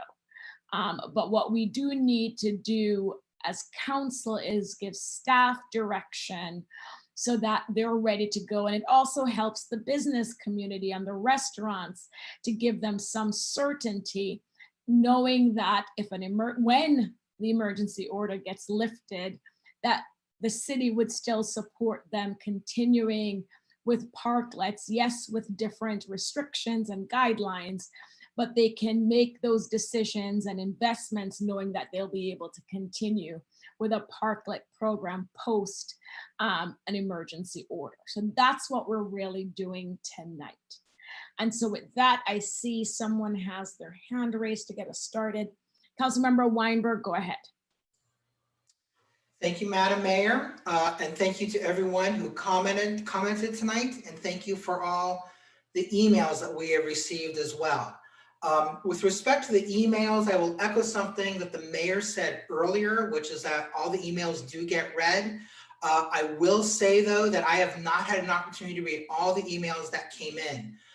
For members commenting in the future, I'll simply say that on the day of a council meeting, by about noon or so, I personally just don't have the bandwidth to be able to read all of the emails. I do read them after the meeting, and I strive to read everything that I can beforehand, but I would find it very useful if people could get their emails or get their comments in at least one day before a meeting. That way, I promise you that I will have had a chance to read your email. I think that the parklet program has proven itself to be a fantastic benefit to the residents and to the city. I really don't think that there's any question about that. I personally would like to see parklets that are, I'd like to see decks, I'd like to see a little more put into them, but I also understand that it's onerous to require the restaurants to do that, certainly right now. The reality is that our business community is coming out of a very difficult situation, especially the restaurants, and they have done their best to try to open and provide services to the community that we both want and need. So this is sort of a long-winded way of me saying that I support the parklet program. I note that both LAVA and the Chamber also support the program, and of course those organizations represent not just the restaurants, but the entire business community. I do think that the fees are a bit low if all things were equal, but all things are not equal. We are still in a time of COVID. I think there are still many people who do not want to eat inside, and it's important to make sure that our restaurants can stay open and provide services to those people who are not comfortable eating inside. A time may come in the future where I think it's appropriate to take a look and decide whether or not the fees should be raised, but I don't think that that time is right now. So, Madam Mayor, I will simply go ahead and move that the City Council approve the Los Altos Parklet program that will go into effect at the conclusion of the local emergency order and approve the initial parklet program fees. So we have a motion. We can still have discussion. He's putting a motion on the floor. So Councilmember Weinberg has made a motion to approve the recommendation made by staff. Vice Mayor Enander. Thank you, Mayor. I appreciate everything that has been said, the overwhelming support for these, the endorsement of the business community. So Vice Mayor, are you going to second the motion? No, ma'am. Okay, so is there a second for the motion? Councilmember Meadows. That's fine. Yeah, Yes, Councilmember yes. Meadows. I second the motion, not intending to cut off discussion. That's right. Yeah. So we have a motion by Councilmember Weinberg, seconded by Councilmember Meadows. Now we can continue with discussion. Go ahead, Vice Mayor. Thank you. And I particularly appreciate the flexibility and the growth in the business community and how people are working together to make this all work. I have a question for the mayor before I go on, and that is that you said that, I think what I heard you say was that the current program continues while we are under emergency order. What we're talking about is something that would be a pilot program afterwards. I do not see the word pilot anywhere in the document. So did I misunderstand? I didn't use the word pilot, permanent. You did, but I don't think you really meant to. So I just wanted to be sure that you didn't really mean pilot. And I went back and looked on the document. Did that say pilot on the front page? I don't think so. Nope. So based on the uncertainties that we currently have, I would be supportive of this motion for another year, because I think that asking people to move into a more permanent or being prepared to move into a more permanent situation when we still have the uncertainties we have before us is a little bit premature, is a little uncertain. And I'm not completely comfortable with the design requirements that we might have with a permanent arrangement. I don't find the barrels frankly attractive the way they've been deployed. I don't think our downtown looks as nice as it could with this. And if we're going to do this on a permanent basis, I'd like to see us put a lot more effort into making things look more attractive than what we have. So I would not support the current motion. I would support it as being a one-year extension. And then let's look again at what we could do that we're certain as we come out of this. I mean, we've focused on what COVID has done, but we've not looked at whether we're going to have retail when we come out of COVID. What's the real damage to our retail part of our downtown? Do we really want to have essentially an all, be like Castro Street and become an all restaurant? If so, maybe we want to go one direction. And if not, maybe we don't want to go this direction. So I just think there's too many uncertainties in terms of what it's really going to take to rebuild our downtown afterwards. And so I can't support the motion as a permanent thing or anticipated as a permanent thing, but I would support a one-year extension. So Vice Mayor, I'm not sure I understand the one-year extension. Are you saying for I'm going to call them as Anthony does, extending the COVID parklet program post an emergency order for another year, or adopting this new parklet program only for a year? I'm not sure, and the city attorney can address this. I'm not sure that we can legally extend, and that's a question. Can we legally extend the current program after the emergency order is lifted or not? So that's why I wanted the clarification, which of the two you were proposing, because I do have that same concern. So city attorney or city manager? What are our parameters? Well, we have restrictions on closing a street, but we can take over the parking with encroachment permits. That's what I understand. It's where we have street closures that are permanent that we may have a problem. So I don't know if Anthony or Gabe have any more information on that, but I know when we looked into closing the street, we had vehicle code issues where it needed to be temporary, but these are just taking over parking spaces. So I think we'll be okay with encroachment permits, but that's what I understand. In which case I would support a one-year extension after the emergency order is lifted to give us enough time to really look at and study what's happening in our downtown and what we need to do to make sure that we're addressing all the needs of the whole downtown and that we're not doing things with unintended consequences. So Mayor Anthony may have more information on this. One of the reasons we were looking at the time to change from the temporary COVID program to a permanent program in our code is some of the allowances given to businesses in the current COVID program are rooted in executive orders that the governor signed. When the executive orders will be rescinded when the local state of emergency is rescinded. And we would have to have something permanent in place at that time. So that was true when we started. Now it's true a lot of executive orders have changed since then. So we've been working on it. Anthony, if that's not the case anymore, please correct me. You're correct. The program is definitely, this program is intended to go into effect and create a long-term program post that health order that we talked about.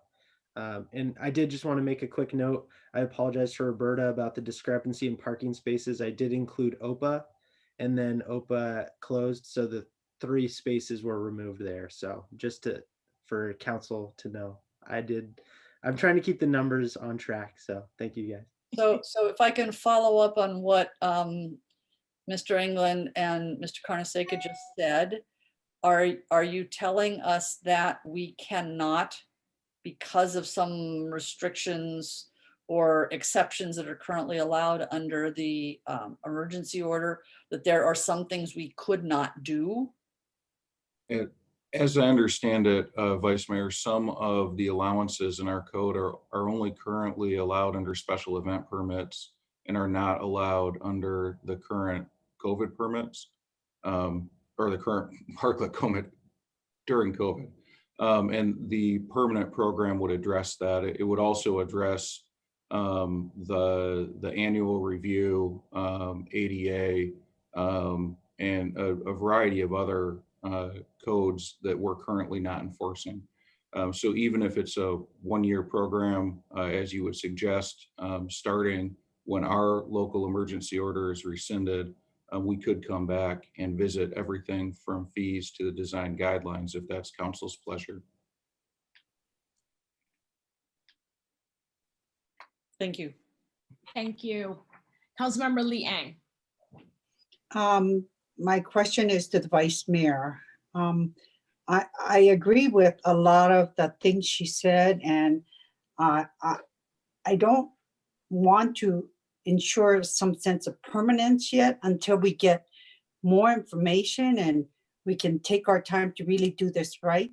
So I'm going to ask the Vice Mayor, are you making a substitute motion? If you're introducing a substitute motion, I'd be glad to second. I guess I'll introduce a substitute motion. I just want to be certain that, that I'm dealing with the issues that the city manager has raised, and that is that we would adopt this as a pilot program for 1 year following the lifting of the emergency order. And that any, if there are any other allowances that are not covered would be problematic, that staff would bring those to us prior to the lifting of the order. I'm assuming that they've all been covered, or they wouldn't have been mentioned, but could you confirm that, Anthony? If there's any issues with the 1 year extension post health order. If there's any issues with, what I think I understood the city manager to say is that under the emergency order, there are certain allowances and exceptions. Those have been dealt with, those go away when the emergency order goes away, but they've been covered by the parameters and regulations and so on that you've incorporated in the document that you prepared. So we could adopt the document that you prepared as a pilot for a year and not be a problem. Is that correct? That would be correct. The one note is that in our previous pilot program of 2 years in 2019, Right. Pre-COVID, I talked to a number of restaurants, one of which being Vicky, and a lot of restaurants were hesitant to build anything with Yes. only the promise of 2 years. And so if we do a 1-year pilot, I could see that we may have less than we did, interested than we did before. So. What I recall though from the original pilot that you proposed pre-COVID was that the cost of construction was way considerably more than what it would be under the document that you presented tonight. And I think that was a lot of that was the big hesitancy, is you were looking at people spending $30,000 to build out. And that's nowhere near what the cost would be under what you proposed tonight. Okay, and Vice Mayor, you have your substitute motion. Is there? And I'll second that substitute motion. So we have the substitute motion by the Vice Mayor, seconded by Councilmember Lee Ang. I have not commented yet. I will be brief. Councilmember Meadows? I haven't commented either. I seconded a motion, but I did not comment. So go ahead. I don't care about the order. I'll go ahead now. So I think the nomenclature calling this or anything permanent is doing a disservice to what the proposal is. What we're really comparing and contrasting is the COVID parklet program that we are under now with a regular or ongoing program that we are proposing. Nothing has to be permanent, but I think part of the point is, as we've discussed, to give the assurances to the restaurants of more than a year and an ongoing commitment to doing this and refining it as we go along, so they can make an investment in it. So I just want to point that out. Calling it permanent is not really doing a service to the description of what any program might be that we roll out. Okay, so I'll make my comment and then we do the substitute motion first, but I will say I will be supporting the first motion for the reasons already stated. I think even though this new parklet program and the construction of the parklets would be a lot less than what we had conceived in 2019. I think there's more than a financial investment here on the part of the restaurants that they would consider, pilot versus non-pilot type program. And so I'm 100% supportive of the motion made by Councilmember Weinberg. Vice Mayor, you can either withdraw your substitute motion or I can still call it to a vote. But I'm definitely will be supporting the first motion. I think let's go ahead and vote on the two motions, even though I think we all know what the outcomes are going to be. Okay, so City Clerk, let's call the roll on the substitute motion first. Well, I asked a question, but I didn't get to comment. Oh, go ahead, Councilmember Liang. The one thing is, the reason why I used the word permanent is because earlier the mayor had used the word permanent and when she described something. So I was just using the words that was put forth.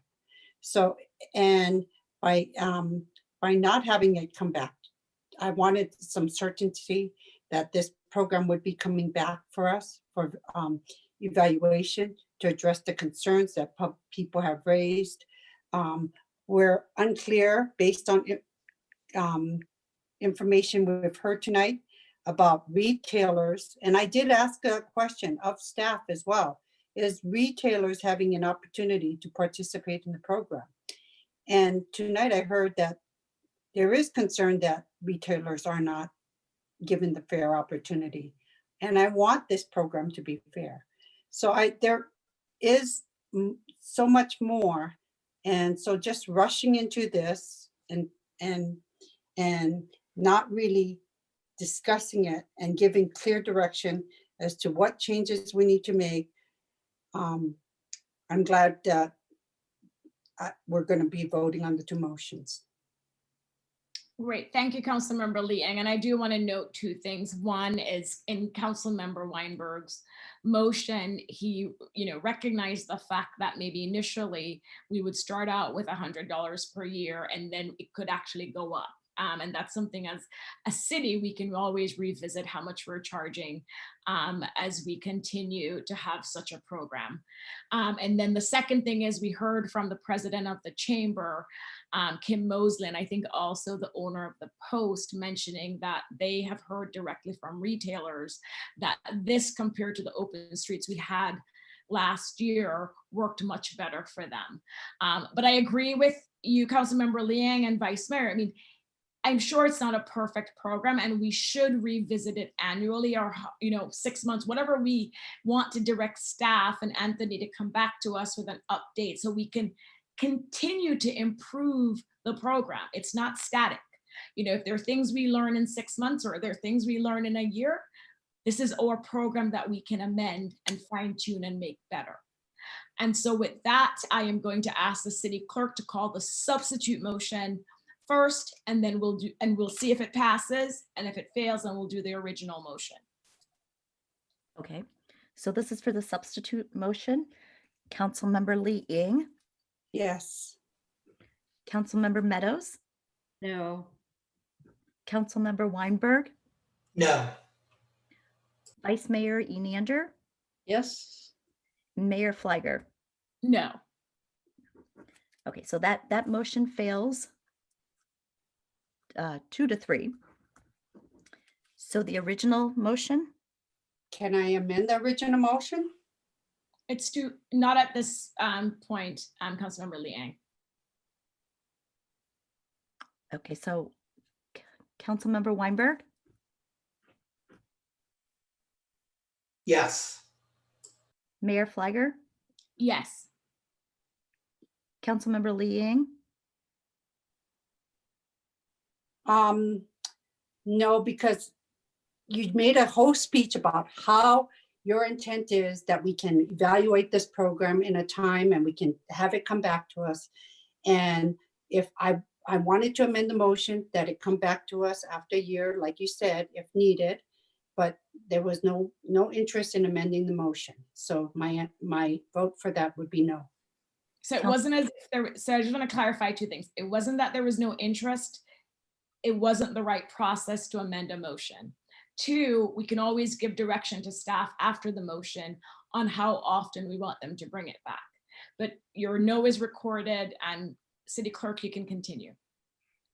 Councilmember Meadows, Yes. Vice Mayor Enander. No. The motion passes 3-2. Thank you. And then if we want to give direction, I think I saw a lot of heads nodding to have some kind of report back on the program. So I look to my colleagues to see if they want to recommend, or maybe the city manager or Anthony could tell us what's realistic in coming back to us with a true, evaluation of what has happened. Councilmember Lee Eng, go ahead. Actually, I'd like to make another motion. Because unless it's a motion, it doesn't come back. We can give direction every time, but you know what? Unless it's a clear motion, then things happen. Okay. And Go that's ahead. why I'm concerned about doing a direction. Okay. So after I'd like to motion that after the implementation of this permanent or this parklet motion, this permanent parklet program, I'd like to have it come back for discussion and valuation, report, discussion and evaluation after a year. Okay, and Councilmember Lee Eng, I support that motion. Would you like the city manager to weigh in on whether or not a year is a realistic time frame? Well, the point is it goes in effect after the COVID, and we don't know how much longer this will take. This new COVID emergency thing might even go longer and might get extended. So I think having a 1 year would be fine, but if the city manager wants to weigh in, I would welcome that. Okay, so Mr. England or Mr. Carnesecca, is 1 year sufficient time for you to come back and give us a report back on how the program is working once it goes into effect? Yes, Mayor, we constantly evaluate the program, so any time frame is acceptable, including 1 year. Thank you. So we have the motion by Councilmember Lee Eng, Councilmember Weinberg. I'm sorry, just a point of clarification. The 1-year period would start after the existing emergency program is over and we begin, other people are using the word permanent. I didn't use the word permanent in the original motion, but we're talking 1 year after the new program takes effect, not 1 year from today. Exactly. Okay, Effective that's what date. And just to clarify, staff used the word permanent, and I think even the city manager stated permanent because we needed a. Yeah. Okay. Okay, so we have the motion by Councilmember Lee Eng. Do we have a second? And I will second the motion. City Clerk, can you please go ahead and call the roll? Yes. Vice Mayor Enander, Yes. Mayor Flagger, Yes. Councilmember Meadows, Yes. Councilmember Lee Eng, Yes. and Councilmember Weinberg. Yes. Thank you. That passes 5-0. Thank you. And thanks again, Anthony.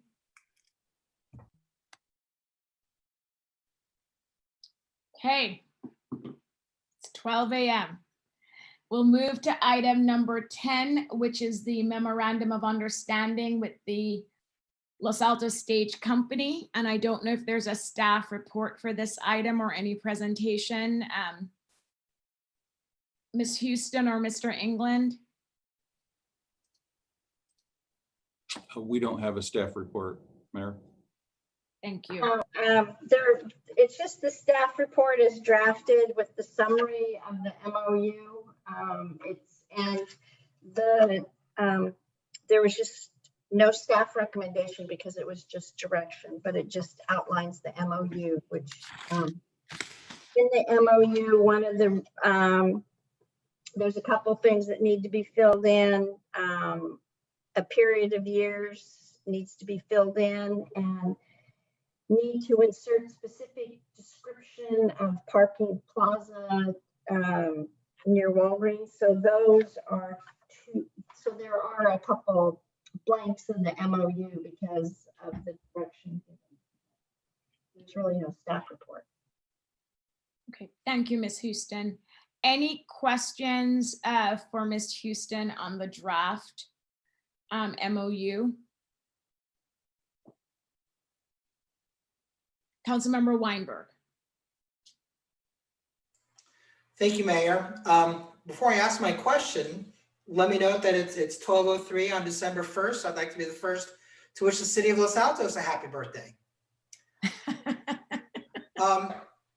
Jolie, in the event that the stage company abandons their effort or otherwise the project clearly fails, is there language that can be inserted into the MOU that makes it null and void?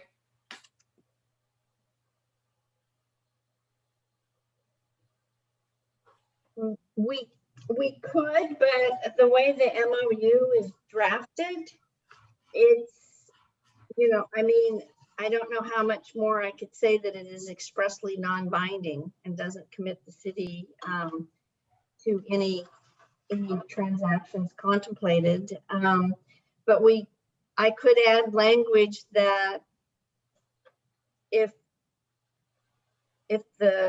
LASC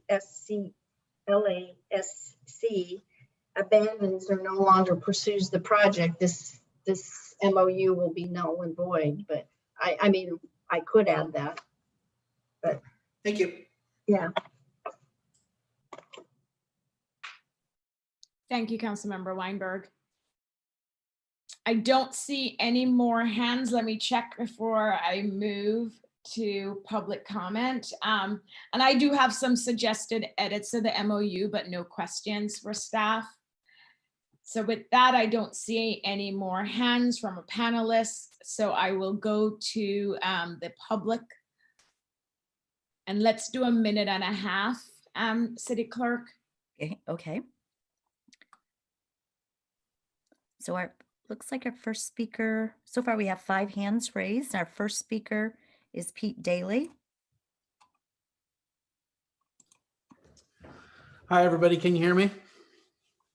Yes.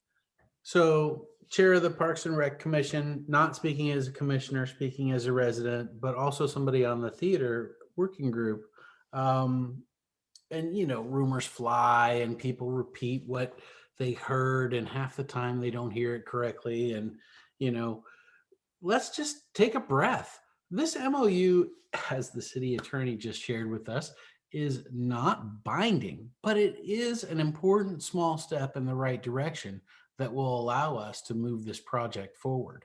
So, you know, honestly, I don't think anybody could really criticize the MOU for any kind of burden it places on the city. If there's any criticism, it's that it doesn't quite go far enough.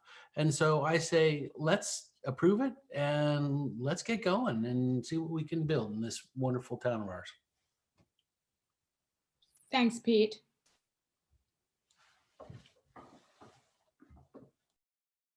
Our next speaker is Janet Corrigan.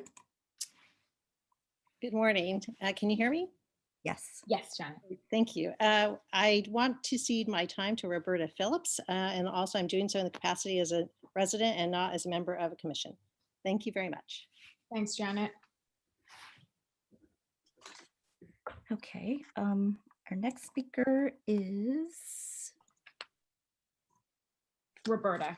Roberta. And Roberta has 3 minutes. 3 minutes? Okay. Yeah, Janet Corrigan just. Yes, you did. I'm sorry. Here. Okay, I'm waiting for the clock to change. Okay, give me just a second, please.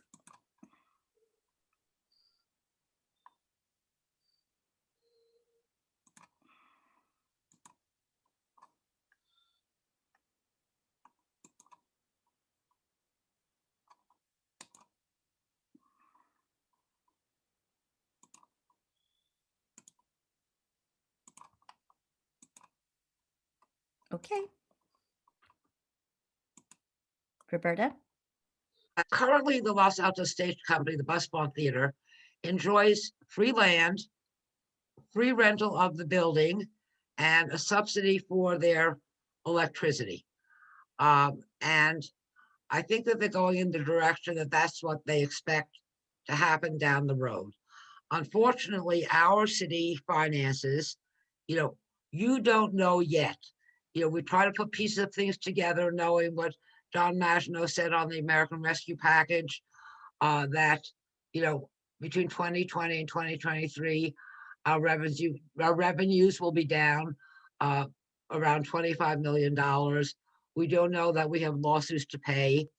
And we also know that we have set priorities that are in place now. And the theater is definitely not a priority. I know that we need a new police station in Los Altos, and we may need to float a bond for that. And are very squeaky clean for us to get a good rating and not pay a high interest. I don't think we can be short-sighted on all the details. I'm very concerned that the Los Altos Stage Company has not done the due diligence. They should be bringing a feasibility study forward to us. They should be bringing a parking plan forward to us and council before they move forward. I know that in the last report, originally they were asking for $50,000 for a feasibility study, and they changed it to 25%. And when I spoke with the city manager, Gabe Englund, he said that the feasibility study could run anywhere from $200,000 to $400,000. The prices of things sort of escalate. I think that, parking is an issue as you have more buildings being built on First Street that are under the California density bonus rule, and we're under parked there. That the parking needs to be addressed.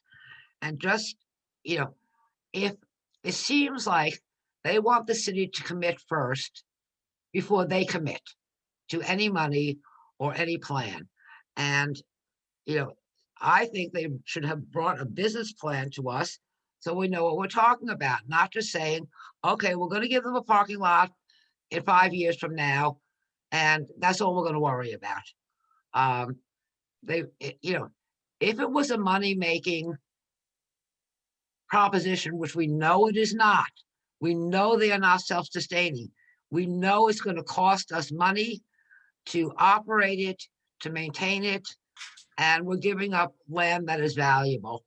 So I also think that this is extremely premature. You need to wait until the CIP budget and the operating budget is brought back to you. Make a decision. Do we need police cars? Do we need on hold? Roberta, Yes, your time's up. Thank you. yes, I know. And I did send you a long letter on this, and I hope that you did have a chance to read it. You know we did. Thank you, Roberta. Thank you so much.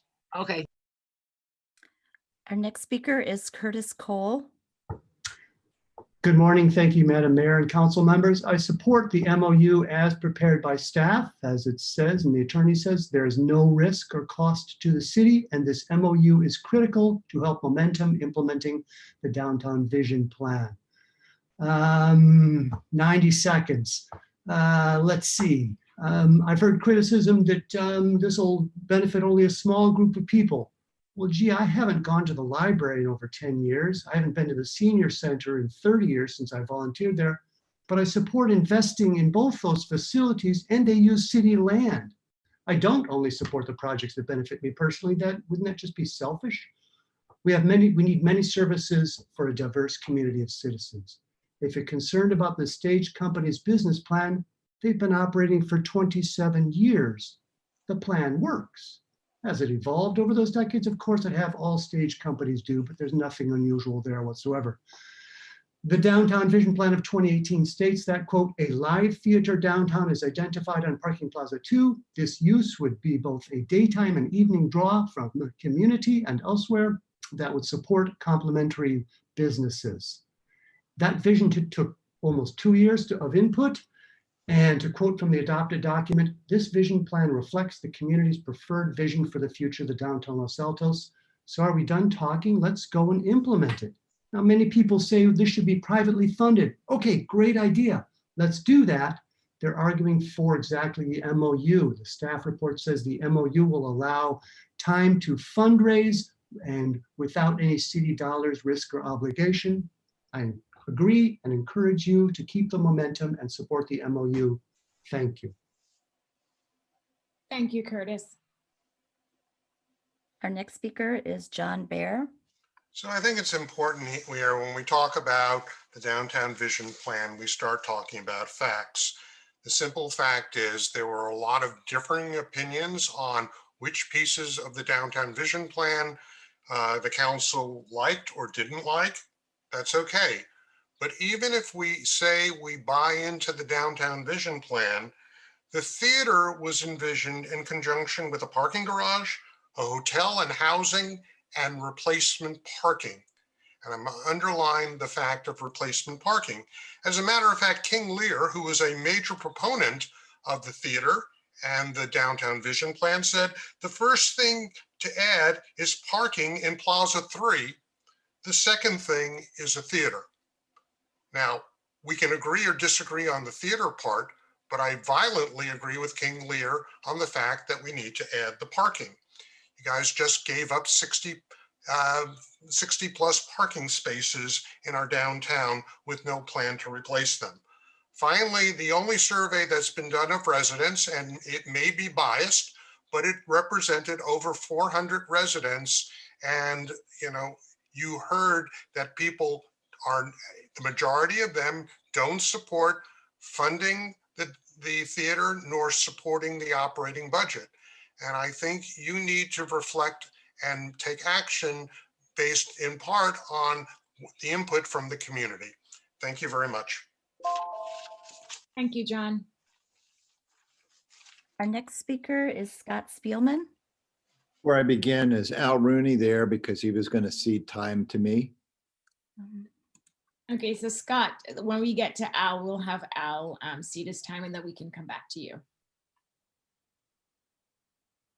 Okay, so then we have a speaker, a call-in speaker. The last 4 digits of the number are 0852. Are you there? Yeah. 0852. 0852. Please state your name. Can you hear me now? Yes, please state your name. Please go ahead. We can hear you. Yeah, this is Al Rooney's wife, and he wants to speak. Oh, go ahead. Go ahead, Sorry. Al. Okay, sorry for fumbling it. Okay, I want to cede my time to Scott Spielman. Thank you. So if you can go on mute, Al. Okay. Do you want to call Scott Spielman again? Yeah, I think he's up next in 3 minutes. Okay. Mr. Spielman? All right, do I need to unmute? Can you hear me? We can hear you, and I'm going to change the timer. So I like the idea of a theater. I just want to encourage council to slow down in its assessment or its approval of the MOU. And there are 4 reasons why. First of all, our financial system is it's sort of broken. We don't know what we have financially, and it's time to really get that right before we make some major decisions and even commit to the possibility of funds to a project that is not our highest priority. The second point is our top priorities need to be completed first, and we've allocated some substantial time in council to looking at the theater, but our police station still floods, even though we've had good weather. That might happen again this winter. I've been to the Lacey building recently, and it's in disrepair. It should be improved, as well as the grant center that the seniors use. And why are they being neglected over a lower priority project? So let's get our priorities in order and follow them from 1 to 60. Thirdly, the theater working group needs to give us a feasibility study or a business plan. We really don't know ultimately what they want from the city financially, how much. We don't know what the projected operational or maintenance costs will be. And, it's important that the city have some idea of what its long-term obligations will be. Will they be $5, $10, or $15 million? We have no idea. Fourthly, the MOU, I think, leaves some things undefined. I think milestones are lacking, and the specifics that the city needs to contribute are left out as well. So there's some major unknowns. Good governance demands due diligence, fiscal responsibility, and a focus on priorities. So I think we ought to take the time, just a couple of months, to look at this and assess these 4 areas. To delay this a few months is prudent, and it will show that the council really wants to do things the right way. Otherwise, what this looks like is favoritism when a project just rises to the top from the unknown. And so without doing the proper background work, I think we would be remiss as a city. A theater ultimately may be in the best interest of our city, and I certainly would endorse that in the right time, but take the few extra months to get the house in order before you make this long-term commitment. Even in the form of an MOU, you are really committing the city to set aside these parking spaces for 5 years. So take the time and do it right. Thanks, Scott. Our next speaker is Joe Beninatto. Good morning. Glad to see you all awake. I'll be brief. I think the council needs to show some leadership here and some vision.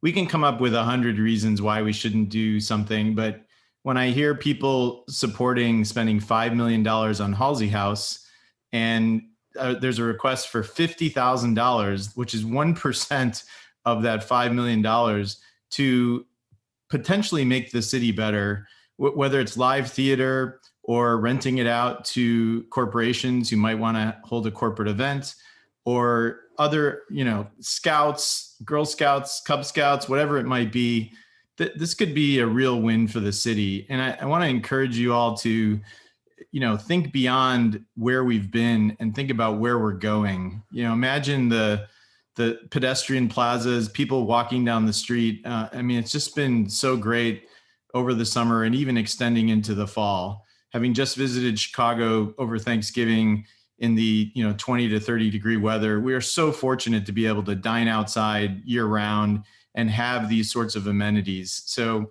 I hope we can find it, even though there are questions about the business plan. I have those same questions. Can they be viable? Can they continue? What would the cost be? What do we do about parking? But we won't know the answers to those questions until we invest some money to figure it out. So I hope you move forward with this and ask the right questions on a continuing basis, but move forward and see where it goes. Thank you. Thanks, Joe.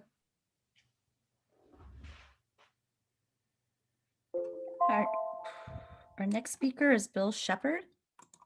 Hi again, everyone. Once again, we have a consistent group of naysayers who seem to consider parking the best and highest purpose for much of our downtown land. The land currently in use by the stage company at the Civic Center may well turn out to be most valuable in supporting a remodeled police station or library. We know that the parking plazas downtown could be put to better use than sitting mostly empty most of the day. The theater project could support parking and/or housing, meeting many of our objectives. This proposal is simply for an MOU to give the stage company space to put together a feasibility study to see what sort of project can come together for what would clearly be an asset for our community. The business plan will be part of the study. It's premature for it to be expected now before we have even a minimum commitment for land, clearly the most essential component of this project. Approving the MOU does not commit the city to fund a portion of a theater, nor annual maintenance. Approving this MOU does not mean other city priorities can't be pursued. This is not a zero-sum game. We have tremendous philanthropists in our community. Let's find out what's possible. That's all the MOU commits the city to. Please approve it and let's see what we can do. Thank you.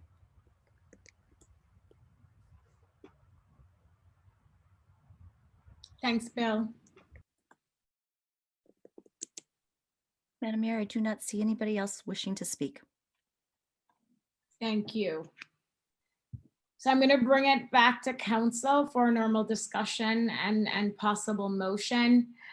I do have some proposed changes to the MOU. I am still supportive of this MOU. I do have some suggested changes. And because of the hour, I won't go through all the different reasons why I do think taking this small step, as so many people have said, is really what's in the community's best interest. This does not commit us financially. We're not selling, licensing, transferring, or disposing of the property. It really is a good faith effort on the part of the city to say, we are going to reserve Parking Plaza, and I think it's Parking Plaza 2, for a period of up to 5 years to give the stage company an opportunity to demonstrate, first of all, conduct a feasibility study, and a lot of the issues and concerns being raised by our residents would be addressed in a feasibility study, and then we go from there. Also, with regards to financing, any project or anything related to this, again, this MOU does not commit the city to commit any funds, and there are different sources of funds for the city. We talked about our park and lieu funds earlier when we were discussing Halsey House, and that is a potential source for a community theater, but that's down the road. We're not there yet. And so really this very narrowly scoped MOU is what's before us, and I am definitely in support of it with some change, with some proposed amendments. And I'll quickly go through them. One, I think it would be valuable to include in the language of the MOU, it's the third recital clause. I think it's very important to state how long the Bus Barn Theater has been in that location, and it's 27 years. A matter of fact, the theater has been in that location for 45 years on city land. But the Bus Barn Stage Company, which is now the Los Altos Stage Company, didn't take it over until 27 years ago. And so I would love to see that language added in that third recital clause. In addition to Councilmember Weinberg's suggestion about adding language that says if the stage company no longer pursues this project, this MOU shall be deemed null and void. I support that language, but I would also add language that gives the city the ability to terminate this MOU at the city's convenience. So we can terminate at any time this MOU.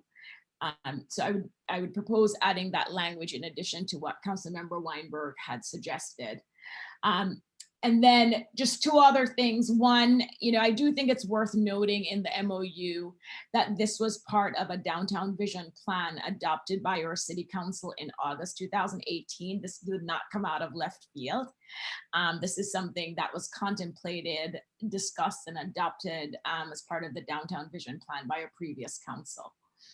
And then the last thing, and I guess this is somewhat of a question, City Attorney, I think for number 4, it should say or the city instead of or a community theater. So the end of number 4, I think it should be the city. So I think it should read, the MOU does not require the city to contribute any financial or staff resources, and in no event shall the foregoing be deemed or construed as a guarantee by the city that the project can or will be successfully developed for use by this LASC, or I don't think it should be a community theater. I think that should be the city.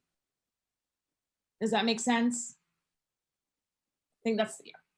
So those are my suggested edits to the MOU, and I do want to thank staff, the city attorney and her team for putting this draft together. Go ahead, city attorney.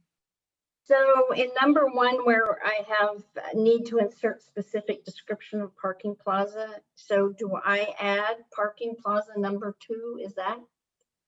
Should I add that? Is that where, because at the time I drafted this, I had no idea which parking plaza, so. Let's check with Ms. Reeder. I have parking plaza 2, which is behind Main Street between 2nd and 3rd, located as number 12 on the downtown vision plan, and then I have Plaza South.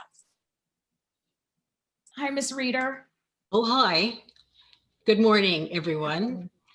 I'm not sure that I'm the right person to put the number on the parking plaza.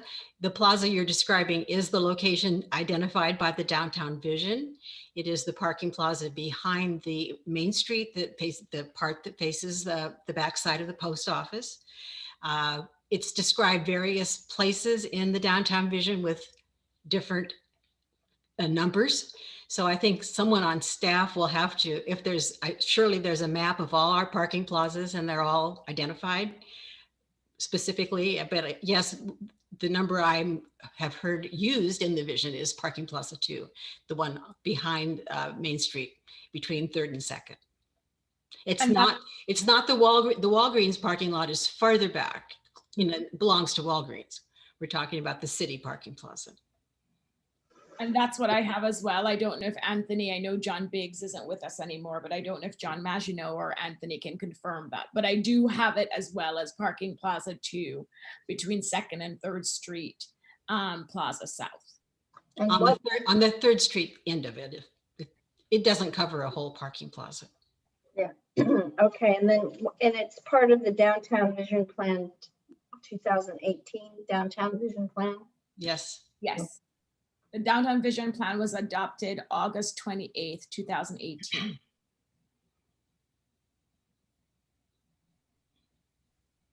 Okay.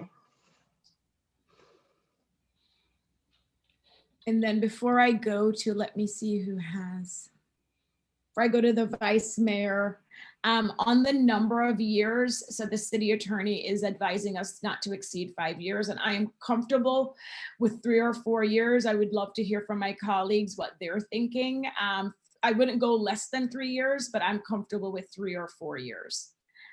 So I see Councilmember Meadows waving 3, but let me go to Vice Mayor Enander.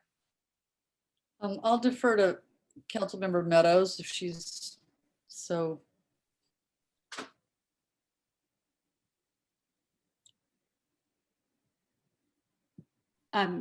Do you want me to Yeah, Do you want okay. to comment? Vice Mayor wants Oh. to hold off on making her comments. Oh, because I apologize. I gestured when you were talking about numbers. I didn't have my hand up, but I can go now if you prefer, Vice Mayor. So it's I think the reason that some are struggling is that this is a little bit chicken and egg. And I think the mayor is exactly right when a lot of the questions are being asked or questions that will stem out of a feasibility study. And so, everyone has the questions, but this is a stepwise approach to an MOU would enable the theater working group or whatever, a subset of them, to move forward with fundraising to enable a feasibility study. So that's why it's kind of a chicken and egg, because we all have questions in mind now that the group is not prepared to answer. So I would say that,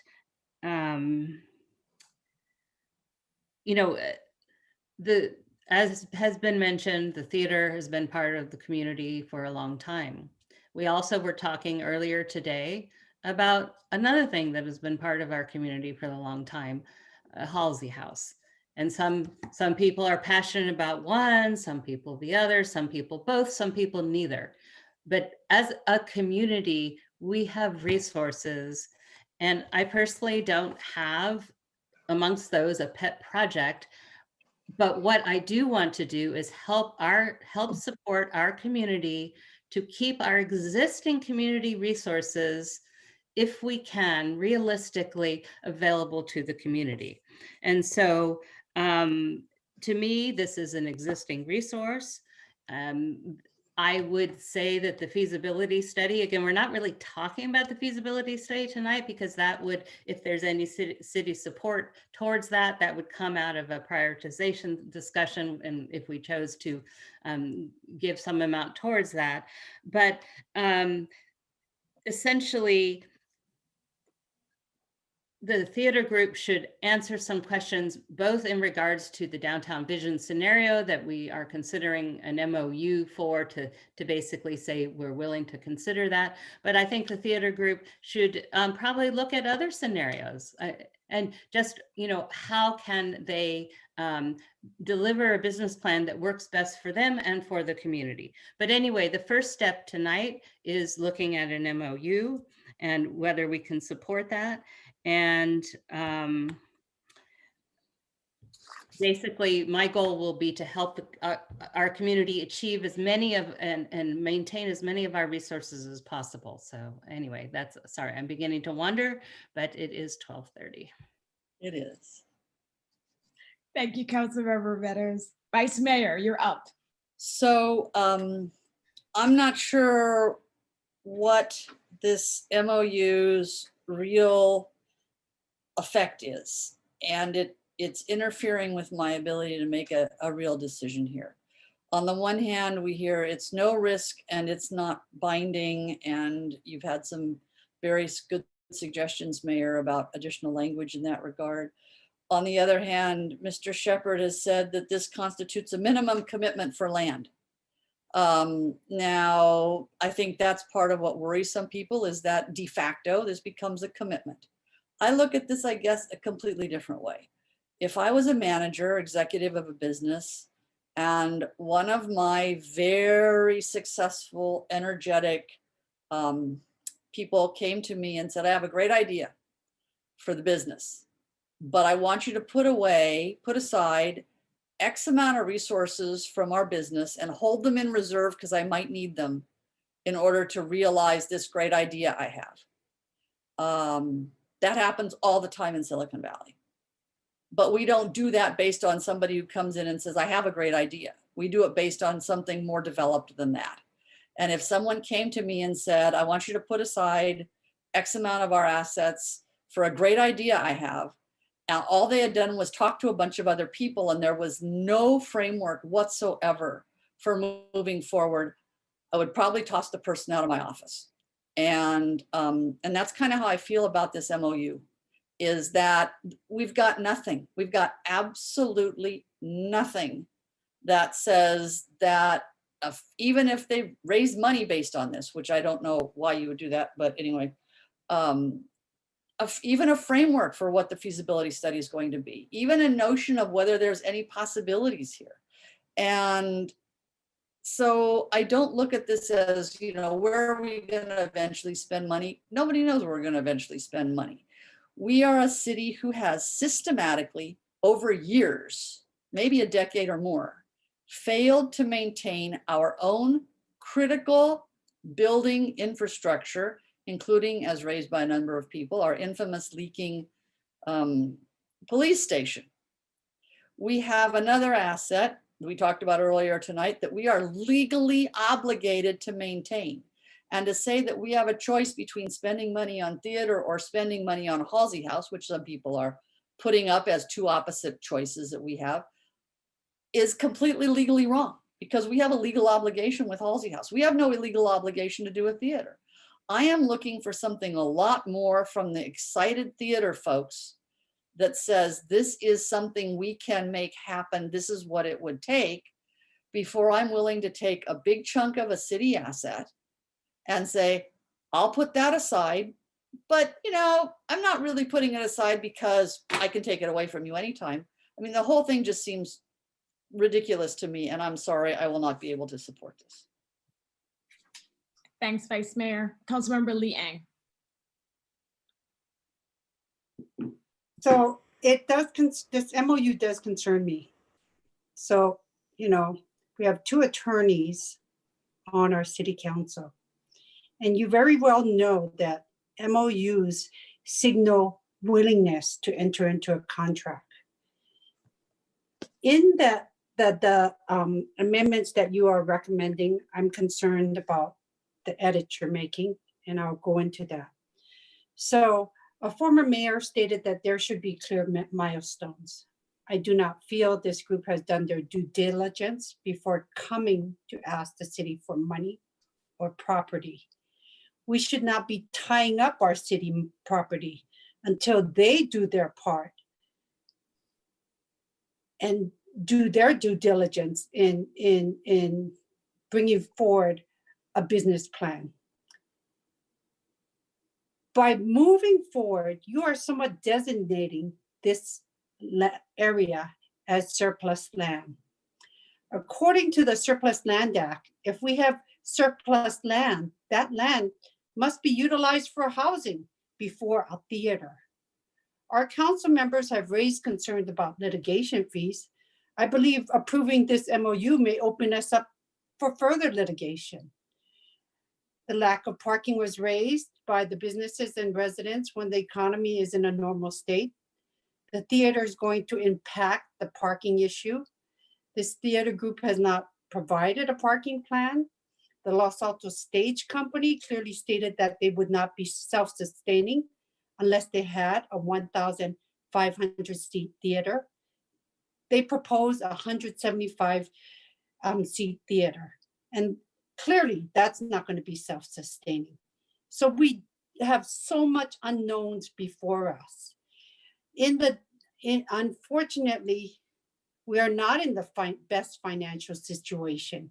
And it's something we keep reiterating right now because we don't know our financial situation. It's so unclear. We can ask the city manager, even he is uncomfortable giving us numbers.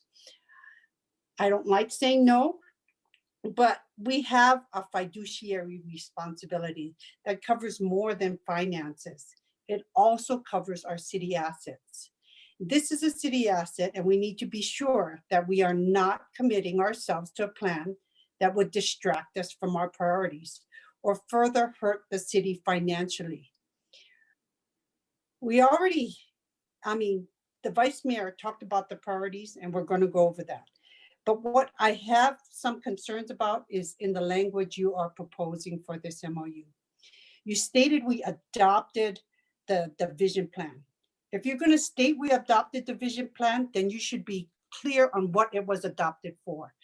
The vision plan was adopted and use the proper language. When we say we want to use proper language for SB9, we use the whole correct language. Then if we're gonna do that, then say it was adopted as a tool. We also clearly stated when we were adopting it as a tool, we weren't gonna have the time to go over and pick and choose what we wanted and what we felt was important at that time. And that was something that we needed to revisit. We haven't had that chance to revisit it. So I don't think right now stating that we adopted the vision plan is a clear and correct statement. Also, in one of the statements you made that you want in there, you stated that it would not take financial assets, but you keep referring to how the city can later use parking lieu funds or something. So once again, this MOU is signaling some sort of contract that I am not comfortable moving forward with. So I am very concerned about the language you're putting in and the direction we're going. No, thanks, Councilmember Lee Eng, and you raise a valid point. I am very. Thank you, Mayor. There are a lot of questions that everyone wants answered, I think regardless of where you stand on the wisdom of pursuing a theater downtown. Is this viable? How much will it cost? Where will the money come from? Where should it be placed? What are the other implications? Does the Surplus Land Act come into play? I think the answer to those questions will come in a feasibility study. And my understanding is that the LASC believes that it needs this MOU in order to raise the money to pay for at least a substantial majority of the cost of a feasibility study. For that reason, I support the MOU. I think that the mayor's proposed changes are wise. I would support the MOU as I think she's going to suggest to be amended, but that is the next step. So that's my stand. Thank you, Councilmember Weinberg. And as a Silicon Valley executive, I can speak to what the Vice Mayor talked about. This is common practice because you can do letters of intent, you can do letters of support. And what it's really doing is exactly what this MOU does, which is it is one thing the LASC could use to help raise funds for the feasibility study, as Councilmember Weinberg said. And that's what this MOU does. I mean, I'm not going to repeat what it doesn't do. It's the city attorney has laid it out very clearly what it doesn't do. It's a very limited scope, and it's really just signaling saying, we are open to this, and they can say, look, we have the city saying that, you know, this Plaza 2 is a potential spot for the theater. All we need to do, or the first step is, let's do a feasibility study. Can you support us in doing a feasibility study? And I am very proud to be able to say I helped the stage company move to this next step. We have no idea what the feasibility study will show. We may not get to step 3. But what this MOU does is help them get to step 2, and they have served our community, again, 27 years. And I'm very happy to take this next step of supporting this MOU. City Attorney, I just caught that in the title, it says Los Altos Staging Company. It should be Stage Company. I think that's the proper title for the. But with that, I don't see any more hands. So I will make a motion that we adopt we approve the memorandum of understanding with the Los Altos Stage Company with the amendments provided during this discussion. I think that's all I need, right, City Attorney? Yes. Subject to incorporating the amendments discussed. So we have a motion. Is there a second for the motion? Councilmember Weinberg. Second. Thank you. We have motion by the mayor and seconded by Councilmember Weinberg. City Clerk, can you please call the roll? Sure. Councilmember Meadows? Yes. Vice Mayor Nander? No. Mayor Fliger? Yes. Councilmember Weinberg, Yes. Councilmember Liang. No. Okay, thank you. The motion passes 3-2. Thank you. Okay, it is 12:45 and we do want to do item number 12. I understand it should not be a long item. It is the proposed formation of a council subcommittee for a new police facility. And this was council initiated by Councilmember Weinberg. So Councilmember Weinberg, I will turn it over to you. Thank you, Madam Mayor. I'll be brief. As some of you may have heard, our police station is in desperate need of a replacement. And there are a lot of questions that we have to ask ourselves about what a replacement should look like.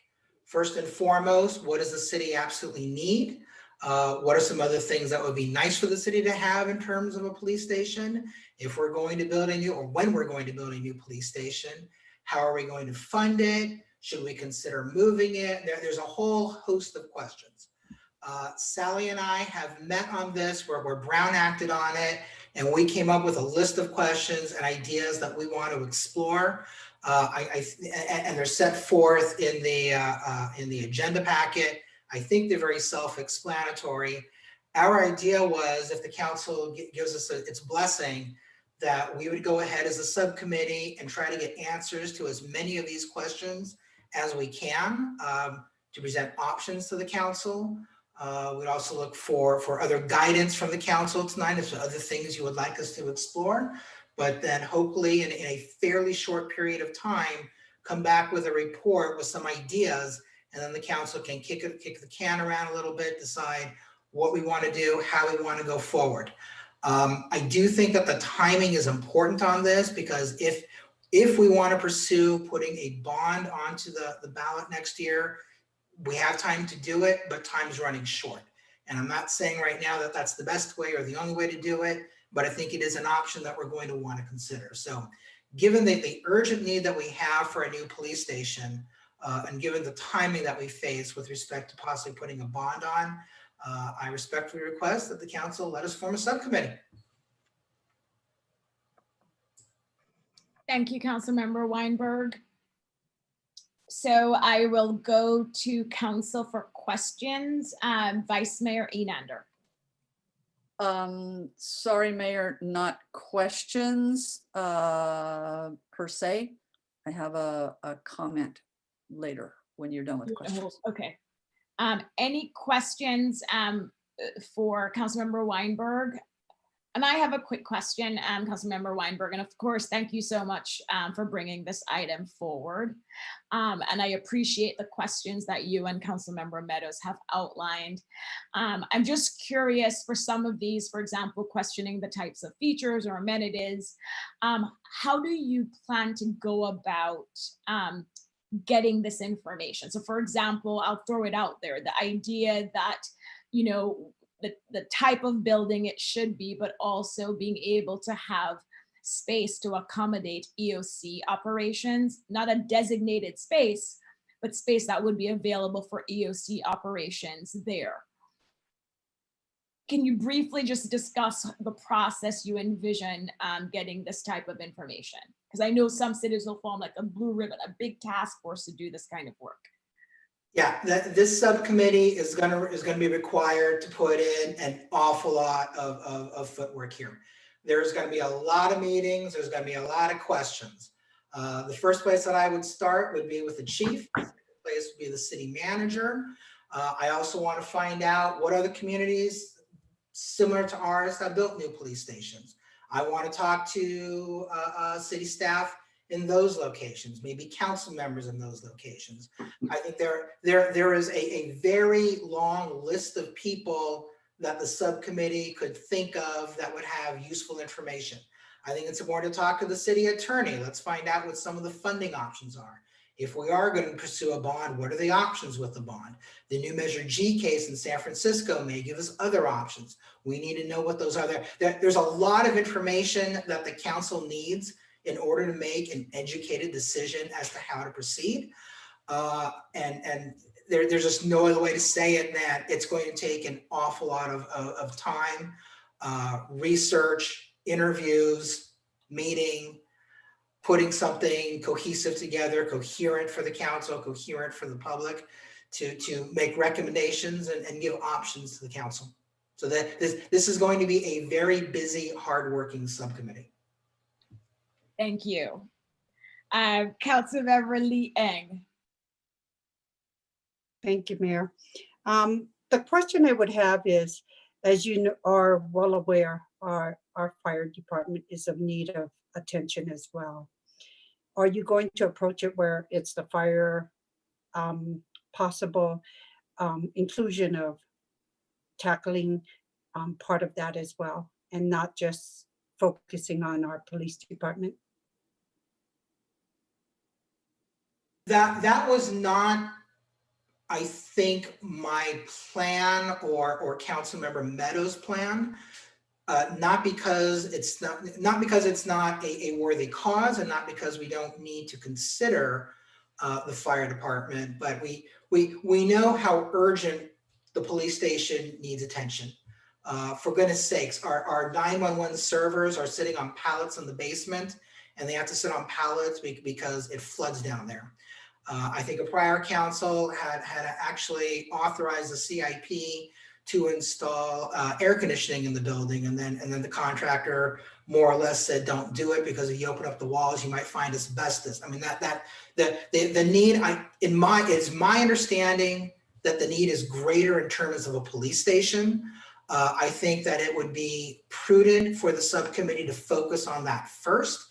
I think that it would be prudent also for the council to form a subcommittee with respect to other facilities that need to be replaced, and the fire department should be at the top of that list because that is an emergency service. But just simply in terms of the time that it would take and the urgency of the replacement, it makes sense to focus for now on the police department. I understand your intent, but I think that as you talk to the police chief, as well as the city manager, as well as our staff members, if we're going to go out for a bond, I think it would be wise to address both services. So I think it wouldn't hesitate to be open to that as you consider moving forward. I'll just chime in. I can't be nearly as eloquent as Councilmember Weinberg at this hour, but I think that's an excellent point. We hadn't thought about it. So but I don't know whether it'd be best to address it separately, but your point about the bond is particularly, I mean, that could be a good one. So maybe the subcommittee could have some preliminary discussions to look at the pros and cons of doing that together, because I don't think we want to artificially say, no, we're not going to look at it, when really the best answer might be to look at it together, at least in regards to a bond. So so I think that's an excellent point, and we should at least do enough work on it to know whether we need to do a lot of work on it or not. Any more questions, Councilmember Lee Eng? No, thank you. Thank you. I don't see any other council members with their hands raised. I'm going to go to public comment. Oh, sorry. I'm going to go to public comment.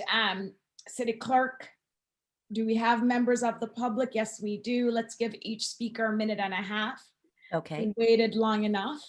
Our first speaker is Roberta. I'm sorry, my hand was up from last time. Oh, okay. So our next speaker would be Harry Guy. Mr. Guy? Good morning. Good morning. So I was a little slow on the unmute. So I'm an amateur radio operator, and I'm a member of the Los Altos Amateur Radio Emergency Services. And we train and provide and practice to provide emergency communications from our neighborhoods to the city EOC in a disaster. The Hams support the formation of a subcommittee to consider a new police department building, and we believe the following. One, the police department will have a significant role in any severe emergency faced by the city. Two, the current police facility does not meet the state requirements for construction of an essential services building and could suffer substantial damage and be unusable following a significant earthquake. Three, the police building is not large enough to accommodate current headcount, and some officers must operate out of a trailer behind the building. Four, the process to discover facts, evaluate alternatives, and propose solutions will involve a complex effort that should involve many stakeholders in Los Altos. And we, the Hams, would like to be involved in that process. Regarding using the EOC, incorporating EOC in the new police building, we think there are better solutions to that than incorporating that in the police building. Thank you. Thanks, Harry. Madam Mayor, there are no other members of the public wishing to speak. Thank you. So Vice Mayor, let's start with you. I'm thrilled to be supporting this idea, but there's an irony here that I feel I have to point out, and that is from the day that I came on to, actually probably before I came onto the council 3 years ago, Councilmember Lee Eng bent my ear at every option to tell me that we had to get a new police station. And she has been haranguing this council about the importance of dealing with this issue for at least 3 years. I know that she has done an immense amount of research on her own, had many conversations with people throughout this county at other cities. And while I can understand that Mr. Weinberg and Councilmember Meadows have come up with the document that we have and have been working together, I think it's truly unfortunate that Councilmember Lee Eng is not involved because she has an immense amount of knowledge to contribute. And I don't know how we grab that through Brown Act issues, but I think she could probably cut your work at least in half, just based on what she already knows, if there was a way to find out how to get at it. Thank you, Vice Mayor. Any other, it's almost 1, so if there's no other comment, then we can definitely go to a motion. And I will definitely echo the thanks to Councilmember Lee Eng. I know she has been a proponent of a new police station, a vocal proponent. I think we've all been supportive of a new police station. And I just want to say that for the record too. But with that, I don't want to make the motion. I want to defer to the person who initiated this and the team if you want to put a motion on the floor. It's not my motion. Go ahead, Councilmember Weinberg. I move that the council establish a subcommittee to explore the construction of a replacement police facility, and the scope of the subcommittee will be to investigate and provide answers to the questions in tonight's packet. Councilmember Weinberg, I wouldn't limit it to, I would say questions including but not limited to what's in the packet. Sounds good.